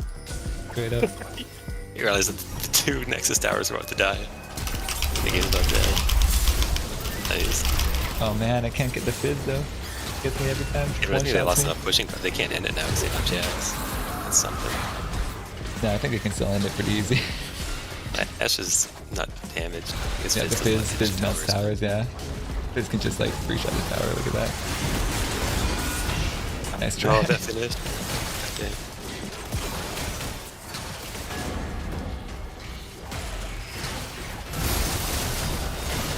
There we go. He's breaking their ranks. He's doing it. Yeah. Vayne melts Baron though. Yeah, I was gonna say, yeah, I just melts like Vayne super hard. Okay. He's no ult up. Can take some finesse. Oh, there it is. Nice. That's pretty good. Comment.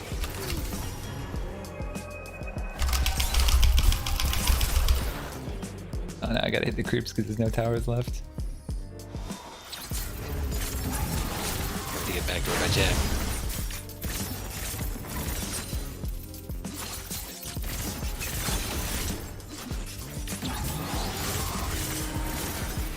I remember when I could hit creeps. Once upon a time. Once, many years ago.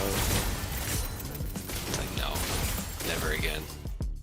Oh, Jack's hard pushing bot.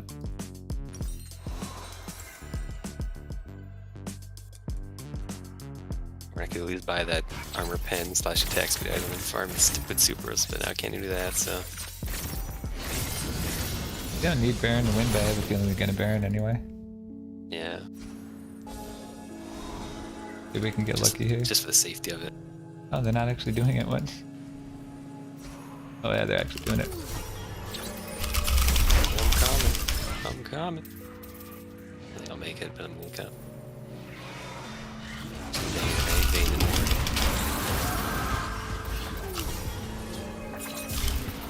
Oh, Mord's just way too strong. Feels so hard. Yeah. That Baron damage. What is this Garen doing? What the? Bro, they're on Baron. Are you gonna take the top tier too? If this is gonna end it, I don't know. Like nobody's in a position to do anything. Like you're always like sitting We at the either bottom have to of kill him shit. at Baron if they make the mistake of Baroning, or we have to defend Nexus. But Garen is like taking top tier 2. Like we're in a spot to What's that? Oh shit! Forward. Holy shit. Dude, that team was even worse than the last one. That was ridiculous. How does Dude, the late Colin night- lose to Fizz? Late night league gets wild. Oh man, for real. I lose so much rank at nights because people are just stoned or half asleep or whatever the fuck. Smurfs from China and everything playing on the NA server with 200 ping and still like trouncing people.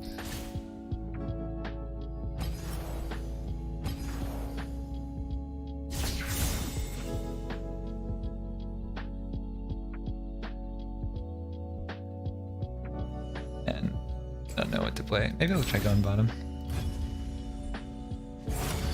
Wow, instant Q, holy shit.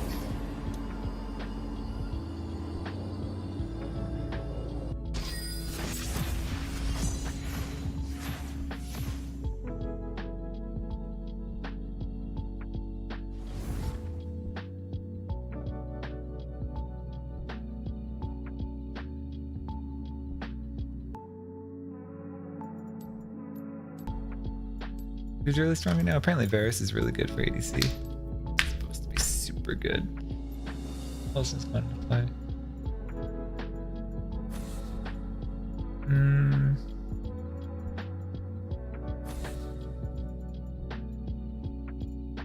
I don't know, maybe Jhin.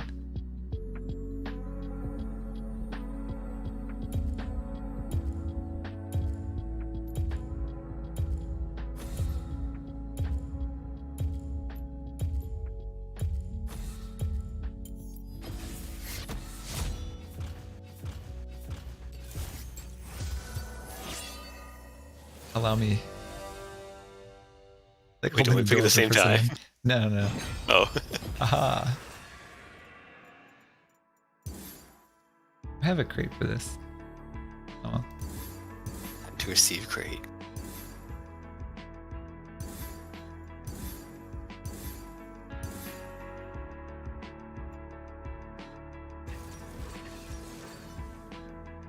I don't recognize either of those characters. I'm scared. Oh wait, Cassandra's at the cool bruiser guy, isn't he? That people are complaining about? Because he like can't go over walls or something? Or he got a dash? It's a tanky Oh, top. Cassandra's insanely freaking broken. Like every other auto is a knock up towards him. An AoE knock up, by the way, towards him. He has an unstoppable channel like Aurelia W, but then he charges forward unstoppably as well, by the way, and Oh, like knocks Ornn. everybody to the side as he charges That's like forward. Ornn. Yeah, and then his ultimate literally like is targeted, grabs somebody and moves them infinite distance through the nearest wall or whatever, and then takes all of his defensive stats and turns them into offensive stats, so he can just like kill them instantly. It's amazing. He's like modern Olaf. It's just insane. He's just Olaf but better with like every ability a knock up, like 2 unstoppable abilities. I remember Nyla being really broken because she's like ranged Jax, but that also like amplifies healing on her or some weird stuff. Like Oh, she's such a yeah. weird kid. She's super good. Nyla and Samira and Zeri are like pretty strong ADCs.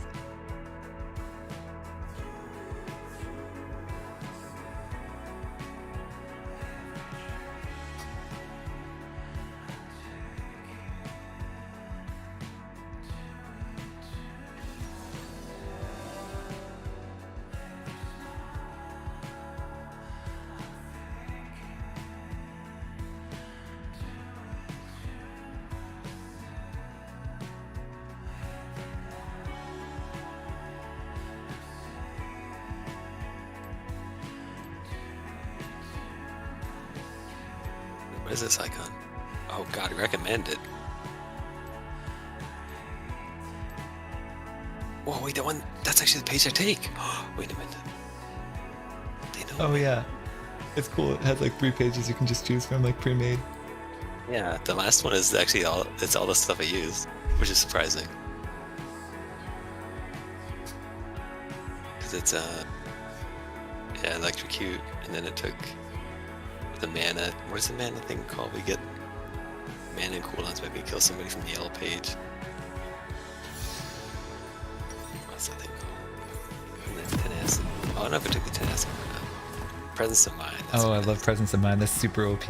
I take it on a color because it works on energy. It's like the only rune that's ever. Yeah. Like literally nothing in the game works on energy, right? Literally nothing. Yeah, I'm pretty sure 1.5. Presence of Mind is the only thing in the entire game that works on energy, other than Blue Buff restores energy and the little gumdrops restore energy. But no rune or item has ever affected energy. I'm like, I'm super OP. I will be brave enough to ward it. They have nothing level 1. Who's over there? Star's over there. Isn't he getting reworked? Wait, what is Yeah, that it's not out yet, but everyone's playing him. He's like extremely played now before the rework. I don't know if people are just like enjoying the last days of Soul. They want pleasant memories where he turns into the generic champion.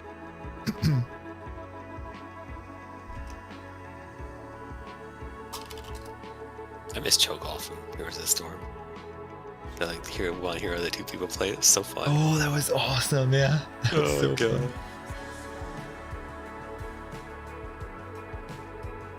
You're really supposed to go shield bow on Varus? Feels wrong. Why? We didn't kill him. Yeah, like what? That doesn't feel like the right build. I thought people were going like hybrid or something.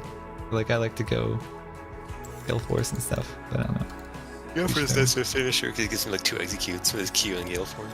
Yeah, not only that, but it gets you in range to ultimate. You Gale Force forward and R, and it's just the best fight start that exists. It's art so far, it's crazy. Give her a little extra. Yeah. Nice. Evelyn's so popular lately. He does have like 18 skins. Yeah. Why? All 3? Oh 3 man, for 3. Soraka. Oh, Soraka. It's Soraka and Nyla. This combo is so freaking annoying. Just infinite heals and shields. Just a ton of like disengage. A bunch of making sure nothing happens. Oh, already having a good time. Yeah, it only takes to get to 6 in this game. God dang it. Wait, holy shit. Was that Comet? Holy shit. Wait, I've taken Comet on Varus all the time and people have like yelled at me for it. But this is the Professor page. Like the app picked this one. This is what Masters players are doing. The Arcade Comet. I always know before the Masters know. It's like I've been going Night Harvester all the time and like thinking it's the best ever and everyone just laughs. Like nobody goes Night Harvester. But apparently all the Koreans are doing it now. Like dude, you just know. You feel it in your gut. Play When the game something and is just wrong. recognize it's good. Like I don't know why we're so resistant to just making their own decisions. You have to do is play like a few dozen games and you're like, okay, this seems super broken. Like what? I have to listen to what other people say. I think Korea must be the only place in the world where people actually just try stuff and be like, wow. Pretty well. Eventually I'll have all my abilities, that'll be fun. Can't wait. I'm gonna sit here waiting for these creeps to die. Ah, you can't dodge a comment when I do Yeah, that, so can they you? have healing reduction. Yeah, They just actually kill that's the super Grievous good against items, these two. didn't they? Yeah, they just changed Oh, Grievous. the Grievous too, it's, items like, get way nerfed better. every single patch. I don't know Both why. of them, did they? He was by the baby Grievous, and it's like really good now instead of having to full upgrade the Grievous straight away. I don't know if that patch went through because the tooltip doesn't show that it went through. You're supposed to get 10 penetration on Merlin Omicron again. How long ago was that? It's patched 6 days ago. I was gonna. Yeah, on Thursday there was supposed to be a patch, but look at the tooltip. It doesn't show it. None of the stuff that was supposed to be in the patch on Thursday is showing in the tooltip right now. So I don't know if it's just deployed to beta or what, because I see people on YouTube talking. Why did they put it Might on be the playing the client public then? beta. Oh man, it's annoying. I don't know. I don't know if the tooltip is wrong. I Oh hate wait, these two no, patches I think it things. actually did deploy because now I'm remembering YouTube where they said they couldn't update the tooltips. That was what the hackers made. So the tooltips are outdated, I think, but the that's item so is actually different, which is like super annoying. I don't know. I can't keep track of it all. The patch is already delayed by a week or whatever, and everything's all fucked up. And that was more of a fiasco than I thought. Cheapers. Yeah, they said they couldn't deploy a patch for a month, but then they actually deployed it anyway by surprise on Thursday. It's like, oh, yeah, I guess we get it on Thursday.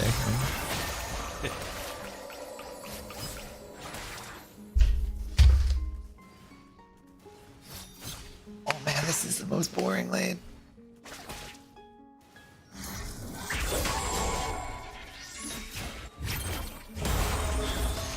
Haha, isn't that fun? You just get to stay at full health. Right.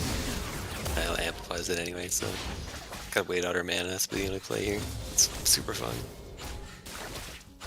Just gotta wait for 6. We have enough damage to kill him before she can heal like 8 times. You know, that's how it be.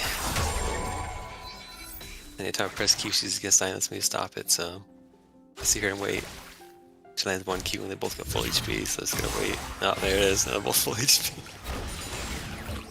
Oh man, it sucks. I hate this so much. There we go. It's something. Oh my god, she has freaking... What is that? What's that called? The thing that gets CC up? Oh, I blew that one way up.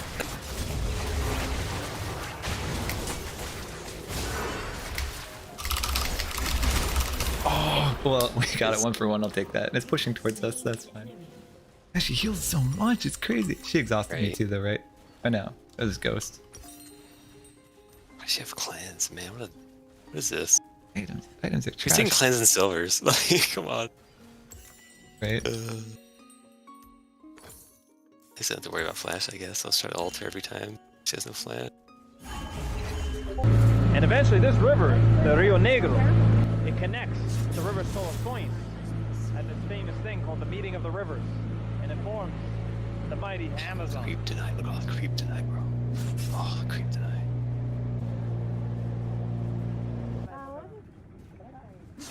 Arriving at the village. It's like a wave and a half creep deny. Holy god. There's no coming back from this for them. Oh, this is insane. They're so out of the game now. They're out of it. All getting another wave. Oh my god.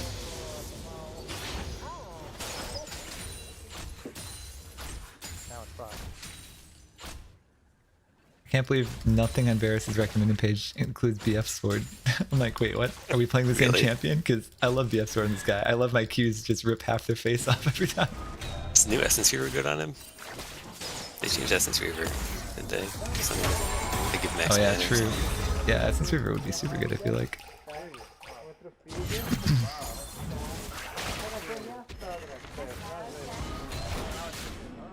I'm halfway to 6. Let's wait for this, I guess.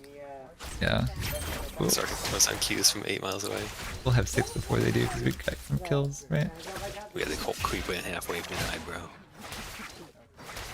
Get that cannon. That mana. Nice. Dodged it. Get those Mobius. Wait, did she dash? How can she dash? What does she do? Man, what the frig? Why she's so tanky too? Oh like, shit, what? watch out for that.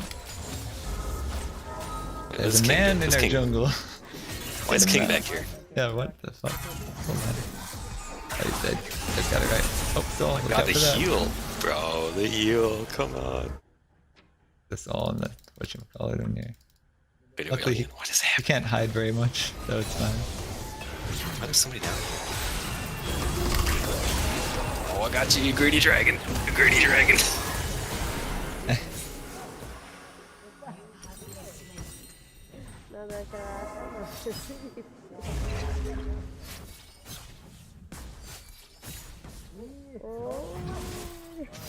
That's a face off.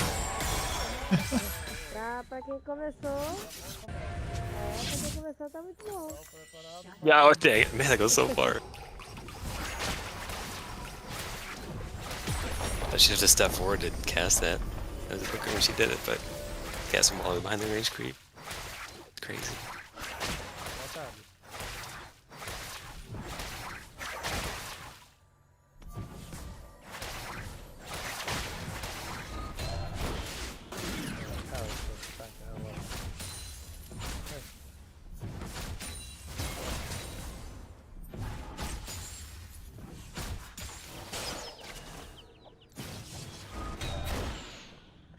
He's gone. It's flood the lands.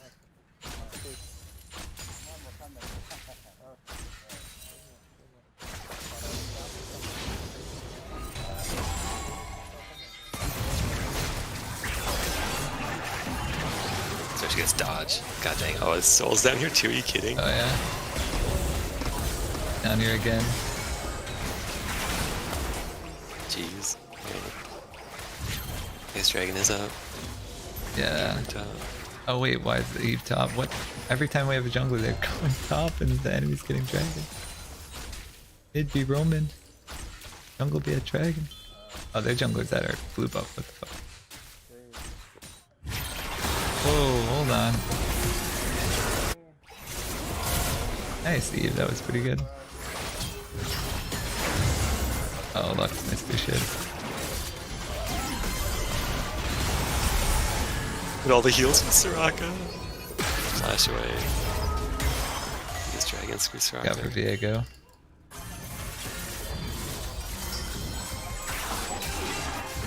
Just letting go here.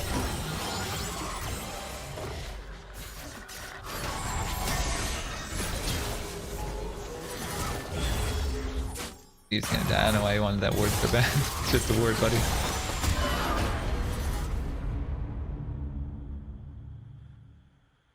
Indigenous villages in South America remind me a little bit of Africa, but they're a little more shy.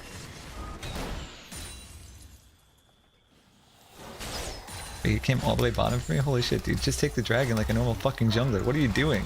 You killed it, not worth it. Just go take the fucking... Holy shit, They whatever. both came all the way down, oh my god. I know, they both came Let all me the way jump over down. the wall to take it. I mean, I guess we can contest it now because we're all up, but it makes no sense for him to come Soraka has all to the go way back. down there. But it's so Soraka hard to to play back. with low elo because it's like, well, dude, you should have just taken the dragon. I don't know what you come over for. Now we can contest it. Oh, yeah, she's dead. Nice charm, dude. The cleanse. Yeah. Bro, stick cleanse, bro. Nice cleanse, dude. Of the remaining Big account. uncontacted people in the world. Sticking all Wait, where's my soul speaker? first ones. That's how vast it is. And how much of it is still unexplored.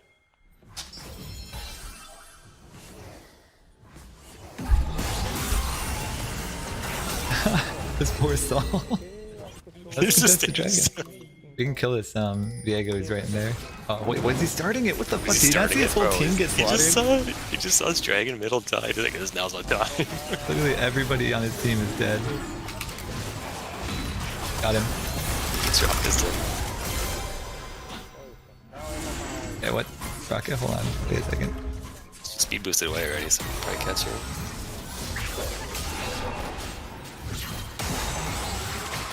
Can't catch her. Oh, I had flash up. Oh, I should have flashed.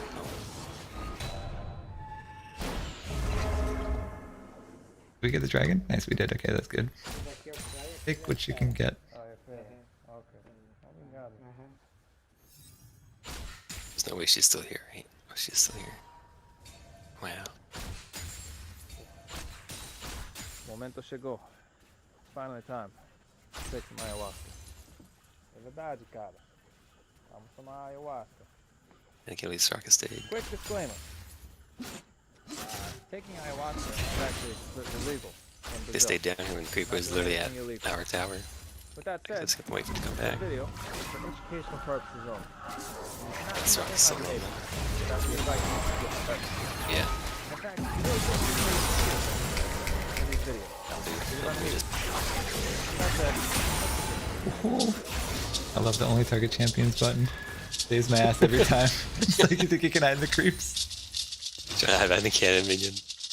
The tower. And Buck says Viego comes down now, but if he does, then we get top thing. Oh no, he's up there contesting that like he should be. He's actually where he should be for once.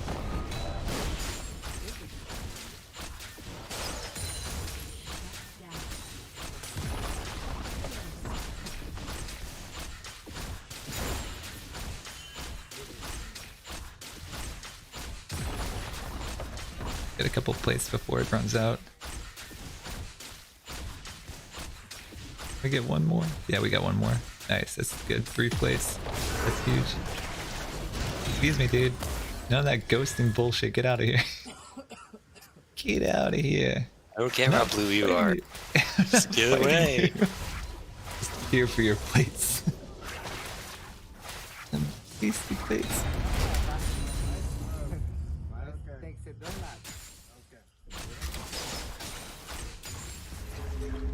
I gotta go. Her I'm dashes out of only do a unit, right? Like, not like Samira.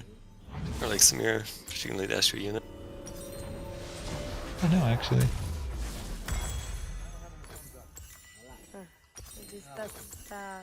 It's 3 top. What is happening? Yeah, wait, 3 top for what? What? Why is this how it is?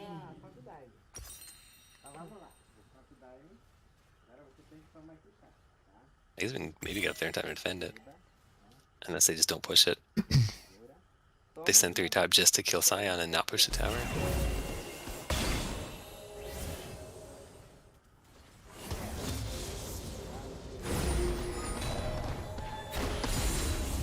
Oh, what? Why is Soul here? Thinks this swamped. Thinks he can do better down here or something. That's not Why? You're gonna offer your life to me like this? I was literally watching YouTube. Like, oh, is there a dragon here?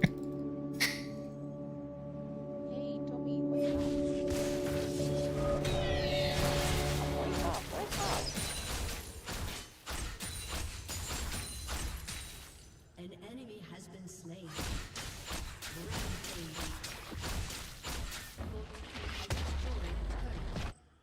An ally has been slain. That makes him unstoppable. I forgot. Oh yeah, it's super His ultimate annoying, just right? does everything. Dude, his ult is insane. That character is so overloaded. Overloaded as shit. They finally made a top laner as overloaded as Samira. God, he's coming for All me. this time. Been nice knowing you, brother. Perfect for you, though. I'd like to tell you that last night was a life-changing experience. But to be honest, I can't say the effect was that strong. I mean, when I laid down in my hammock, as you're supposed to do, you know, I'd briefly have visions of colors when I closed my eyes. I think I even saw some patterns. But it wasn't mega powerful. It wasn't like I was communicating with the trees or my ancestors. And the thing is, the startup cost of doing that are pretty brutal. I felt absolutely awful for like over an hour. I guess it's time to find out what that's this part guy of the does. Apparently. The worst was that Zombie thing. I didn't know I had to live with that. He's unstoppable. I felt like I was dying after that. Oh, he does have a lot of dashes. I guess my conclusion from that is, I thought his dashes if were a you're lot looking shorter for range. this kind of experience, I know. He's got so many dashes, dude. And That like was so knockups far, and really. shit. there's much easier, I don't less even know. painful ways of Like when I'm achieving facing him, I have no idea because his telegraphing is terrible too. It's just like knock up, knock up, knock back, dash, knock back. It's like what is going on? But I still feel pretty good. I have my ultimate ready.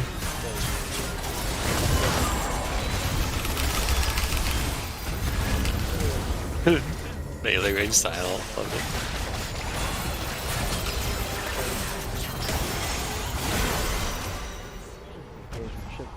I don't think we can catch the rocket. Doesn't mean we won't try. Or sorry, it's Prancing Girl. Where I slept last night in this little hammock right here. My friend, my guide, became my nurse. Also slept in that one over there. And yeah, thankfully there's like no mosquitoes. ¿Por qué no hay mosquitoes aquí? Oh. An ally has been slain. Okay, no, thank you. And then she took ayahuasca too. ¿Cómo fue la experiencia? He has so much health too, holy crap. Yeah, no. Oh, I should have got Kraken Slayer for him actually. What am I doing? I need Dominic's. Huh.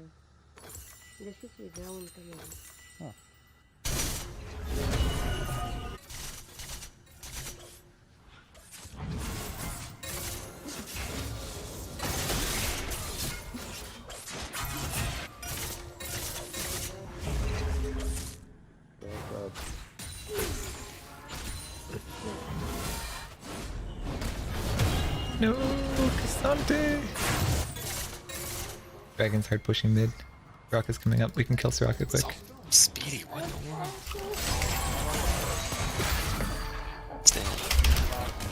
Got it. Oh man, the freaking. Oh, they're all here. Wait, are we all for Cassante? Yeah, Damn. Wanted the Soraka more than Cassante.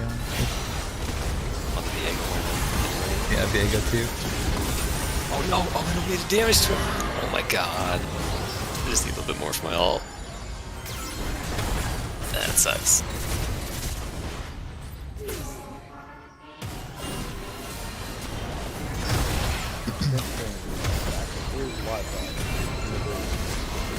Well, it looks like he did that. He's in the mode where he sacrifices stats because his hands turned to swords, right? So he sacrificed defense for offense. Yeah. Beam up, Sam, beam up. Dude, Viego with so many jumps. Oh yeah, well, one per kill and it refills the percent of his missing HP too, which is just bullshit. And his instant and makes him invulnerable. Man, it's pretty nice. Yeah, all the new characters are overloaded as shit. I'm about to go out and do some sessions. Fine, we need pacing rank me to get. Survive. There's nothing to do, nothing's on the map, literally. Oi? Não, não. Não dá fruta? Não. Você quer ajuda?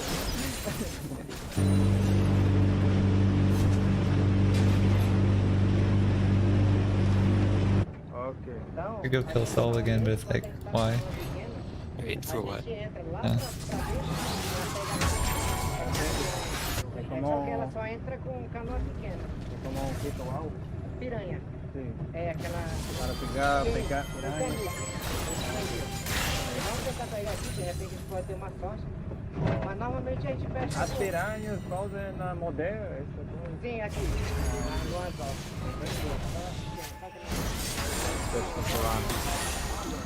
Viego, the Viego, the Viego. Oh no, he jumped over my freaking ult. That makes him unstoppable. Like mid, why does it make him unstoppable? He's unstoppable while he's casting it, and then he's invulnerable while he's channeling it. Like, oh, that's Damn. cool. I give up one jungle, and this is what happens. Roblox, how'd you miss the key? Oh my god. There's two champions running straight down middle ladder. She misses the key. Não, não.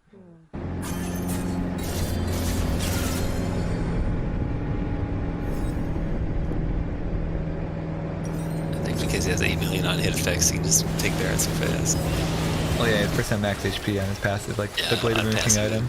Yeah. And he's got Kraken Slayer, and he's got... He does way too early, what the fuck, dude? That was so early. Oh, the heal and the barrier. I thought she already used that to save somebody. Yeah.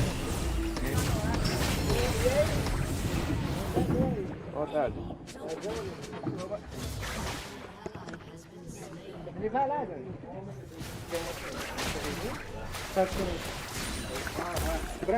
It's not even worth getting her, she's 3-7. We did our job bludgeoning bot lane.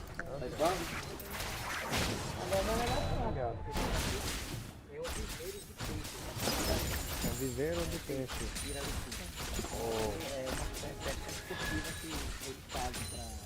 Pescar, pra sentir pressão mesmo, porque é muito forte ele. Ah, ok. O maior peixe de água doce do Brasil. Ou seja, é mais fácil É, fechar tu aqui. pega aqui. I'd be up there killing this guy, but no one's around. I guess we just give this dragon. Oh, we did get the first 2 dragons, that's not bad.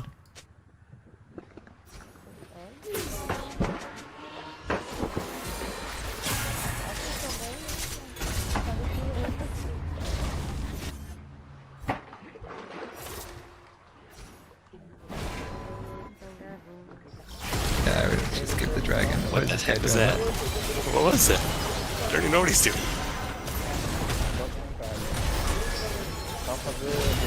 I don't literally know what he's doing, and I also don't metaphorically know what he's doing. Yeah, you can't tell. It's just like, the worst telegraphed champion that's ever existed, and everything is just like knockups and stuff, and like throw arounds.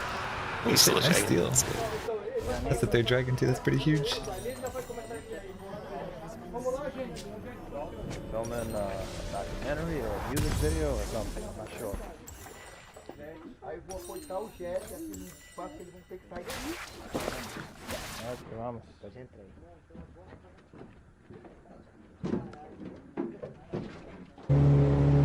I don't want to hold lane from this guy. It's so boring.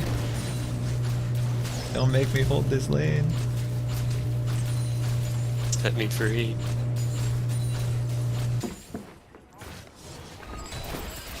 I'll take your shit, dude. That shit. Get out of here. Get out. Get. Why's the laner taking the stone krugs anyway? What the heck? Obrigado. Nada, eu que agradeço, foi um prazer, viu? Obrigado, viu? Tudo de bom pra vocês, tá?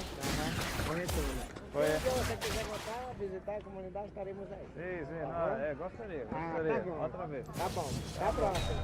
Obrigado. I don't want to hear that. Don't like hearing that.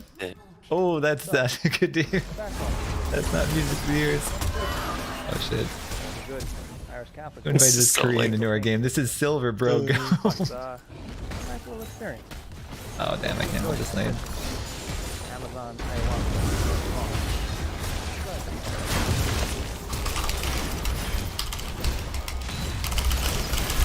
Because you can't all lose rooted, right? Yeah. That's a lot of gold. That's a lot of money. Money. Damn, this Cassandra's just hard. Everybody's just hard pushing. I feel like it's the same as last game, just no one's clearing the waves. Push the freaking lanes, you guys. Jeez.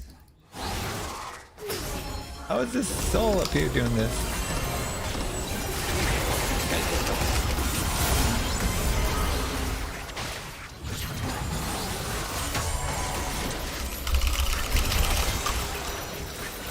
Help me with this guy. Yeah, I'm so I've far only got so ahead many of you. crits. I've only got so many crits. No! Oh Oh my god. crits. Praise the crit gods. Who plays Varus with crit anyway? Yeah, this thing's crit now. I thought he got some crit scaling. Oh, I need the anti-heal. That's what I need. Oh shit. Do I have to get this thing? Can I not get... Oh, dude, I have to choose pen or healing reduction? Oh, frick. Oh, this isn't building anything good for me. Wait, I think this is fine. This should be fine. This doesn't build into the right things for me. Literally zero of the items I have right now have stars of Varus. Like, I don't know what champion I'm playing right now. Off meta build. Just like steampunk chainsaw. Sure. It's the only thing that I can get this healing reduction. This guy's dead as shit. He's Oh no. constantly unstoppable. That's Yeah, what pretty the fuck? Hold on. Got There's a Viega behind us. After that. Already got Lux. God, he's already taken one. Oh, the Viega flash ulted me. Yeah. Viego show. He chose. Yeah, we Go shouldn't on, probably to a be better chasing place. Cassante when he has like a million like escapes. Like, Right. It's just not worth it. We like see the Viego cloud behind us when they're still chasing him. It's like, oh, Christ. We're full committed now, I guess. Fucking Cassante, man. They need to just delete that character from the game. Every new character they come out with is like a must pick, must ban. Like, I can't remember a champ, like the last 10 champs they've released, every single one is more bullshit than the last one. Like, oh, how about we just add more dashes, right? More dashes, more versatility, right? Oh, he's a tank, but he can also like just one-shot you, take you across the map too. Remember they got rid of old Zac ult because it was too good? They were like, oh, you can't just carry people across the map. Now it's like, oh, this guy can. Wouldn't it be cool though? I guess. You guys remember old Zac? Yeah. Those are the days. You want to make that hero again? Dude, you can do no damage to him when he's charging his shit like that. Like, you literally just can't even hurt him. He's just like... Then he's got the unstoppable charge afterwards, which is just good stuff. Love it. Great kid. Super Yeah, it's balanced. annoying. I wish in this game, like in Dota, you can click on the hero, right? You can left click on them, and you can mouse over all their skills and see what they do. But in League, it's like, if you don't know what they do, you're just like, I guess I'll tap little wiki. Yeah, you gotta go to Wikipedia to learn. There's no resource to figure out what the hell is happening. Right. And this game already does such a bad job of convey. I don't know. This game is so noisy. League. Like, there's just so many effects everywhere, especially with the new rooms and masters and items and stuff. Like, it's so hard to tell what's actually happening if you don't already know. Like, you don't play for like a couple weeks, it's like, oh Christ. Damn, I gotta go jungle. That was embarrassing. Seeing Evelyn play like that, holy shit, man. Champ's not hard. Like, you're literally invisible. You just walk up behind people and kill them. I think people like wait for the charm too much. Like, you can just use it slow. Oh yeah, it's dude, really good slow. You only need it like 30% of the time fully charged. The slow is Yeah. plenty. Like, yeah. You wait for the charm, they usually have enough time to wiggle out or their cooldowns come up or whatever, right? It's just not worth it. Especially for ganking, the slow is usually plenty. Unless it's like a tank.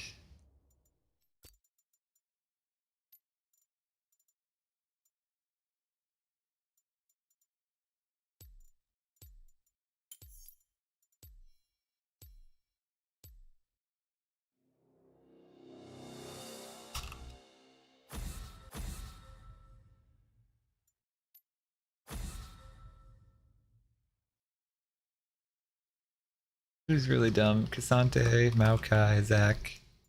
Probably get Maokai. He's the most bullshit of all the bullshit right now. I wish it just let you ban a lane instead. Like, I wish don't have top lane this. Yeah, just get rid of top lane. Yeah, he just goes Pick a lane somewhere and else. Honestly, I was saying the game would be more fun if they made the map asymmetric and pulled top lane closer to mid lane, so it wasn't such an island. Right? You could Right. roam to mid a lot more from top. It'd be super fun, actually. Get rid of Rift Herald. We don't need that secondary fucking bullshit. Rift Herald's a Constellation Dragon. Nobody wants it. You take it when you got nothing. I guess I could try it at least. Fun. Diana's fun too. Been playing a lot of Evelyn.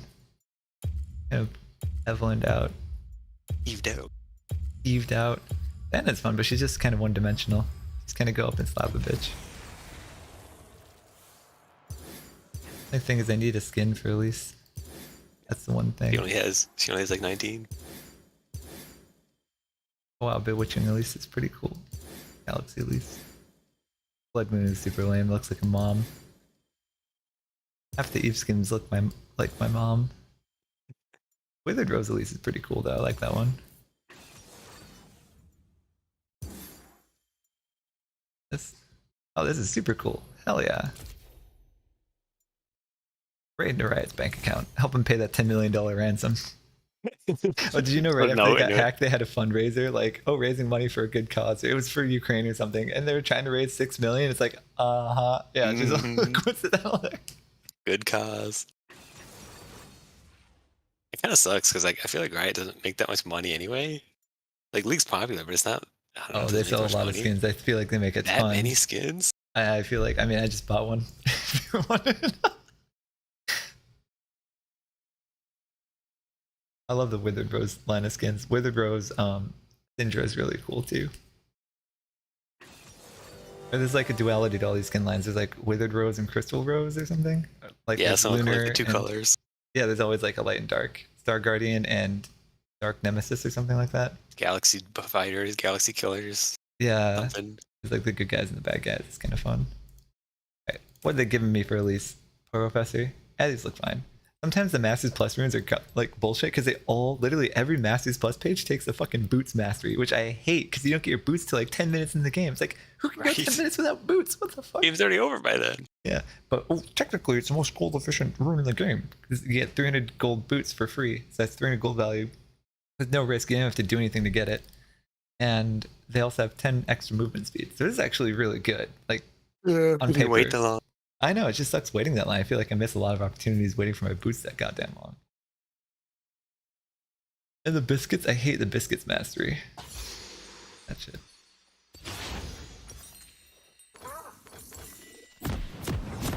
Biscuits. Biscuits. Biscuit if you got it, you know? That's what they say. I used to sell biscuits for the money. Oh yeah, sell them for cash. 10 gold for this biscuit set? That's actually not bad. It's like half of a minion. Right. It supports, gotta do what you gotta do.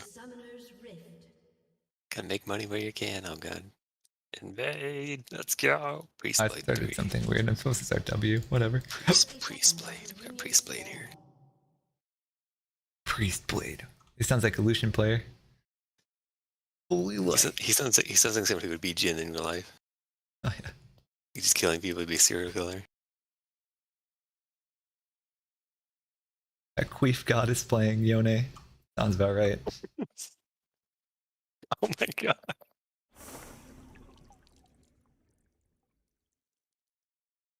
Minions have spawned. Wait. Oh, we got Soraka top. Interesting. Is that like an Aatrox counter or something? I don't really know. I can't keep up with this game, man.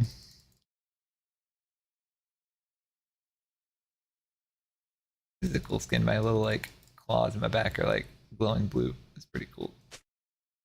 I'm Spider Woman. It does kind of look like the lady in the chair from Spider-Man. Do you remember that? The animated one? Yeah. The lady in the chair. It's Madam Web. Oh yeah. Spider-Man to respect his elders. Because she knew best. She was the ultimate spider, but I don't know what she even was. But she was always there to give him advice when he needed it. Grandma. Spider Grandma. That's Kaisa, huh? Sure looks like Lux. Or Syndra. Or any other sort of caster champion, but sure doesn't look like Kaisa, I'll tell you that much. Oh yeah.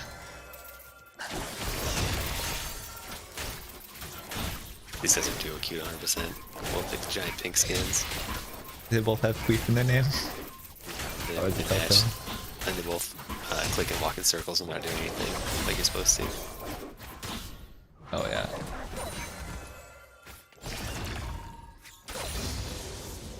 Hi.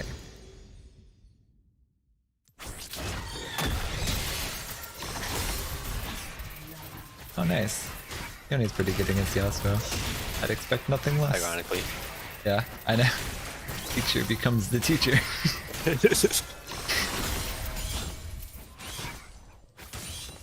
Oh man, are you ready for Attack on Titan, the final season, part 3, part 1? Dude, part 1. Dude, final season, part 3, part 1 is my favorite season. Final season, part 3, part 1.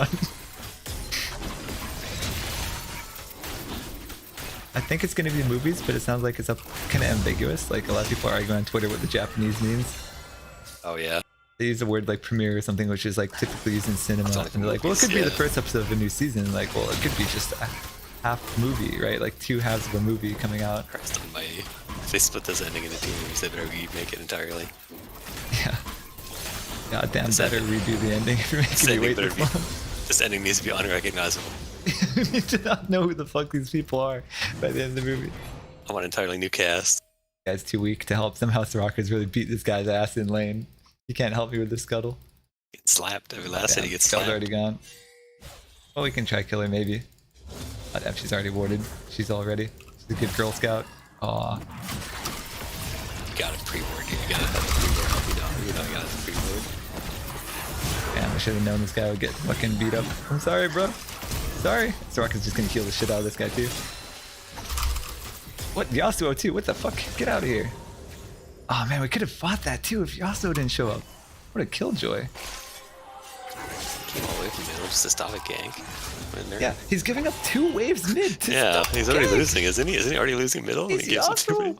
What are you gonna do at level 1 as Yasuo, right? Like, what the fuck are you doing? I hate these plays that don't make sense that really kill my fun. Like, what? That should have been a 2 for nothing up there. This dude roamed. Oh, dude, I got a rose in my ass. The cool skin. Oh, my little spiderlings got roses in their butts too. It's a scarlet rose. That's cool. Just I like the this book. guy. There's a book. Scarlet letter. Except it's a rose. Oh yeah, I remember. Oh my god, he took this one too. God damn it, he got both of them. It's so annoying. Okay, I'm waiting bottom. I'm gonna make something happen bottom because I'm so fucking bored. Just kill this Kane when he comes Something's bottom. kind of already happening. Oh, there's a flash. That's something. Kane's gonna come bottom for sure. 100%. You can't resist this. It looks too good. I want this kills, brother. Holy moly. Man, disappeared. Look at that damage. Lordy, lordy. My Elise is broken. Kane's gonna come get me. Help me. Help me. Oh, Yasuo, why the fuck is he here again? Wait, the tower. Oh, fine. Yeah, but Kane's coming to you for sure. Yep, there it is. I knew it. We bait the jump. There it is. We baited the jump. Easy. See, there it's. Man, I'm tempted, but I can't. I'm out of mana. Oh, that goes far. That goes really Yeah, far. I gotta get out. That goes so far. What the frick? Never mind. I've never been more than like 500 feet from Yasuo head to head. Incredible. Now, if Kane is good, he'll come invade me up here, but now he's actually just going home. Okay, cool. I'll take that.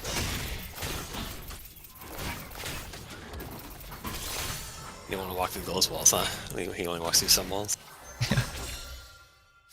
He wasn't that weak, was he? The Kane? Yasuo was. At least Yoni's getting way ahead. Yeah. With like 2 ridiculous Yasuo runs back to back. What is the egg? Oh, it's the jungle item. Like he's got 28 eggs. What does this mean? I got 28 spiders in the hatch. Holy moly. I forgot all about that. The weird jungle monsters. It's so Oh yeah, fun. the pets, the Pokemon. Pets. So stupid. Dude, the pet just gives you away. It literally will, like give away your ganks and like where you're hiding in a bush and stuff. It's super annoying. Are they selling cosmetics for it yet? Oh my god. Wait a second. That's such a good idea. Customize your groveling.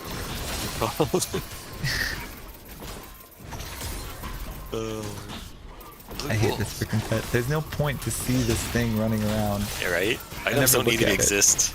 Like, they don't Yeah. need to exist as an entity. The burn was fine. The burn was like, okay, great. Got lots of damage on the camps or whatever. Rocket Top is kind of a joke, but I feel like if I don't get it under control, this guy's gonna actually get his ass kicked.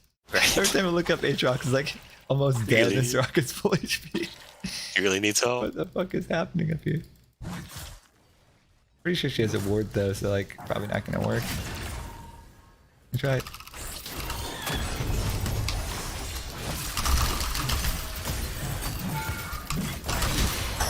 That was such a good Elise play. I E'd to the creep to go to human mode to stun her. So fun. Elise is pretty fun.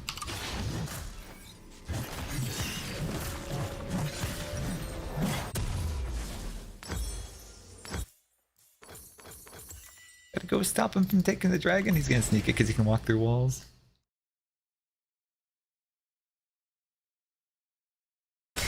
Imp on the dragon. No. I know he's sneaking it because that's what I do when I see someone ganking top. He wouldn't dare. He doesn't have the chutzpah. You'd be surprised. He didn't take this. I don't think he's going to. Nice. Okay, cool. I'm coming bottom. No chutzpah Let's at do all. this. Absolutely no chutzpah. Negative chutzpah. Oh, where's our 80 carry? Come on, guys. Get the fuck down here. Nice. Wow. Wow, that damage is ridiculous. Thinks his burst is bonkers. Kill Pinkboard. Yeah, scanners. I always get scanners on jump. Just plain Ooh. Oh god, I'm not close enough to ult. No, that's okay. I don't know if I could fight him anyway. 80 carry will be back soon. Probably just take the scuttle. Eat your gummies. Take those gummies. They're all you, man. They still like missing health. Dude, look out for the gank, dude. He's coming. Do you not see that shit? Oh my god, I gotta go counter gank now. Oh man. No, he's going for the kill. It's a bait. It's a bait. He's gonna kill him, right? No. Oh yeah, look at that damage. Look at that damage. God, I missed. You guys got it? Yeah, you got it. Oh shit. Yeah, he's no ult. Oh, he almost Yeah. did fancy feet. There's no ult though. Oh, you missed his W. Okay, you guys are good. Nice, nice, nice. They warded that Eric's like, for sure. wait. Oh no, the pink ward. Protect the pink ward. Oh, it's gonna get too much attack speed. It's impossible. That was a good juke. Holy shit, man. Okay, see that? These kick Oh no, plays. Jin, don't do it to him. Don't do it to him. It's so fun with Elise just leaping over people's bullshit. Like, no, you don't get to stun me. I'm just gonna jump over that. It's like I'm Mega Mario Fizz. away. That's so good. Like physics if you actually get to move. Nope. Oh, this is free. Might actually.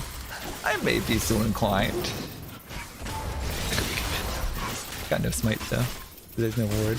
Might want to leash it. Might be in your best interest to leash this shit. Yeah, we probably could, but All those dice. they're not that brave. Thank you. I feel like he should be on top of that anyway. Soraka doesn't want him up there. Yeah. I had a feeling he wouldn't be here for some reason. I don't know why I knew he wouldn't be there. Even scanned it, and that's like a global reveal.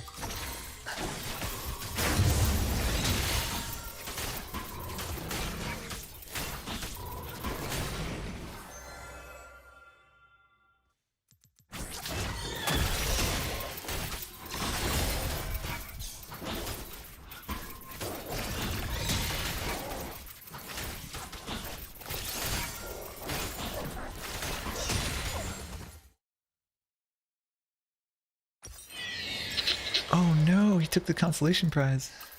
Not. Harold, what are you doing up there? He's gonna gank Aatrox for sure and try to get her up top. We're in my gank mid actually.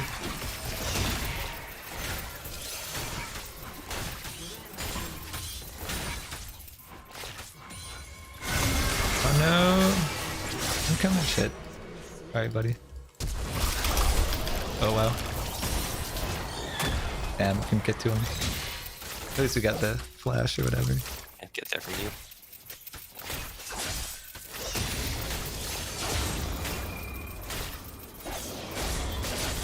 I think you'd know that after Herald's taken, they'd be looking mid.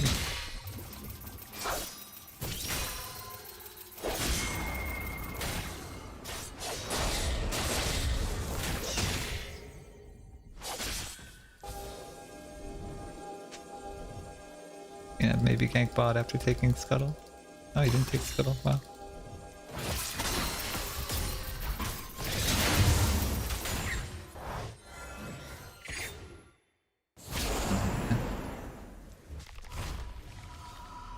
Everyone else is going home. I'm going home too.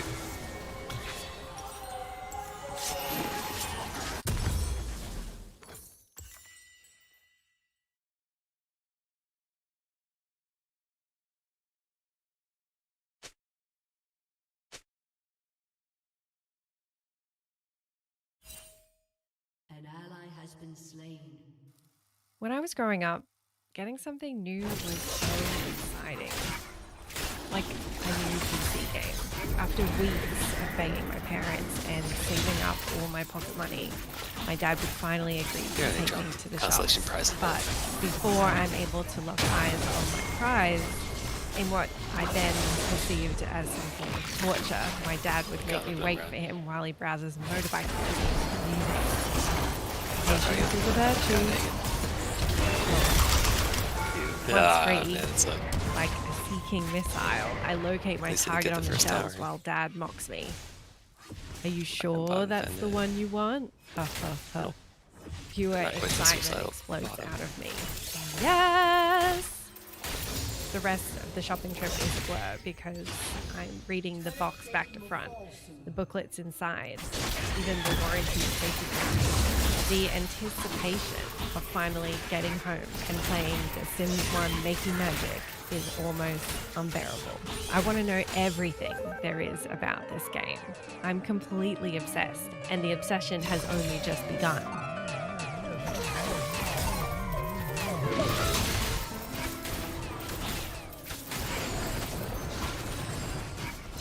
And now you might say, well, duh. Of course, you don't react this way as an adult. Kids are extremely excitable, and the sense of wonder that a child has for the world is just not comparable to now.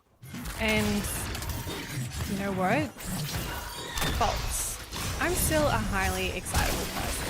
I'm still a highly obsessive person, particularly when it comes to my hobbies and interests. And at this stage in my life, I kind of have the money and freedom to buy things that I just want. So what's going on here then? Heck yeah. Welcome to the Daily Mind Trap, where my hope is that collectively we can learn about our world, develop self-awareness, and maybe even find comfort in chaos. Today, I'm wondering why buying things seems like more of a chore than something to get excited about. If you're new here, thank you for stopping by. Please like and subscribe if you want to see more from me.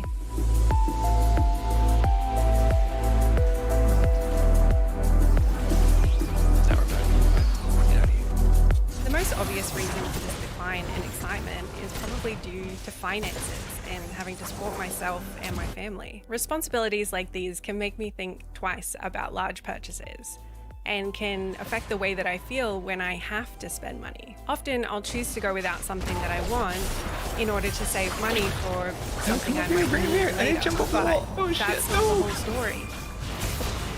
Shopping has become a choice. Sleazy salespeople, obnoxious advertising campaigns, shopping malls, faulty products, hidden fees, tricky websites. Sign up for this. Give us all your information. I don't want to have to sign a waiver at Athlete's Foot so that they can check the bacterial composition of my toenails in order to recommend me perfect running shoes, when you and I both know that those shoes are never going to be used for running. That's just a joke. I don't think that do that. Man. What is 100% true is Sony asking me to take a picture of my ears so that these headphones can personalize the output of sound to my unique earphones. Don't know when to give. I personally don't think this feature is particularly necessary. To me, it Think feels let's like hit this. just another data pump. I got it. You can do the gin spray. Yeah. Upselling. Companies have zero shame when it comes to harassing you to spend more money. Let's take the remarkable Bing Notepad. The device itself costs $4.99. Then you have to buy a pen, or it's basically useless. That'll be another $120. And you better get a case to protect your investment, so that'll be another... Okay, now you've spent $737. And you'll have to start paying for the Connect subscription after your free year runs out, which will be another $60 per year. Cool. and totally worth it. Then you finally get your new item, and it's funky, tracks your location without your consent, and doesn't deliver on what it says it's going to do. Subscriptions, virtual products, cloud storage, apps, memberships, digital programs, streaming. Despite paying for these services for sometimes years, we remain at the mercy of That was my bad. I misread what was happening in this situation. on us whenever they like. Go ahead and Maybe leave. you heard about Netflix. From 2023, Netflix are changing their sharing policy so that you'll be charged money if you try to share your account with somebody outside of your household. And these companies that we rely on for so much now are also incredibly vulnerable to cyber attacks. In just 2022 alone, Optus, Telstra, Twitter, even the Australian Defence Communications Platform, and many other companies was accessed by hackers, revealing users' real names, billing info, locations, passwords. This recently Meta Get wrecked, buddy. Get fucking wrecked. employees because they accessed Oh, she's got him, right? I can see that. Oh yeah, and BlockFi, Free Arrow Capital, Voyager Digital, and Celsius Network are among the latest crypto exchange companies to file for bankruptcy. Okay, we get it, the world is scary, I'm not kidding around here.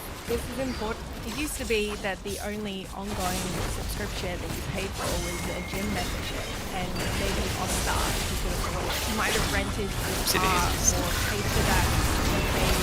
What's he doing over there? Oh my god. Thing that used to be on the Yeah, well, to be honest with Magic of opening a Crisco has We don't need to take inhibitors, honestly, just a gift for them. There it is on the doorstep. Wow, look at all the food we've got. I will go back to the other way of Christmas shopping. I love my Christmas. Oh, nice try. Now, we're almost exclusively sold things that we will never own, and if we stop paying for them, we'll lose access to them forever. When did we ask for this? If I wait in line for 5 hours Oh, no. to get to a live show, I will have a ticket in my grubby little hand, free to do with it as I want.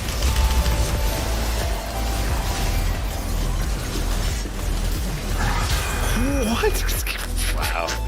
I guess it's Aatrox. I'd like to go back to my With point one item, literally one item. because it's the complexity of something that is far greater than it used to be. You've probably heard of a concept called decision paralysis, where too many options leaves us feeling confused and hopelessly ill-informed. And when we finally Kinda just do want to make chill the out choice for a to little buy bit, maybe farm some something, if jungle. it's We're not pretty. perfect, because Had a lot of fun. we lament about the choice that we made, particularly with big purchases, like this camera that I got for making videos. Despite all the positives, we're never truly happy with what we end up with. We put all this time, money, and effort into researching, sourcing, learning how to use it, building anticipation and expectations. So when we finally get it, we're inevitably dissatisfied and stuck thinking about the other options that we should have bought instead. Was it the right one? Why can't I just make the right choice? Okay, I'm well aware that this rant is just a privileged millennial version of back in my day. It doesn't make a whole lot of sense that I would be wishing that products were harder to buy, took longer to arrive, and were discernibly worse in quality than they are today.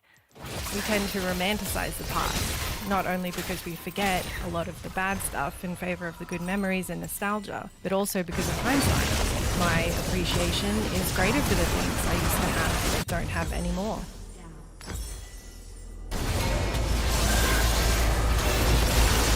Nice. Oh, double, triple. Oh, The shot didn't hit him fast enough. That was like Jin shot You get didn't what hit you him. pay for. Oh, I mean, So got me here. I can is eat that all even perfect. true anymore? careful for the This whole Yasuo. video idea Looking for started some trouble. because I'm due to upgrade my phone. I purchased this one about 3 years ago. Wait, why can't I jump to him? What the Oh, he's fuck? not close enough. Yeah, He's wait. just already. He was close enough for me to go up. I didn't know that was possible to go up and not be able to come down. And to be I guess 'cause honest, you I don't like to spend a lot of time on my phone anyway because for all the I amazing guess you can things take the it can dragon. do and Or offer actually the us, Baron. Well, it's kind of a probably big the time dragon. suck. And You then know, the if you're Baron. going to mention that this phone was fine until the latest S22 was announced earlier this year. Now, I don't want to be a theoretical physicist about it, but I'm not shitting you. My Samsung mobile was Do you love to working see them and fighting each other? Okay. Well, there's probably a bunch of complicated things that I don't understand about phone hardware and software. Maybe 3 years is a pretty good amount of time to get out of a device that's this small and complicated. And it's not like I really looked after this phone anyway. I mean, I've dropped it a few times. It's kind of amazing that we have a computer that's literally the size of our hand, right? Although I did read something recently about Samsung phones having their batteries expanding and exploding. Sometimes phones that were less than 2 years old. But also, maybe we're just conditioned to think that we have to upgrade our phones every 1 to 3 years. And the fact that Samsung doesn't support devices made over 2 generations ago indicates to me that they've made that decision for us. And it's not just that because Insert the wall, that's cheating. Oh my god, so many people. Yeah, it's too many. I guess the only just gets to take bot and hit for free. I don't know. This makes sense to me. Money on crap, as if that'll fix all our problems. Like that. Oh, I guess I go for Baron. They thought we would go for Baron. I mean, we should have gone for Baron, but I don't know why they went to fund the only bot. It's got me I guess they sent two. There's 2 bottom. Jin could pull them off of Baron now, I think. You'd like put your ult on, it'd probably be The enough. tech industry has changed a lot since I got No, my the first double heals mobile is too phone. much. It seems Oh, like speaking of it's which, I one need to get a heal fastest code. moving industries, and I'm not even going to pretend that I keep up to date with it all. But about once a year, I do like to check in on the tech world, see what's improving or not, and what people are spending their money on. But I'm also so fascinated by these tech review YouTubers. They're like the modern day door-to-door salesman coming into your personal time and trying to sell you a vacuum cleaner. As consumers, we trust somebody who looks like us and speaks like us on YouTube. Well, we trust them more than traditional advertisers and mainstream media anyway. But retailers know that, and influencers are one of the best ways for brands to get direct If I go in access tanky mode and it still only takes 4 hits to kill me.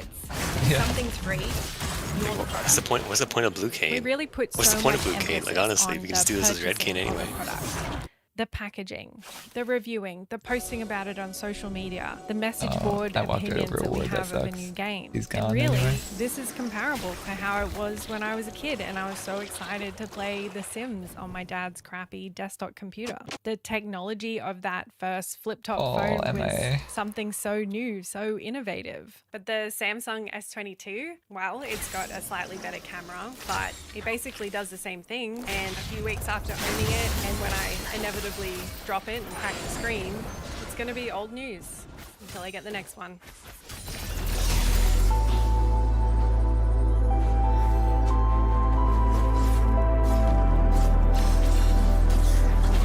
And so it's for all these reasons that getting something new just doesn't have the same sparkle that it did when I was a kid. And it's not just that I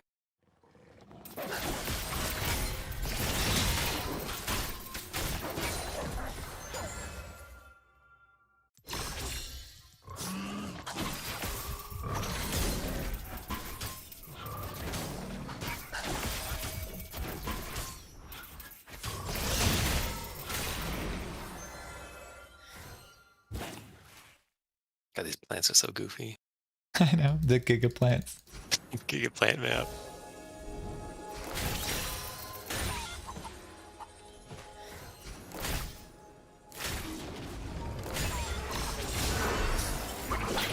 This guy's invulnerable. Wish he wasn't playing Alki, dude. Oh my god, are you kidding me? What? Oh, the healing. The Terra kill, the Soraka ult, and then the Terra ult. So much. It's already back to full. Yeah. Seriously, need heal cut. They have like 4 healers. They're gonna carry one shield though too, right? Oh, Yatso did. How do they have bounties? Excuse me? What Right. the fuck? They take Baron and Aces twice and they have bounties still. Yeah, how is this possible?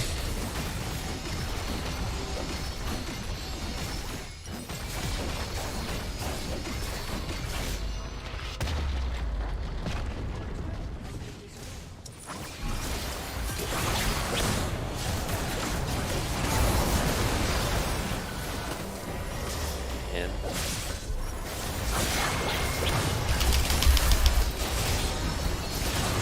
Doesn't matter, they have so many healers. Can't even kill them even if we get a good grab.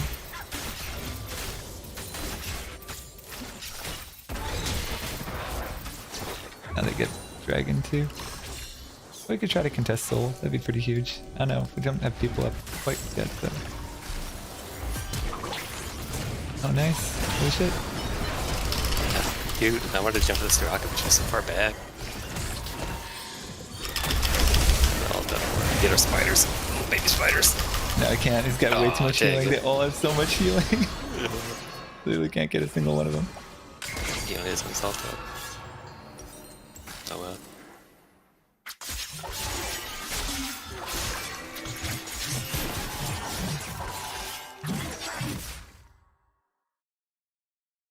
Can't mean doing work bottom though.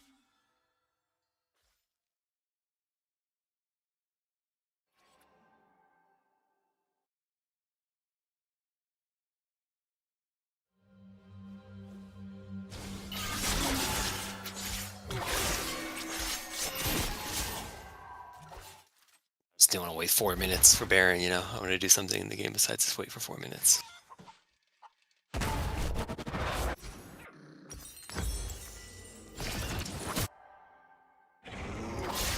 Yeah, I'm literally just raping my entire jungle on repeat. Like, it's like the third blue buff he's taken from me. Yone doesn't even need blue buff. I don't know what he's all about. Bro, I need to scale.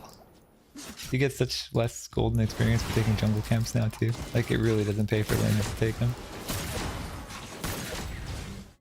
Alright, we could kill this guy for sure. Let's get him. Let's get him. He was in the wall. Oh god, he's inside the wall. Oh shoot. Wait for the. Oh, missed her. Wait for that down. Yeah. Now it's 5v4 too, because they have one bottom. Doesn't matter.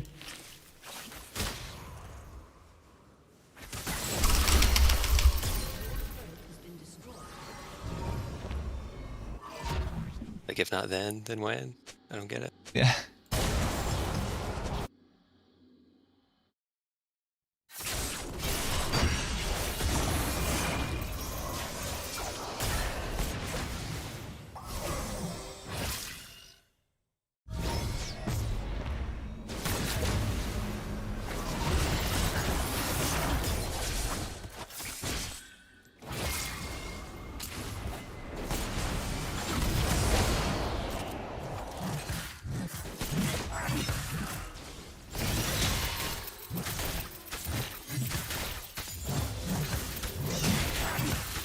I have no damage because I had to go Morel and Omicron. Now I have no penetration.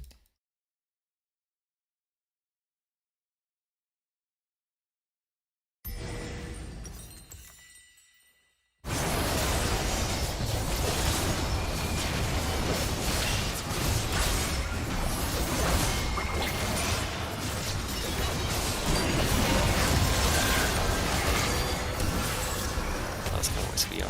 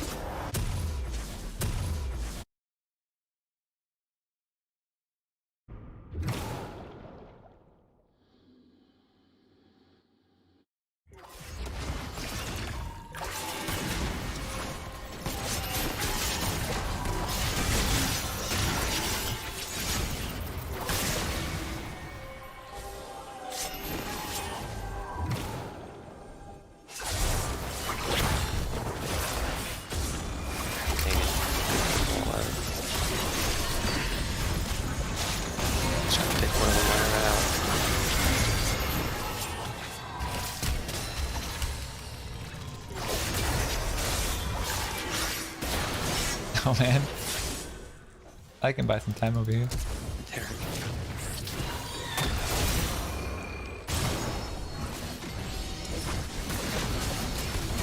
I mean, Yone and Aatrox is supposed to scale pretty well. I don't know why they're not holding the late game together for us.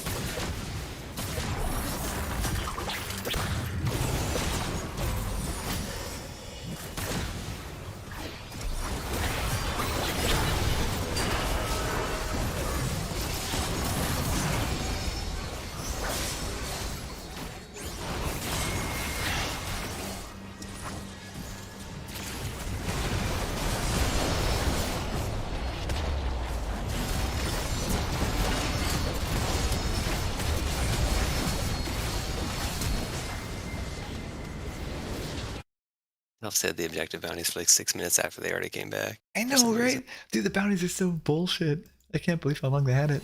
I mean, like, I don't know why they didn't fall off like after they took Baron and Aestus like once, and they still have bounties. Like, oh. Because even when it says it's falling off, there's still like 2 minutes where you can collect a bunch of shit before they actually go away, which is super dumb. It's like a race against the clock.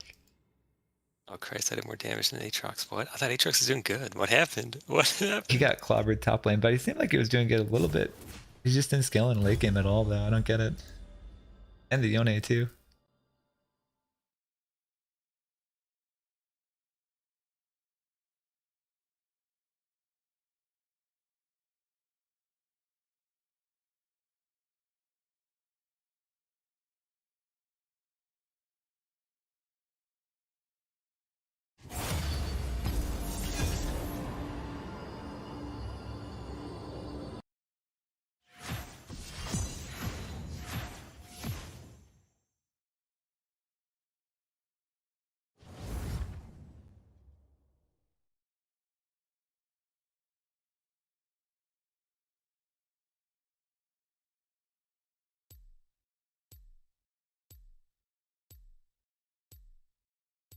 Riot is changing Radiant Virtue, and it's a pretty massive change, so let's check it out. They're also making a couple of changes to Nautilus which look pretty cool, but I'll get to that at the end of the video. Radiant Virtue. Cooldown is going up by 30 seconds from 60 seconds to 90 seconds. Maximum health is going from 10 to 15%. The total healing is going from 8% max health over 9 seconds to 15% max health over 8 seconds. And the ability haste aura and healing amp have been removed. This item looks like it's going to be insanely strong, and there's also some changes that are on the table but not implemented yet. For example, changing the activation from being alongside your ult to manual activation, and a new passive that will automatically activate the item once you drop below 15% HP. Then we have the Nautilus changes. His passive bonus damage is going from 8 scaling to 110 to 14 scaling to 116. His W mana cost is being reduced by 20, going from 80 to 60. His W shield is going from 40 scaling to 80 plus 8 scaling to 12% max HP to 50 to 90 plus 8 to 12% max HP. His E damage is also getting a buff, going from 55 to 175 plus 0.3 to 55 to 195 plus 0.5. Let me know what you think of these changes in the comments down below, and to see Riot's response to bots in ranked, click the video on your screen.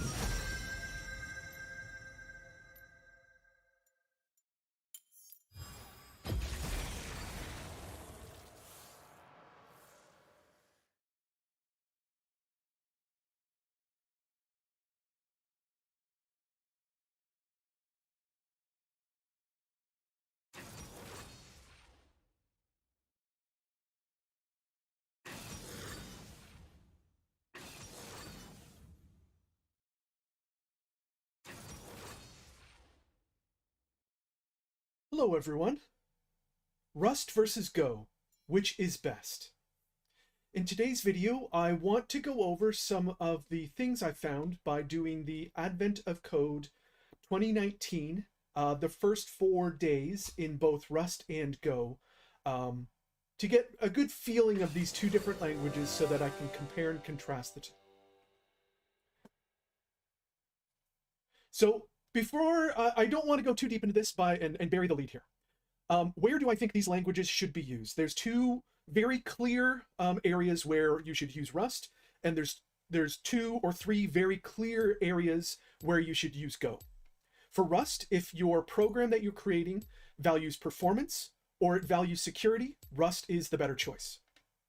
In the case of Go, if your program has a heavy use of strings, or if your application benefits from being a single binary with no dynamic link library dependencies, Go is clearly better in those cases. And that one case where you don't want any dynamic link libraries might be important for Kubernetes, where you can have a Scratch container with nothing in it except your Go application, instead of having the whole like an Ubuntu or an Alpine image backing your application. Now, before I go on, in other cases, I have a clear choice. I have a clear winner between these two languages, and I'd like to hide that until the end of the video to hopefully get you to watch until the end here. So the agenda that I'm going to be going through is I'm going to first give you my bias. I'm then going to go through various important concepts of the languages that we need to look at, such as unit testing, benchmarking, project setup, compilation, the syntax of the language, the performance of the language, and the concurrency and parallelism makeups of the language. So, what is my bias? My bias is that I have been a C programmer working professionally since 2008. I worked on middleware C code between 2008 and 2016, and that was solely in the C language. I did nothing else other than C. In 2017 and 2018, I worked in low-level Android code, so I worked in some kernel LSMs, I worked in some Fuse file systems, and I worked in Zygo, so that's a mix between C, C++, and Java. And since 2019, I've been doing BPF-related code in C++. I have written proof of concept applications was powerful to C and C++ when it comes to unit testing. Rust is, however, a little bit superior to Go. And I think that Rust is superior to Go because in Rust, you can do in-file tests. So you don't have to split off your unit tests to a different file. You can just do your unit test in the same file where you're running your main code. And that has a little bit of a benefit. And the major benefit of Rust over Go is that Rust has asserts built into the language. Now with Go is a little bit inferior because you have to split out your unit tests into a different file, which you're probably normally going to do in both of these languages for a bigger project, but it's nice to have the choice to do unit tests in file. But the major downfall of Go here is that you need to write bespoke assert functions. You need to write your own assert functions for these unit tests, and sometimes that's a bit of a problem if your assert functions kind of get a little bit crazy. Rust has that all taken care of for you, and you don't have to worry about it. So that's why I think that Rust is a slight winner here when it comes to unit testing. When it comes to benchmarking, however, the winner is Go. Now again, when coming from C and C++, both of these languages blow C and C++ out of the water when it comes to benchmarking. Now they both use external files for these for the benchmarking code that you're writing. Now Go is a little bit superior to Rust here because your benchmarks are not only extremely similar to your unit tests, but they're also contained within the same file as your unit tests. The output is a little bit cleaner as well, and the de facto standard for doing benchmarks is built into the language. Now when it comes to Rust is a little bit inferior to Go because the de facto standard for doing benchmarks comes from a crate called Criterion. And Criterion not only has a separate file for doing benchmarking, but it also has a separate directory for doing benchmarking. I also find that the output isn't quite as clear, and the major downfall of Criterion and Rust benchmarks is that you can't benchmark non-public methods. Now you can get around that by using feature flags to create a public method only in your benchmarking code, but that's kind of a bit of a kludge to do, and it's not as good as what Go is. So that's why Go is the winner when it comes to benchmarking. And let me show you a little bit of what I mean by I think the output is clearer when it comes to Go. So if I've done some benchmarking here on on the day 4 puzzle, and as you see here on the left, you've got your Go benchmarks, and it's really easy to see what's going on. These benchmarks are easy to read. They're nicely lined up and everything like that. When it comes to Rust, it's clear, but it's not quite as clear. So it's just not as good. So yeah, that's why I think Go is a little bit better when it comes to benchmarking. No. Project setup. The winner is Rust in this category. When it comes to Rust, Cargo basically does everything for you. You run a cargo in it, and not only do you have your project set up for you, but you've already got a main application, so you can even run your code right from the start without writing any code. You can run some code to get you started. Cargo TOML is fantastic. Wait, is this guy really gonna gank? Holy shit, I didn't think he had the balls to do it. Rust can use tools that I'm already familiar with, so I can already do debugging with Wreck. While Holy shit. Go, you have to use your own tools. And when it comes to project setup, Go is a little bit weird. I got a flavor of a little bit of C by doing some makefile stuff, and a little bit of Java in that At least it's so Go seems to fun. want me to put my directory structures in a certain way. And I'm not sure if I did everything right here, and because I'm not sure if I did everything right, that means that Rust is better, because Rust took care of everything for me, and I'm just ready to go. Now, Go isn't quite as bad as I'm making it, and I'm sure if someone could bench for me, No. God, I couldn't get Oh, her the into red my buff E. got him. That's fine. Very long for me to get the help, but simply because I jump in onto Oh, the don't get line the and mirror start doing effect. things, and I didn't know if I was doing. That's real. I wouldn't use the E offensively, buddy. That's pretty courageous. Holy Rust is superior. Rust Oh, also man. has some really easy to install and set up tools to do things, such as flame graph. So if I wanted to start doing performance analysis and seeing flame graphs of my applications, all I would have to do is to cargo install flame graph, and I'm ready to go. So yeah, that's why I think that Rust is the winner here for Project 7. Now, when it comes to compilation, Go is just absolutely fantastic. No other language I've ever used comes close to how the compilation goes. It blows everything out of the water. Compilation in Go is so fast that I thought I made errors in my make file, thinking that I wasn't actually compiling anything, because the compilation was so fast that it was like I didn't actually compile the code, but I did. So yeah, it's absolutely What is this man fantastic. doing? Nothing comes close to it. Now, Rust is really slow. Rust is slower than everything else I've ever used before. Compilation times are worse than your most generified templated C++ code. So compilation time is pretty darn terrible on this. Yeah, let me jump down. But saying that, you don't have to write complicated make files, you don't have to do anything. All you have to do is issue a cargo build, and it builds a project for you. So while it's slow, it's not hard. So it's okay. But when it comes to Go, like Go is amazing. So I don't think that compilation is as important as a category as others, and that's why I'm only ranking this out of 5. And you'll notice that I'm giving Go a higher than 5 here, because it's better than perfect when it comes to compilation times. So yeah, that's why I think Go is a clear winner here when it comes to compilation. Now, when it comes to syntax, it's a tie. So let me get into why I don't think either of these two languages are perfect, but they're both very good. So when it comes to Rust is somewhat arcane. And you can see that most when you're working with strings. So coming from a C, C++, and Java backgrounds, I expect strings to be to at least abstract down such that I can think of them as an array of characters. So I expect that I can take a string and index it and get a character out of it, but you can't do that with Rust.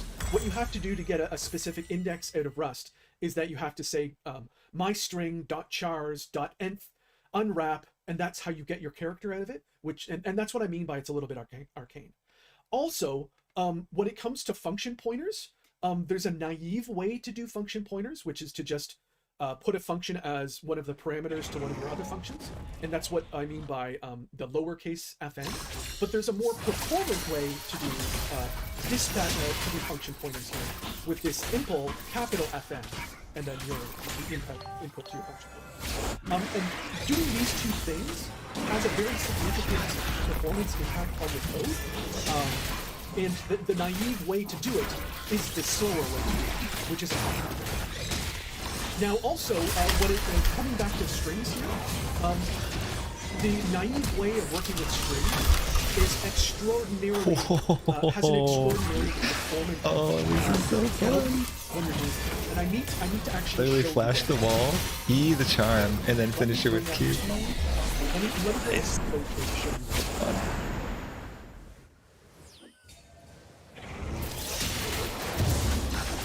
So I originally wrote this validation function to take a string. You're building us a final boss down there. This string. And he'll never let me use my E. He literally just walks away from me. It's so To get obnoxious. out whether I passed the validation of if the string was valid or pointed. And I did that by doing this .chars.nth unwrap technique. But when I ran this code versus the Go version of this code, I hope I have that here. Validate function. So the Go version of this code, I'll actually look at the validate action because it's a little bit better. The Go version of this code just took a string and I converted each of these items to a rune, which is kind of weird, but okay. So I converted it to a rune, and it's a little bit weird, but it's also straightforward. So when I did this, this is the only time in which Go was more performant than Rust. And in fact, doing this technique with Rust was twice as fast as doing this technique with, doing this technique on the left with Go was twice as fast as doing this technique, this naive technique with Rust. So I thought, like, oh, what's going on here? Well, on every other performance benchmark that I've ran, Go is at least twice as slow as Rust. Why is Go twice as fast as Rust? Immediately went away. Holy crap. So it turns out that if you want to get more performance out of Rust, you have to start using different techniques. And one of these techniques was... Shoot. Just auto attack has, like, he literally just walks away. Yeah, what? This guy. You're so weak. He just never wants to fight. It's super obnoxious. But it's fully charged Conqueror, come on, go Eds. I didn't even know Conqueror Eds was a thing, but you can do it. Oh man, so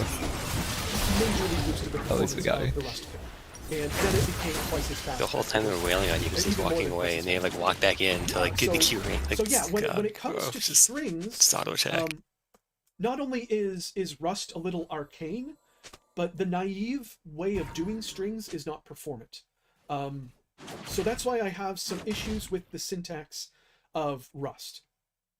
Now, saying this, Rust also uses two concepts called result and option. And these are amazing concepts in Rust. And it actually ties back to how I write my C++ code, where I would return a tuple of an error code and the actual thing that I'm returning here. But Rust does that even better.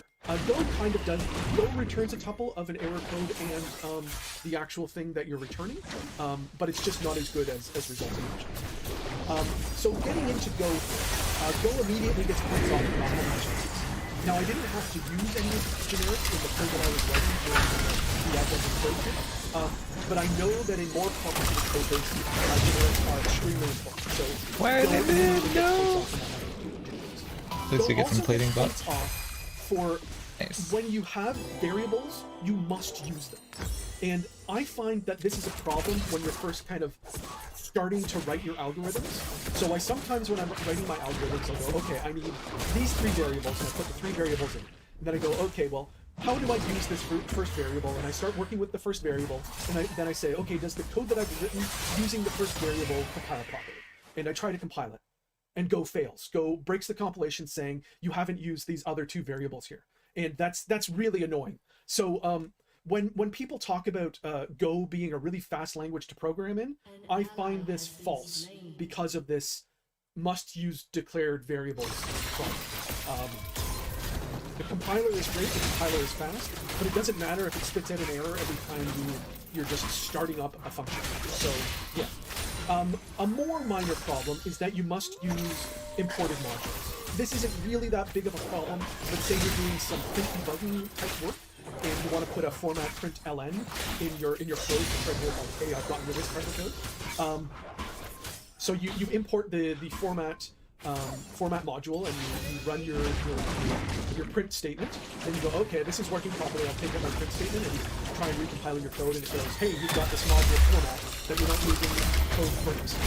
Now, not using variables and having modules in your code that you're not using, it's important to know about these things, and Rust will give you warnings when this happens. That's crazy, he's 1 in 3 and he still 1v1 me. Just all the healing. Otherwise, Zach is so broken. Zach, Maokai, Mumu, the Trinity. Like top laners, like sustain top laners. It's super tank meta right now. That's why they're buffing AD carries a ton next patch, all the damage AD carries, but mages just get nothing. The mages and assassins and just shit on the whole time. Yeah, no one cares. They haven't been a mage in years. No, they even nerfed mid lane golden experience. Now, when we There's get been into no new performance, mage this is mythics when, in Rust man since mythics came out. They haven't made a new mage mythic. Oh wait, Rod of Ages. Sorry, they brought that back. Let's just bringing back something. It's not even that good either. Analysis that I ever did. Now, saying that, performance tuning Rust took a little bit of extra work here, because the naive solution on these strings was an issue. So that's why I said in a previous slide here, if you're using a lot of strings, Go is probably the superior language. But if you're just using strings a little bit, and you can deal with having to kind of convert your code to, instead of working with a string, work with an array of U8s in a few places, Go is just, it just blows, Rust just blows Go out of the water. It's at least twice as fast. Now, saying that, Go is a pretty fast language itself, but it just doesn't compare. It just doesn't compare to Rust. So Rust is the clear winner here. Now, concurrency and parallel. Go has this claim to fame with Go routines as being this awesome concurrent language, but to be honest, I didn't find it all that much better than Rust. Now, it's true that all of what you need is built into the Go's language, and if you want to get into better concurrency, you have to pull in a crate called Tokyo. But using Tokyo isn't all that difficult. To use Tokyo, all you have to do here is how I use Tokyo. So you just say you want to use Tokyo, and then this is how you use your tower. No! You know what? It took me all of 10 minutes to convert from a... actually, I have code that did not use Tokyo, so let's compare against that.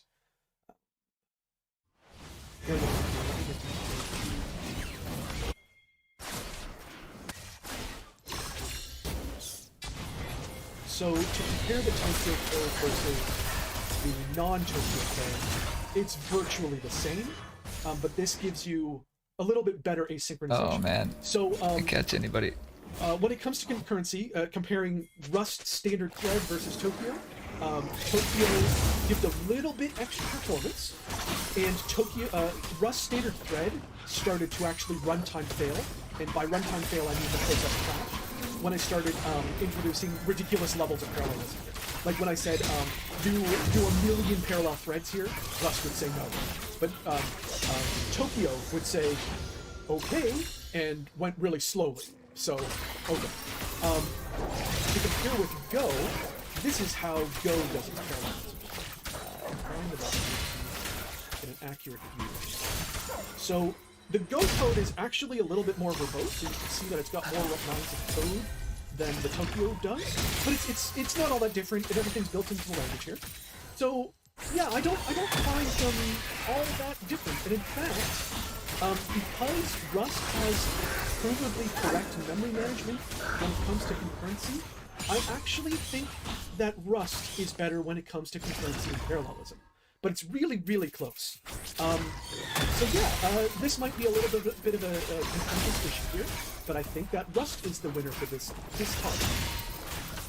So let's give some bonus points here. So there's some things where Rust and Go don't really compare too well together. So let's do some bonus points. Go compiles into a static binary, and this is why I believe that Go seems to be. Oh wait, did they pull him over the wall? Excuse me. So what you can do with a static binary that has no dependencies is that they're all here. Have a Kubernetes oh, that's literally all five. It's been nice knowing you. Another pod. You don't have to pull in Alpine, or you don't have to pull in any. Is that stop pushing bottom? He's not going to take the towers. He's going to recall instead. Your binary on.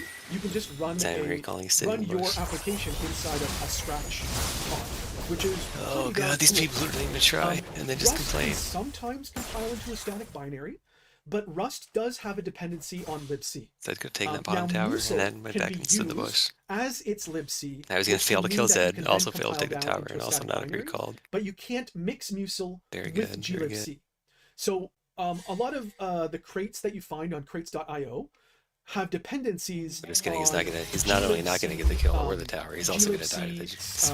Yeah, at least just sneak push and then go home, right? Like that's fine. Whenever you want to be a selfish guy, then at least be a good selfish guy, right?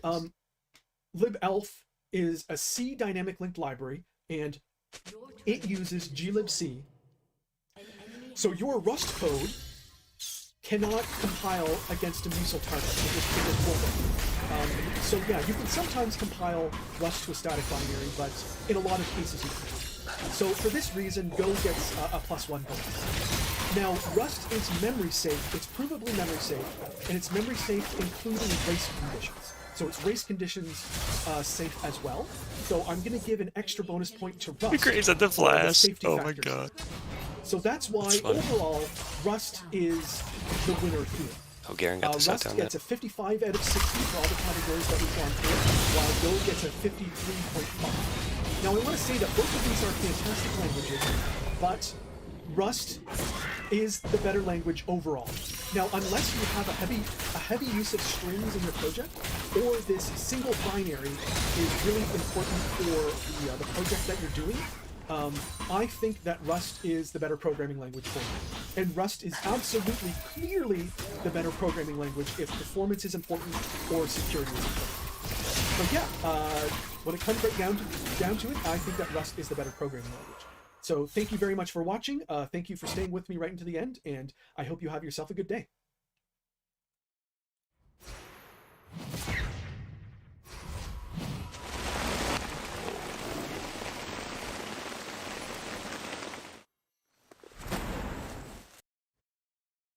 Else do we get the Ari? Same. Big in the Ari. Not worth any money anyway, but it's all we can get. She's worth my she's worth my Undying stack. That's what she's worth. Good old Ezreal.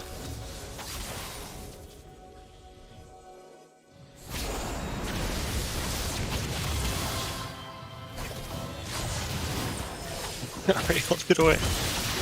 Just full HP against Rakan by himself. No, it's actually all 5 here, which is crazy. I thought it was just her and Kennen. But apparently no one's gonna defend bottom. I guess it's just tier 1 bottom, they didn't really care. They're more about I mean last time they didn't have to, he just left, right? So maybe he'll just leave again. Oh man.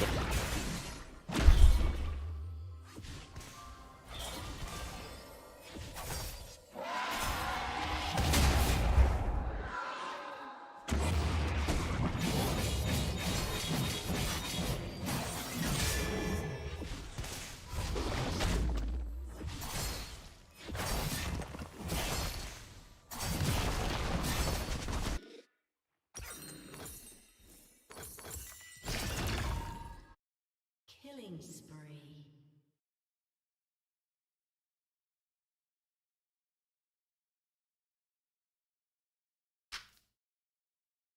I think it's time, guys. I think it's time. Look. You know what time it is? Huh? You know what time it is? Everybody get out your drills. Gonna drill some people. The Bowsen build, I haven't quite figured it out. I haven't done all the lab experiments, but I believe Yomu's Claw Mortal Reminder into IE should be optimal, and then delay the collector. He's thinking theoretically. If you don't wish it, you can skip more reminder and get collector. This is the count challenger. It is. But I've been using it a bit lately. It's a little bit easy. I have not been playing so much. She's ignited. Really good free ground, playing really well lately after that. I think it's on stepping sound, free win.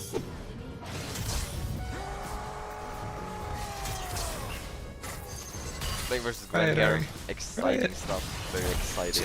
Oh wait, oh that's great. I thought that was Garen actually. Yeah, but actually I legit thought the character model was Garen. He's very blue. He's got the big shoulder pads. Those look like he's got the blonde hair too. What is? Yeah, I was like, oh, that's Garen. What's he gonna do? I can just snare him.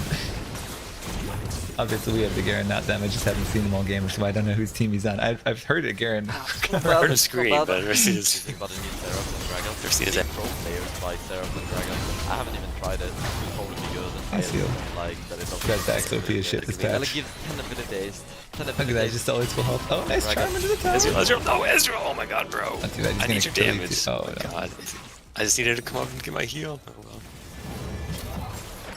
That's scary.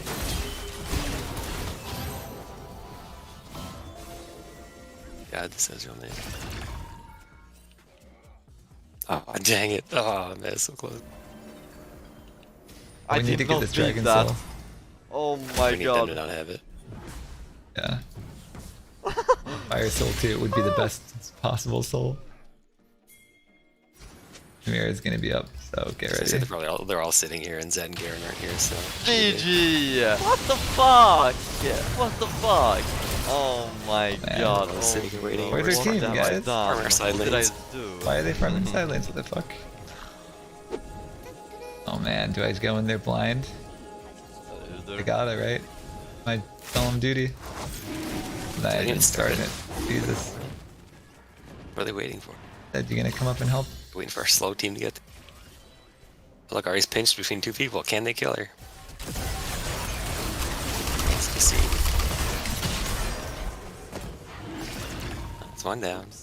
I don't know, my bad. For some reason, Graves just is here. immediately take it. Need more people. I don't even know. I don't really look at map. A lot of times there's a lot of miscommunication between me and my team. A lot of times because I don't really look at map. Garen recalled. Wait, Garen recalled. He could have walked faster than he recalled. Oh my god. Guys. Samira's up and almost she's there. over the Miles on wall, so 720. Samira's gonna wreck us. We gotta be careful for her. Jesus, Wow, the stop's just short.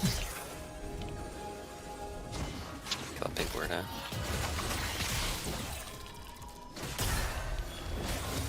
We shouldn't start it until we get some kills, but we need our team in order to get some kills. I had to wait for the right opportunity. There's a lot of stuff she can do to fuck my combo up, so need to make sure. Oh, Garen is here. Okay. Like, So we have cruiser to bait- initiation, to Garen's bait like our him- only we have to bait tank. him onto Garen, right? Garen's the only tank and he won't walk up. Not my. He's so far away. We can't start it with them in a bush there. Why are they in this bush?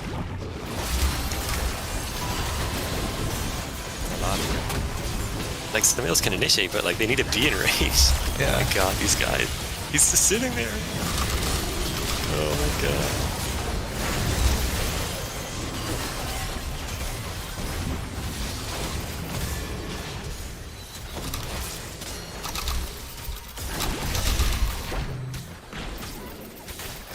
Oh, guys, people are so obnoxious. Don't play like this. Can we get the Can we get dragon it out now? at least, Or right? no? Guys, can we get it? Never run into the alcove, but once you run into the alcove, you can't run anymore. Daddy Graggle will find you. Force gaming indeed. Vroom vroom, or whatever. How does the drill sound? Rain, rain. I'm monster strong. My team is doing well as well. As long as you play safe, play clean, it should be fine here. I decided to go for full magic pen build instead of the book build because of full AP and any damage. Guess I'll just diver. Oh, she bought mercs, never mind. Oh, Garen's taking the bottom river bush. I am more than a real person. Oh, yeah, man, I don't know, man. I'm not very useful. What the hell? Everyone is just dead before I even... Oh well. Baron. Oh yeah.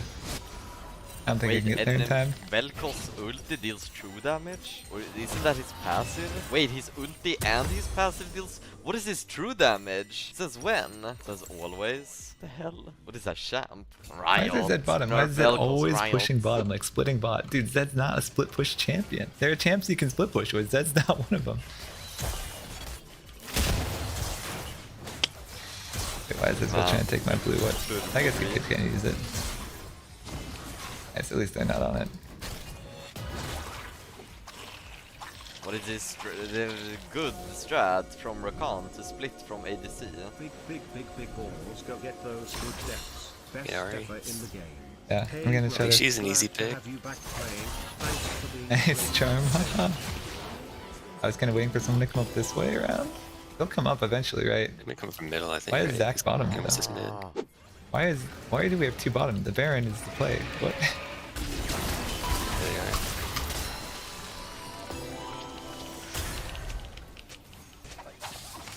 Once again, two bushes too far away. I mean, should we start it? But Kennen ult is super scary. Like Kennen and Samira are just both like super scary.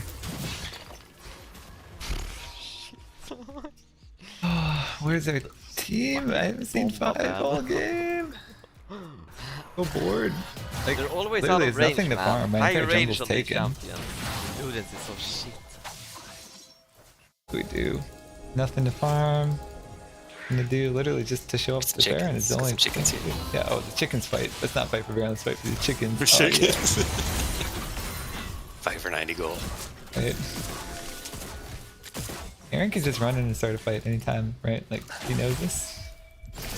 I mean, I'd be willing to start fights if they were at least here. But he's Yeah. never here. He's like As soon 2 as I see miles 5, away. I'm ready to like start something.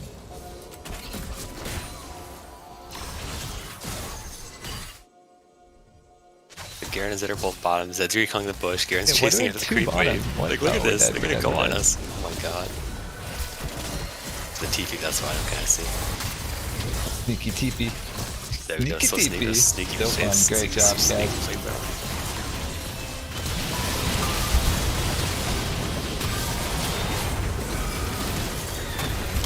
I won must have been Samira. Oh man, what killed me so fast in the middle there? I got like sidestepped. Oh, I think it was Zach ultimate actually that pushed me to the side as soon as I went in. Zach and all of his knockups. Fun stuff. Fun stuff. Oh man, I hate Zed as a character. He's so fucking useless. Imagine picking a champion where like one item just negates 90% of your like usefulness. Like, oh, Tiamat too, nice. He's probably going for Hydra. Hydra, right? Hydra's like the new AD Magi's, but he's not even like getting kills, so why go AD Magi's?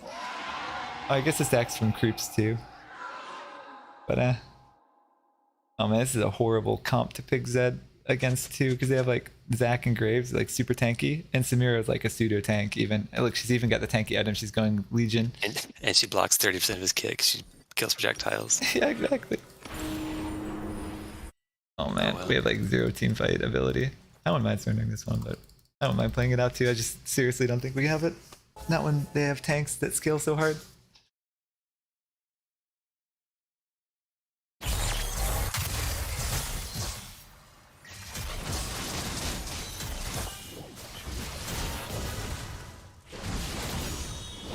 That's not even worth for her, honestly. No.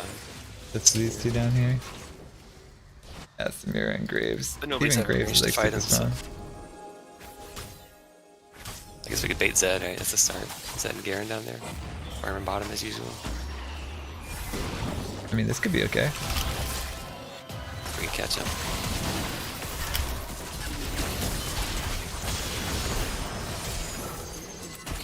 Aaron's going for a flank or something up there. I don't understand these guys. Like, literally, I don't get what they're doing.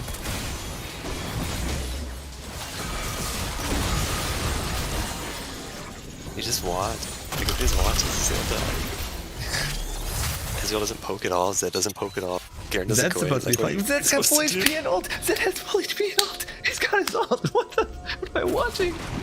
Holy shit. Well, you're gonna go outsmite it, bro? You're gonna go outsmite the dragons. That's what you're gonna do? You're not gonna fight with the team. Oh my god. What am I watching? All we need is for Zed to ult Samira. Right, just wait for the Samira ult and then go in with your ult, right? Easy as.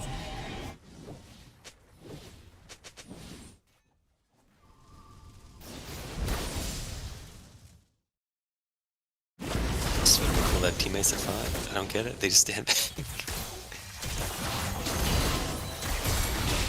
Ezreal needs some Lord Dominic's because they have a ton of armor. They're like literally all of them are like giga tanks. Super tank, yeah. Yeah. And what Ed's building is doing some garbage because he does no damage. I don't disagree. Look at that, just a bunch of tanks just blowing everybody up. Mana items, even though you don't need mana items anymore. Yeah. Who needs mana when you're always respawning? Like you're always coming out full HP.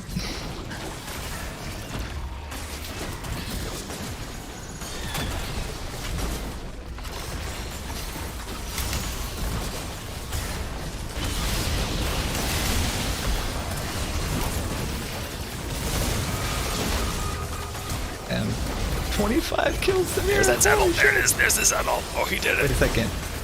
I was did it. 86. I was 80 carry last game. Every single game tonight, the role I've just switched off of gets just absolutely obliterated. Because remember, first I was mid and their jungler Yeah, got then I switched destroyed. to jungle. Then I switched to jungler and mid got destroyed. It was that Fizz, remember, destroyed the Akali. And then I switched to 80 carry. And our jungler, that Evelyn, was super bad, remember? Now I'm like, can't win. now I switched off ADC and our Ezreal gets shit on. Holy shit, every single time. Oh man. Like legit, that was just Power embarrassing. Holy shit. Those guys just gave up in like minute 3. 47,000 damage, Samira. 47,000. Holy shit. I mean, Samira's broken as fuck right now too, but damn, that's just crazy. Zac and Samira, they're both like super busted, and Ari. Their whole comp is just busted ass characters. Can't come in and jump. Gotta pick the meta. Gotta pick the meta. Oh, the meta is so fucking stupid right now pick too. the meta. Everyone's saying it. All the like pro EU players I watch on YouTube and stuff, they're all like, "Yeah, this is like the worst meta I've had in like a long time. It's just not fun for some reason. I think because all the tanks are too strong." Like buffing ADC. The game was honestly in this best state right before the durability patch. I mean, I liked the durability patch, but it completely imbalanced everything, obviously. Remember, the healers were super broken, and then there was like some other bullshit that followed. It completely threw everything out of whack. But before the durability patch, it was honestly in a pretty good spot. Everybody sort of liked the game.